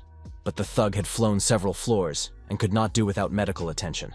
Mu stood and looked through the hole in the wall, and Dajin cautiously approached him as she was also curious. Meanwhile, her bald classmate finally grabbed Yan Yan and was now holding the monster tightly against him. As soon as Lee Ho turned around, the thug dropped the dragon and yelled that he wouldn't back down just like that Kwak Dugan was the weakest of their group, and that he would return with reinforcements. Yan Yan landed on the floor in a samurai stance, and announced that he was also capable of something, especially proud of his teeth and claws. Of course, he could do much more with magic, but that option was temporarily unavailable, and Mu fell to his knees. The dragon approached and asked if everything was all right. He was quite agitated and worried about his master's condition. The monster repeated his question several times, but there was no answer. The Lord of the Earth remained silent.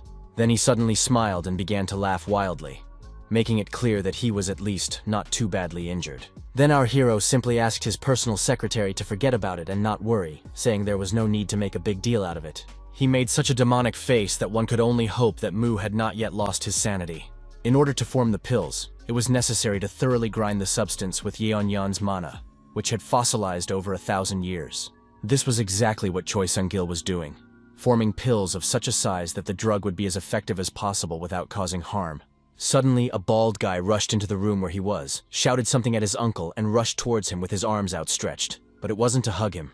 The young man needed a means to increase his strength, and he braced himself against the table, demanding that he be given the drug. The schoolboy was sure that this was the only way he could get even with Lee Ho, and now he wanted to do it himself. The man crumpled a piece of paper into a ball and hissed that he had given him a lot of pills. How could he have used them all up so quickly? The bald man began to whine that he had to give 3 pills at a time to each of them, so he should be generous once more. Choi Sung-il was stunned to hear about such a consumption rate. He was sure that 1 dose was enough for any opponent. The boss declared that this could not be, and instead of answering, his nephew once again slammed his palms loudly on the table. Suddenly, something hit the door with a loud bang, frightening both relatives, who could not come to an agreement. No one entered the room, but the sounds of a fight could be heard from the hallway. Choi Sung-gil and his nephew tried hard to figure out what had happened. Then the doors began to open slowly, but what was happening behind them remained completely unclear. Lee Ho stood in the doorway, surrounded by a faint purple glow, but it was doubtful that our hero had also taken Yan Yan's drug. The boss asked fearfully who the guy was and how he got there, as the building and room were well guarded from the outside. The man did not know that his men were lying in the corridor at that moment, completely unconscious and unable to move. The Lord of the Earth made sure that no one would interfere with his plans. Ordinary guards were not interesting opponents. Mu did not explain that it no longer mattered. He only said that he was ready for battle, and that they should call the strongest one. This demand was prompted by the threat of the bald man, who promised to return and take revenge, bringing the strongest fighter with him. Then, a compulsive desire arose in Mu's mind to challenge the warrior who was considered the strongest here to a fight. But before venturing into the unknown, our hero needed to heal himself. so he asked Yon for a healing orb. While waiting, the Lord of the Earth entertained himself with thoughts of how nobly he would fight today. While the dragon was regurgitating the stone, Li Ho repeated several times that the strongest is the one with the most power. Soon the healing orb was in his hand, and the young man was ready to bring his battered body back to proper condition. Complete recovery and physical strengthening had taken place, and now Li Ho, or rather his physical shell, could stand up to anyone. The schoolboy ordered the dragon not to lag behind, and it jumped onto his shoulder. Both moved towards the classroom exit, but then Kang Chol called out to the hero. The boxer asked where the nerd was going, saying that if he was following those criminals, it was very dangerous, and he would go too. Hearing this, Heejin also tried to get up and said he would deal with the scoundrels in no time. Instead of answering, the young man turned around again and headed for his friends, but he looked somewhat unfriendly. The closer Li Ho got, the more obvious it became that he was not approaching to give a friendly hug. The guy grabbed the boxer and Da Jun's brother by the ankles and pulled them sharply toward him. At first, the guys didn't understand why, but when Mu pulled harder, the schoolboy's ligaments began to hurt, and now they needed medical attention to be able to stand up. Both cursed and shouted for him to stop immediately, saying they hadn't done anything wrong to him. Da Jun jumped up to the Lord of the Earth and asked menacingly what was going on, telling him to stop torturing her brother. Our hero replied that the injuries were not serious enough to cause serious harm, but he needed to make sure that the strongest opponent went to him and only him. Having eliminated his potential rivals, Li Ho spread his arms like wings and flew toward the door to catch up with the bald scoundrel. He made it just in time, before the schoolboy disappeared completely from view into the building where his uncle was. The boy paused, thinking. There was a security guard standing at the entrance, but if he got into a fight with him, it would cause too much noise. Yong said it could be dangerous, and after those words, a happy smile spread across Mu's face. He put on a straight face and walked calmly toward the door, completely ignoring the security guard and dark glasses. The guard asked the young man to slow down and asked where he was going and why. Judging by his appearance, he looked like some kind of beggar. Li Ho replied that the man who had just gone inside had promised to give him something, and he was trying to bring his pet inside. The security guard said that was out of the question, and received a powerful blow to the face in response. He shouldn't have been so smart. The man broke the glass and rushed inside, followed by Mu. The other guards looked at the man who had entered with surprise, but they were confident that they could stop him. In reality, things turned out differently. Li Ho had to warm up properly before fighting the strongest opponent, and the bodyguards were excellent training partners for him. While the men were running towards our hero, he was already formulating a plan in his head to neutralize them with a series of blows. A satisfied smile appeared on his face. Now a warm-up fight was about to begin, but that didn't mean it wasn't still a fight. In literally a minute, the guards were finished off, and Li Ho opened the door to the office where the bald guy and his uncle were. He entered, eager to quickly begin the battle with the strongest opponent, but what he saw was clearly disappointing. Mu smiled crookedly and asked the brats again where he was. The strongest fighter who was supposed to return to school and kill him. The bald guy turned and pointed at Li Ho, explaining to Choi Sang-il that this was the very same psychopath who had defeated the guy who had taken 2 pills. Yon began to growl and swing his tail from side to side, angered by such disrespectful treatment. The monster shouted that no one dared to doubt his master's sanity, that he was in perfect shape. In fact, the Lord of the Earth's face showed the opposite. All he cared about was getting the fight started as soon as possible. Li Ho asked again where the strongest one was, and the bald man called his uncle plaintively. The man watched as the guy took out all his guards and realized that he was not so simple. So the boss promised to show him the strongest, but on one condition. Hearing that if he lost to those who worked for him, he would have to serve Sangul. Mu just smiled and agreed. The bald man shouted that he also had a condition, that the lizard was also in on it. Otherwise there would be no fight, and the strongest would not come. He pointed at Yon and demanded that if he lost, the pet would become his. Mu easily agreed to this as well. At first, the dragon was a little upset that he was not a thing to be used as a prize, but then he decided that his master would not lose anyway, and fell silent. The battle took place in the arena, as expected. Li Ho was significantly smaller than his opponent, but this was not his first time. His nephew asked Choi Sang-il if he was sure that the fighter would not lose, and the man smiled and asked him not to worry about it, saying that he had a well-thought-out tactic. The fighter with purple hair stood confidently in the arena, unaware of how dangerous a god with 3 million years of practice could be. The man took 1 pill with Yon's mana. His task was not to defeat our hero, but to wear him down. The warrior immediately rushed into the attack, shouting that the boss had allowed him to kill the boy, but he would start by simply crippling him. It was not difficult for Mu to dodge the attack, as his opponent was very clumsy. Our hero tensed the muscles in his arm, strengthening it in order to perform a special bone-breaking hold. He simply dug his hand into the forearm of the fighter, taking one pill, and that was enough to knock him out. The man screamed and fell to his knees, begging him to release his grip immediately, as he was in excruciating pain. Thus, the first fight ended almost immediately, and Choi Sang-il realized that Lee Ho was much stronger than he had expected. He decided to try sending out another, weaker fighter to see if the previous fight had been a fluke.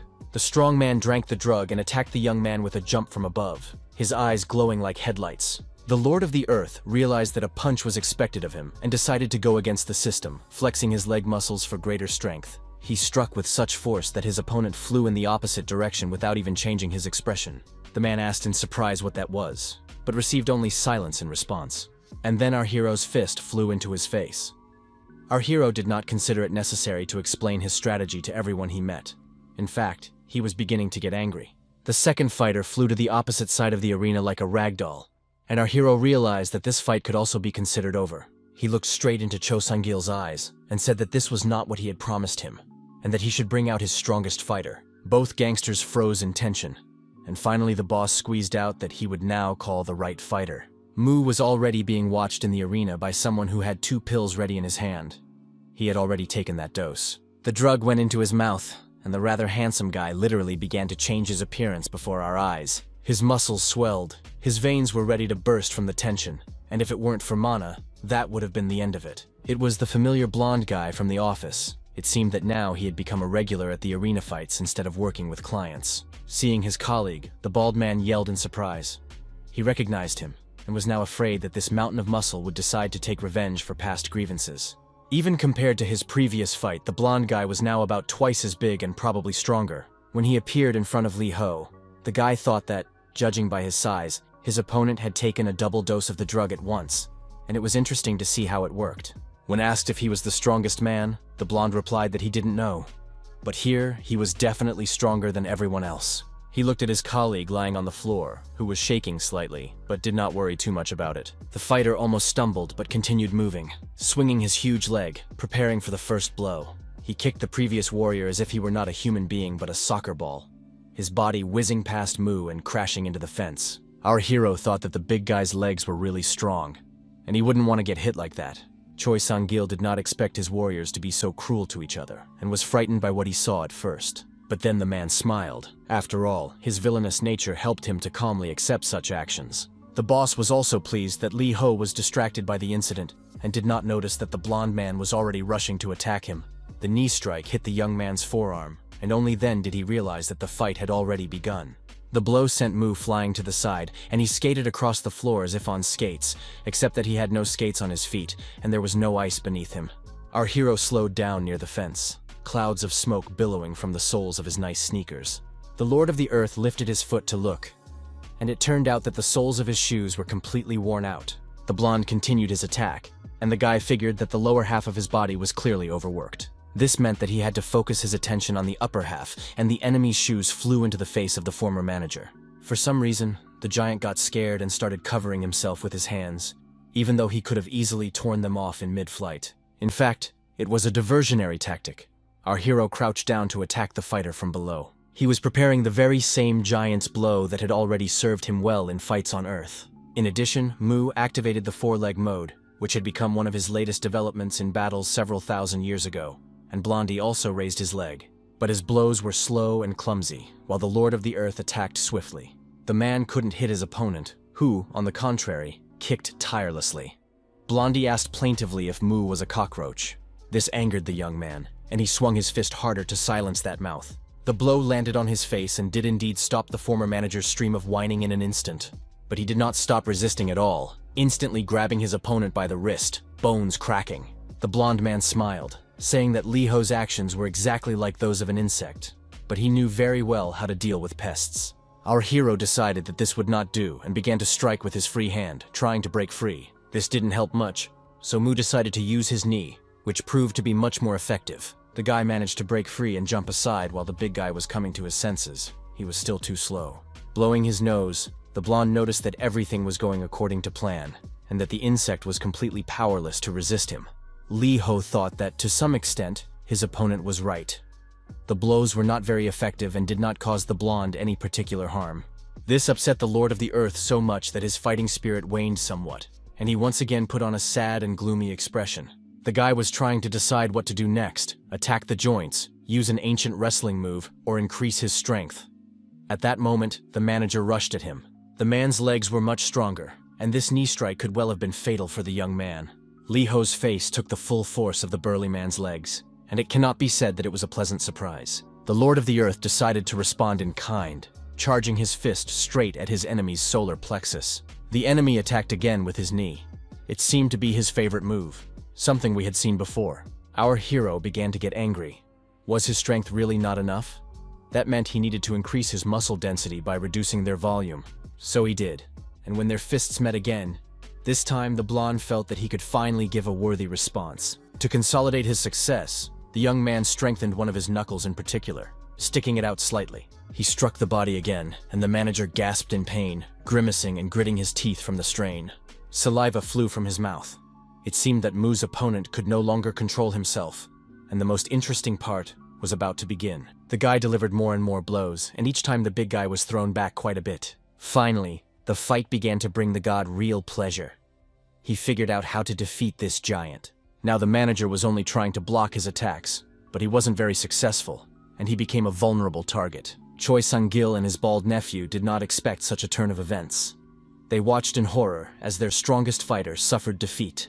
The dragon rejoiced, once again convinced that there was no creature in the world stronger than the master he had served faithfully for millions of years.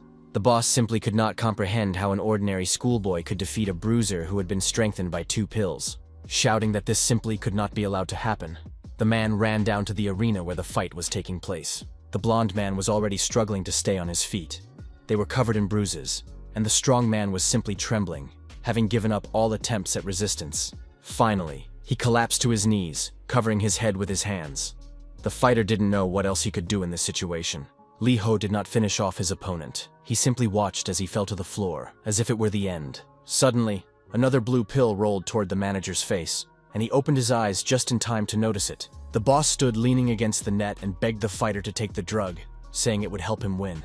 Choi Sung-il began gesturing to the blonde man that he should put the blue pill in his mouth. If he swallowed it, everything would go smoothly, and a worthy reward would not be long in coming. The money received for the fight would be doubled, or rather, he would pay 4 times the amount. After looking at the boss and the pill again and assessing the possible prospects of winning, the man made an attempt to approach the pill. He looked at it and muttered that he didn't want to risk taking a 3rd dose right after the first 2. But still, the opportunity to get rich played its role, and the blonde man decided to swallow that damn piece of mana. He began to grow in size. Choi Sung-il rejoiced, and Mu suddenly realized that this was far from the end of the battle. The manager's body began to take on strange shapes. Now he was becoming a real monster, gradually losing his human form. Even his teeth began to resemble fangs, which was not surprising, since this fool had taken 3 dragon pills at once. Now he looked so terrifying that the boss had no doubt about victory and ordered the fighter to crush this cockroach. The enemy rushed into the attack, intending to deliver a double blow. He could feel the energy overflowing him. The hand was approaching our hero's face, and Mu thought that it would be much more difficult to cope with such force, so something had to be done urgently. Most likely, the creature's joints and bones had not had time to harden, so the Lord of the Earth decided to further strengthen his muscles. He completely removed the muscle mass from his torso, redistributing it to his arms, leaving only the most necessary muscles for support. Then the young man used a compression technique, compacting his hands as much as possible to increase his strength. And the cherry on top was to be an equally compressed finger, which would be at the very tip of the attack. The monster's hand continued to approach, and Lee Ho had already prepared his counterattack with his fist, confident that it would work. But before attacking himself, he had to dodge his opponent's huge hand, which was not difficult given the guy's size. Meanwhile, his deadly fist was approaching the monster's ribs to slightly adjust their shape. The opponent opened up. He was still much slower, and our hero deftly struck right at the point he had targeted. The move failed. The enemy was too dense, and the Lord of the Earth had to jump back to a safe distance. His finger couldn't withstand the collision with the mutant's steel body, which meant one thing. To survive, he had to come up with something else. The blonde crouched down, trying to figure out where his opponent had gone, while the young man thought about what to do next. Suddenly, the manager, using the tremendous strength of his lower limbs, jumped high into the air. This came as a surprise even to Mu, who had seen many monsters in his lifetime. It turned out that someone else could still surprise him. The blonde man hung under the very roof of the arena and took aim to carry out the order to crush this pathetic cockroach. When he crashed down at terrifying speed, the floor of the building couldn't withstand the impact, and stones flew in all directions like hail. Our hero also flew along with them, knocked unconscious and thrown back several meters. His opponent's hand, which had firmly grabbed the guy by the ankle with its giant fingers, prevented him from completing his fall. Then the manager slammed Lee Ho several times against the remains of the floor, waving his arm as if he were fighting flies. The Lord of the Earth lost consciousness for a moment, now dangling in the monster's hand like a mannequin, bleeding profusely. Each new blow finally knocked the life energy out of the nerd's body. A little more, and this body would be destroyed. Yong screamed in horror. He had never seen his master in such a situation before. The dragon rushed down the steps with a cry that he would save Mu now, no matter what it took. The secretary declared that he would immediately take all the mana from the enemy of the Lord of the Earth, and had already begun to act. But then our hero's hand made a strange movement. He tried to stand up, saying that Yon should not rush, but wait a little longer before helping. It's hard to believe, but the young man was smiling. He didn't want to miss the opportunity to continue this epic battle. The guy tried once more to grab the floor with his hand to hold on, but he failed. Although his fingers left several dents, the Hulk continued to swing the man around like a flag, while the latter frantically thought about what to do. After another blow, Mu suddenly realized that if he couldn't break through the blonde man's skin and muscles, he had to find a more vulnerable spot.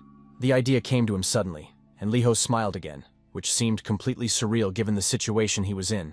The next time he found himself above his opponent's head, our hero prepared his hand for his own attack. He chose the enemy's head as his target, and this time the effect was much more pleasant and powerful. The big guy's brain hit his skull with such force that for a split second, the manager lost control of his own body. The fingers of his giant hand unclenched and released the young man's leg. It was a small victory, but a victory nonetheless. Lee Ho flew down and crashed onto his back right next to Choi Sang-il. The man screamed in horror. He hadn't expected this. The guy sat down, and the boss tried to explain something about how the rules did not prohibit interfering and giving the fighter a third pill. The Lord of the Earth was not going to waste time responding to this meaningless remark. He just turned around and glanced at his enemy, smiling. Choi Sang-il was stunned and asked in a trembling voice why the young man suddenly laughed. What was so funny about it? This time, Mu decided to respond and simply thanked the man for this incredible fight. A chance that comes once in a million. He rushed back to the center of the arena, leaving the gang boss confused as he had expected everything to end now. It was clear from Choi Sang-il's face that he no longer understood anything and had said goodbye to the possibility of winning. The room was almost completely destroyed, but the man was preoccupied with the thought of why this madman was laughing. The opponents continued to attack each other. Now their strength was almost equal, and their desire to fight was the same. The businessman froze, pieces of the walls and floor of the arena, on which he had spared no expense, flying around him. Only now did the man realize that the building was likely to be completely destroyed, which made him curse. Choi Sang-il had started working at the age of 13, and had dreamed of building something like this all his life, earning money for this building for many years. When the construction was completed, the gangster felt like the happiest man in the world. He loved this building with all his heart. Realizing that it would now cease to exist, the boss yelled in a voice that was not his own. This was not what he wanted at all. Now the building was being demolished right before his eyes, and so quickly that it was impossible to do anything about it. His nephew also realized that it was all over, and ran to the exit so as not to be crushed under the rubble. Lee Ho broke through another piece of the floor, but he still intended to strike back. He just needed to get to his feet. He struggled to move, and the dark silhouette of the burly man was getting closer and closer. The Lord of the Earth looked closely at his enemy, trying to figure out how the blow to the head had affected him. If the damage was significant, he had to continue. When his palm touched the blonde man's cheek, Mu's hand felt the brain vibrating inside the skull, so there was a chance that the injury would take its toll. The young man got up and began to prepare for a new attack. He was so absorbed in the fight that he showed no mercy to himself. The opponent again used the power of his legs and soared high into the air. It was possible to guess where he intended to land with one attempt. Of course, straight at Lee, to attack once again the one who dared to doubt his strength and invincibility, although his main motivation was still money. The former manager waved his hand, and our hero flew like a comet to the opposite side of the arena. He left a trail behind him as he tried to stop, clinging to the wall with his hand, while the mutant watched with interest. The guy's braking distance was about 10 meters, and he didn't even want to think about what his hand must have turned into. Mu decided to trust his instincts and just fight, because thinking in his condition was too energy-consuming. and he struck his opponent's head again. The leg he used to do this turned into practically a stake, and the blonde skin became even thicker. It seemed that now every contact with the enemy with an unprotected area of skin could result in serious injury. Limping, the young man made another attempt to close the distance a little, which apparently surprised the blonde man.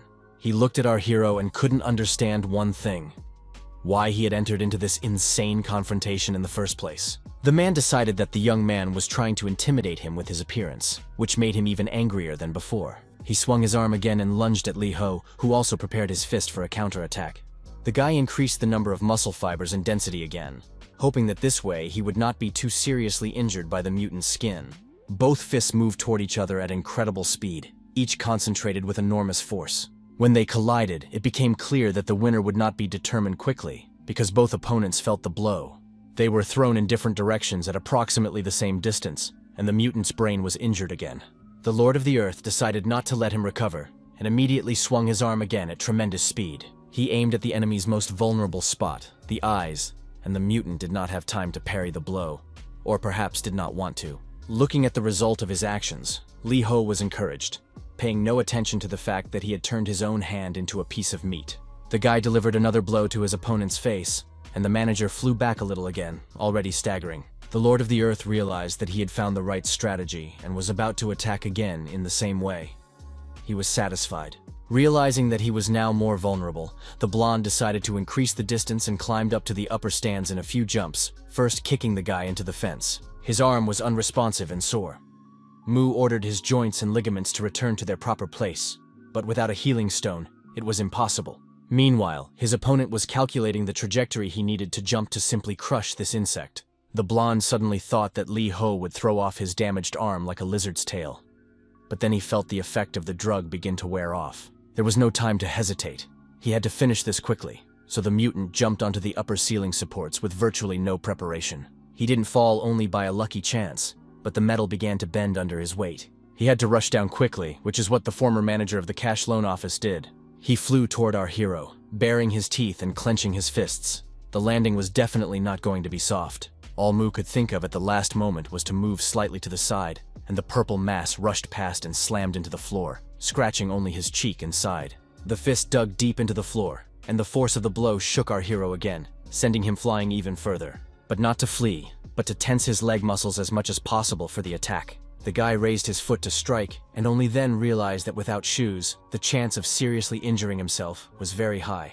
And yet the young man made his attack. The force was simply colossal, and now the blonde had much more serious problems with his head. He opened his mouth in a silent scream, realizing that he would not be able to respond in kind, his body already beginning to shrink slightly in size, and his muscles weakening. Realizing that the skin was no longer as tough as it used to be, Lee Ho began to deliver more and more kicks.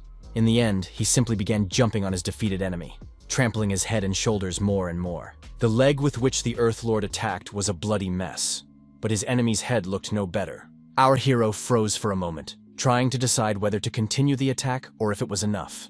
He did not want to kill his opponent. His foot froze a few inches above the man's head, but he was in no hurry to bring it down again. Suddenly, the Lord of the Earth's eyes became completely empty and white. He froze as if rooted to the spot, and then lowered his foot not onto the manager, but onto the ground. The young man began to laugh, at first not very confidently, but then louder and louder. He doubled over and continued to laugh so hard that everything around him shook as if an earthquake had begun. The laughter stopped abruptly when one of the metal supports collapsed directly onto Lee Ho, who did not have time to jump out of the way. Yon Yon screamed in horror. He called out to his master several times, but there was no response, and the dragon panicked. He rushed down and ran up to the metal structure, hoping to somehow move it, but the monster's strength was not what it used to be. He couldn't even break through the fence on his first try. Meanwhile, Choi Sang-gil was afraid to move, his whole life having collapsed along with those supports. The man thought he wanted to have a little fun and earn some extra money, but he lost almost everything. The damage and destruction were simply colossal. He tried to reassure himself that at least the foundation of the building had survived, but then he thought that he couldn't say that with certainty. At first, he thought that the damage could be compensated for by the income from the arena, but now there was simply nowhere to hold these matches. Yong finally got through the fence and reached the Earth Lord. Only his crippled arm was visible and it was moving slightly. The dragon attempted to lift the metal structure slightly to help Mu get out. He managed to lift it by barely a centimeter, and then Yon remembered the huge chunk of strength-enhancing drug. The idea struck him instantly, and the monster turned back to make sure the CEO was still there. The man with a silly smile was right behind the fence, looking as if he was completely out of his mind. The dragon rushed toward the fence at such speed that he almost broke through it with his body. But it was still safer to jump over it. Mu's personal secretary shouted from above for Choi Sang-il to give him the drug immediately, but the man pretended not to understand. Then Yeon decided to use force and clung to his enemy's face with all 4 paws. He was very angry. While the dragon was biting the man's head, the hand under the support began to give some kind of signals again, but it was difficult to understand what they meant. After a few seconds, Lee Ho realized that he couldn't count on help and had to act on his own. The hand froze, then pressed firmly against the floor.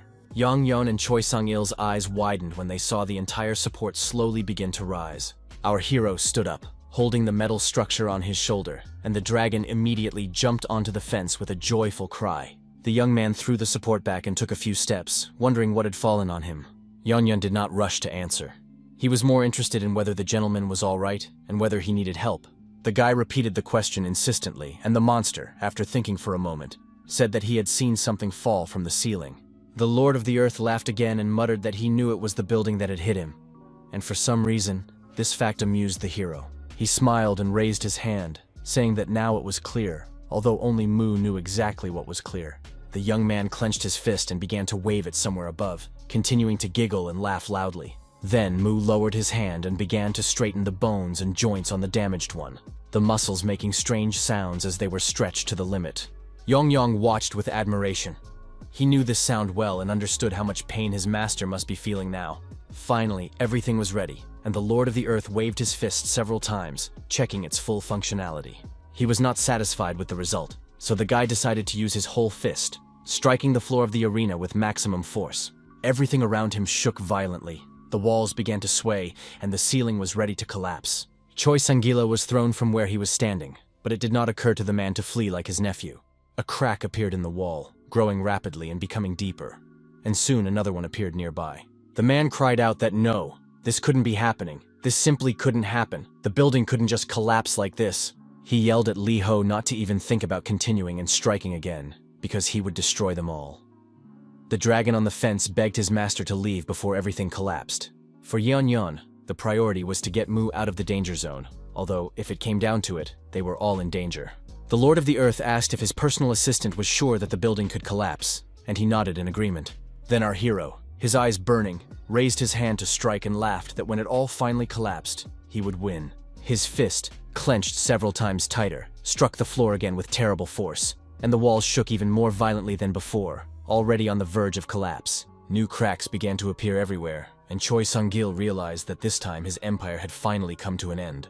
Yeon also realized this perfectly well, but he didn't know what was better to do: find a safer place or continue to persuade his master to leave the arena.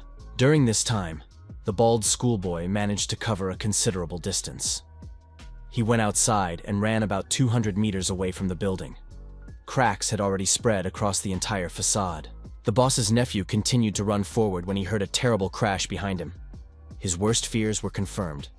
The house had collapsed. The young man looked back at where his uncle's empire had flourished until recently, but now there was only a pile of rubble. The dust made it impossible to see the details, but there was no need to anyway, as only stones and a drain pipe remained of the building. One might have thought that everyone inside had perished, but suddenly there was movement among the ruins, and a green paw appeared. Yeon was alive. Not only alive, but immediately began to clear the rubble in search of the Lord of the Earth. He called out loudly for Mu and finally found him. Our hero was also alive, although he had suffered quite badly. The Dragon Lord suddenly opened his eyes wide and laughed, then announced loudly and joyfully that he had won. The owner of the house had also survived, and upon hearing the laughter, he came to his senses and began to dig himself out, quickly freeing the upper half of his body. But what he saw completely discouraged the man from continuing to fight for his life. His empire had been completely destroyed, and his business was gone. By some absurd coincidence, the entire ball of the strength-enhancing drug was right next to Choi Sang-il, and even the seal of Yeon was intact. Hope flashed across the boss's face again that everything could be fixed, or at least that he could take revenge on those who had destroyed his fate. The dragon muttered that if he had known that everything would turn out this way, he would have taken more recovery spheres from the divine abode, but Lucifer had prevented him. Lee Ho reassured his friend that his body would recover over time, and that there were special medical centers on Earth where he could be put back on his feet. The guy didn't have time to finish talking about hospitals when stones thundered over his head again. Someone was trying to attack Mu and Yan Yan. It was Choi Sang-gil, who, in a fit of rage, had consumed so much of the substance that he had turned into a huge monster. Shouting that they would now pay for destroying his building, the man rushed towards our heroes. The dragon tried to explain to the gentleman that he was unable to fight, but Mu got up and said that he would not give up the fight that he himself had started. After that, the guy laughed his signature laugh, as if the opportunity to defeat a strong enemy again motivated the Lord of the Earth to do the impossible. Unfortunately, his opponent was in much better shape and landed a series of blows on the smiling Li Ho. The young man flew backward and crashed right onto the pile of rubble. Now he was really not sure he could fight, and the dragon continued to wail. The giant loomed over Mu, raising his huge hand to strike, repeating that the scoundrel would pay for everything now. The blow was incredibly powerful, and stones flew up again. If this continued, only sand would remain instead of debris. By some miracle, Li Ho managed to dodge, only the shockwave hitting him. But even so, the jolt was quite severe. It turned out that the miracle was performed by Yan Yan, who simply pulled his master back a little at the very last moment. The dragon continued to persuade Mu to end this senseless confrontation, because he could simply take his mana back. The Lord of the Earth replied that it was too early. He would finish this fight himself. There was one part of his body that had not been damaged. Our hero's eyes once again filled with confidence that he could defeat the mutant, which was very important to him. Mu explained to his personal secretary that he wanted to deliver one more blow, just one, with his left foot, and then he would either win or ask for help. The young man stood up and began to tighten and strengthen his leg with all the other muscles in his body, while a huge fist was already flying towards him from above. The appearance of the Lord of the Earth's lower limb already had very little in common with that of a leg, but there were special reasons for this. The guy managed to dodge his opponent's attack and was now preparing to deliver his final blow, into which he put all his strength and power. He did not use his foot, as he needed it to push off from the rocks. To Choi Sang-gil's surprise, his opponent attacked him with his head. The blow landed in the most effective spot, causing the enemy's stomach to crumple and all his other internal organs to suffer serious damage. Vomit filled the man's mouth and he began to swallow it and choke because his lungs had stopped working. Finally, the boss regained the ability to breathe and spat out everything that was supposed to be inside. The fragments of the drug he had taken had not had time to dissolve and now left the mutant's body. The body reacted instantly, returning to its original form, and the opponents lay on the ground facing each other. The Lord of the Earth laughed again. He was simply happy and shouted loudly that he had won again. Meanwhile, the dragon found the remains of his drug and shouted that now everything would be fine. He would extract the mana from it and be able to heal his master. Suddenly, a gust of wind tore the fragments of the blue ball from its creator's paws. Something strange was happening. Yang rushed to Mu to warn him, and, if necessary, to protect him as well. But the hurricane did not subside. The dragon continued to move toward our hero, now noticing that there was quite a lot of mana in the wind. At first, the monster was skeptical, but gradually the amount of this magical energy grew larger and larger. Yang was happy because now he could take on his true form and fight with magic, but he didn't understand where the mana in Earth's atmosphere came from. Thinking that it wasn't that important, the dragon simply decided to take advantage of the opportunities that had opened up. He did not see that someone's purple paw had torn through the planet's protective barrier and was continuing to widen the breach. The huge purple dragon intended to penetrate Earth, and now he had a very real opportunity to do so. He created them himself by attacking the protective barrier of Mu's domain with those very mana spears, and Lucifer did not give up hope of breaking through it. The Demon King had already used every possible method, but none of them worked as he would have liked. The Lord of Earth had made sure that the planet was protected from all possible attacks by Elmer or anyone else. But, unfortunately for him, Lucifer had an advisor whose brain worked in a rather original way. It was Soso, the third most influential archer in the realm of the gods, who wondered why there was so much noise. The girl couldn't relax because of the noise, even in her own domain, so she ordered it to stop immediately. Lucifer ignored the archer. He was completely focused on his goal, even though he had not achieved any visible success. Out of anger, the Demon King muttered curses. He did not understand how it was possible to create a barrier of such power. Soso noticed that there were others like it in their world. This gave the villain a brilliant but completely insane idea, and he whispered that he simply had to try it. The girl, without meaning to, gave Lucifer a brilliant hint, and he immediately set about implementing this idea. When Soso saw what the Lord of the Planet Elmer was doing after a while, she couldn't believe her eyes. But when it became obvious, the archer screamed in horror and started yelling for the crazy bastard to stop immediately. Lucifer couldn't hear her. He was too far away and too busy moving his planet toward Earth. The planet Elmur had been the abode of the Demon King even longer than Mu had held the position of Lord of Earth, and he was thoroughly tired of it. Now the scoundrel was ready to sacrifice his own kingdom just to overthrow his enemy. So shouted again, telling him to put the planet back in its place and stop messing around, because it could disrupt the entire world order in an instant. Unfortunately, it was too late. Lucifer, putting all his strength and power into it, hurled the planet Elmur towards Earth. Each of these celestial bodies had its own protective barrier, and now it remained only to find out which one was stronger. It turned out that Earth was better protected, and Elmur's shell simply burned up upon contact with the shield of the second celestial body. But now the planet itself attacked him. Lucifer laughed. He understood that Elmur's mass would make the blow very strong. Before this epic collision took place, he managed to cast his mana spikes to further attack the barrier. At the first moment when Earth and Elmura collided, nothing happened at all, which seemed somewhat disappointing. Lucifer couldn't believe his eyes. He had expected the spectacle to be incredibly spectacular, and the result to be at least satisfactory. So couldn't take her eyes off what was unfolding right in front of her. Nothing like this had ever happened in the Divine Kingdom before. The Lord of the planet Elmur rejoiced, deciding that his plan had worked, and that Earth's barrier had succumbed to the onslaught of this incredible attack. It turned out to be much more interesting than that. The shields of the two celestial bodies suddenly merged into one, and now the mana from Lucifer's domain had entered Mu's abode. It was not only beautiful, but also very dangerous, because these two worlds were never meant to come into contact with each other. The flashes of mana dissolved the Earth's barrier, punching small holes in it, and now the Demon King had a chance to enter the enemy's world. But someone else was the first to take advantage of this opportunity, and we all remember the huge purple dragon. The sky split and shook, then a rather noticeable crack appeared in it, illuminated by mana. To widen it, the monster used its claws, and the process became much more active, and now the monster's claws were visible to humans. Then the dragon stuck its snout into the opening and looked down. The human world was quite entertaining.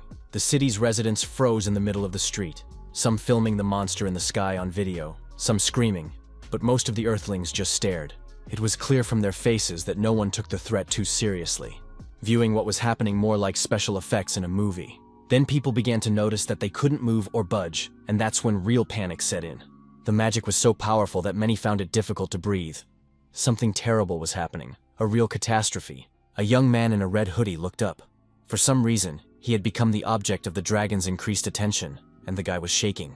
Meanwhile, the monster looked straight at him and asked why he was so pathetic.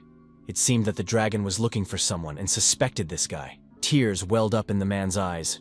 He couldn't move or speak, so he had no way to answer the monster. The dragon, now we know for sure that it was Lucifer, asked Mu what this was all about. Could it be the game of emptiness? The guy didn't answer because he wasn't the Lord of the Earth. The monster poked its head out of the hole and carefully examined its enemy. Sensing something was wrong due to the lack of an adequate response, the Demon King became agitated. He decided that the enemy had set a trap for him, so he hid again in the crevice of the barrier. He needed to prepare better. Meanwhile, Yon was busy healing his master. Now there was no shortage of mana, and everything was going smoothly. Mu opened his eyes sharply and asked warily what was happening, and why he could sense magic on Earth. The dragon replied that he also did not understand where the mana was coming from, but decided to heal his master while he had the opportunity. The Lord of the Earth looked up at the sky, where the very crack through which Lucifer had peered into his world was clearly visible. This time, someone else appeared in it, his face hidden by a knight's helmet, so it was impossible to identify him. Yon had not yet finished his work when spurs clattered behind him and a knight in full armor jumped to the ground. Before he even reached the surface of the planet, he managed to half-draw his huge two-handed sword from its sheath. Now the warrior was approaching Mu and his dragon, clearly intending to attack both of them, taking advantage of the element of surprise. The knight looked at the Lord of the Earth and said that he had dreamed of this moment for a very long time, and now it had come, and everyone would get what they deserved. Yong turned his head and noticed that it was not wise to threaten his master, as the consequences could be extremely unpleasant. The tip of the sword stuck into the stones right next to our hero's face, and he began to peer curiously, but without fear, at the face under the helmet. The knight pressed the sword even deeper into the stones near Mu's head, and said that he was a pitiful sight. He was about to launch an attack, but was prevented from doing so by the dragon's tail. It seemed that someone had taken on their usual form thanks to the mana. With one blow, Yon threw the enemy as far away from his master as possible. Now there was no room for jokes. The dragon stood menacingly in the knight's way and asked who he was, and why he was speaking about the Lord of the Earth in such a tone. The enemy said he just wanted to say a few words to Mu, so his secretary should get out of the way. They had already had a chance to talk, so now it was time to give our hero a chance. Yong said that the only way to get to his master was over his dead body, and these words were not an empty threat. The knight used magic to summon his sword and declared that in that case, they would fight. The blade sprang from the stones and slowly began to move toward the knight's hand. It was clear that it was quite heavy. Yon prepared for battle. Now that Mana had appeared on Earth, he was confident that he could give the master's enemy a worthy rebuff. The enemy raised his sword, taking aim, and the dragon prepared to repel the attack, if not with his tail, then with magic. The monster calmly announced that he had grown tired of others' arrogance and his own inaction lately. So he wanted to have some fun, and there was no point in messing with him. He instantly cast a spell and declared that he was not someone who could be easily defeated, that these were necessary measures. The knight leaped, his red cloak fluttering beautifully, repeating the movements of his body, which looked very epic. Yong's spell circles appeared immediately from all sides. The warrior was unfamiliar with this type of magic, and he chickened out a little. Sweat began to drip even from his helmet. His nerves were on edge because the unknown was frightening. An explosion rocked the area, and everything around took on the blue hue of Yeon's mana, which the dragon now had in abundance. His opponent fell down, hitting the rocks, and all he managed to do was curse loudly and pass out. Mu got up and went over to see what kind of guest had come to his planet, and allowed himself such insolence. It was impossible to identify the knight because of his armor, so it would be a good idea to remove his helmet. Our hero did just that, and under the armor was an unpleasant bald man who could now breathe freely and was even glad about it. But the knight did not remain calm for long. He literally roared when he saw our hero, clearly frightened by the sight of the Lord of the Earth. The man turned around and began to scream that seeing him in such a state was simply torture, that there was no place for him to hide. He continued to scream that he did not expect to find his body in such a state and that God would answer for what he had done. The unknown inhabitant of the planet Elmore turned out to be not so simple. Inside him was the soul of an Earthling, formerly an ordinary nerd schoolboy named Lee Ho.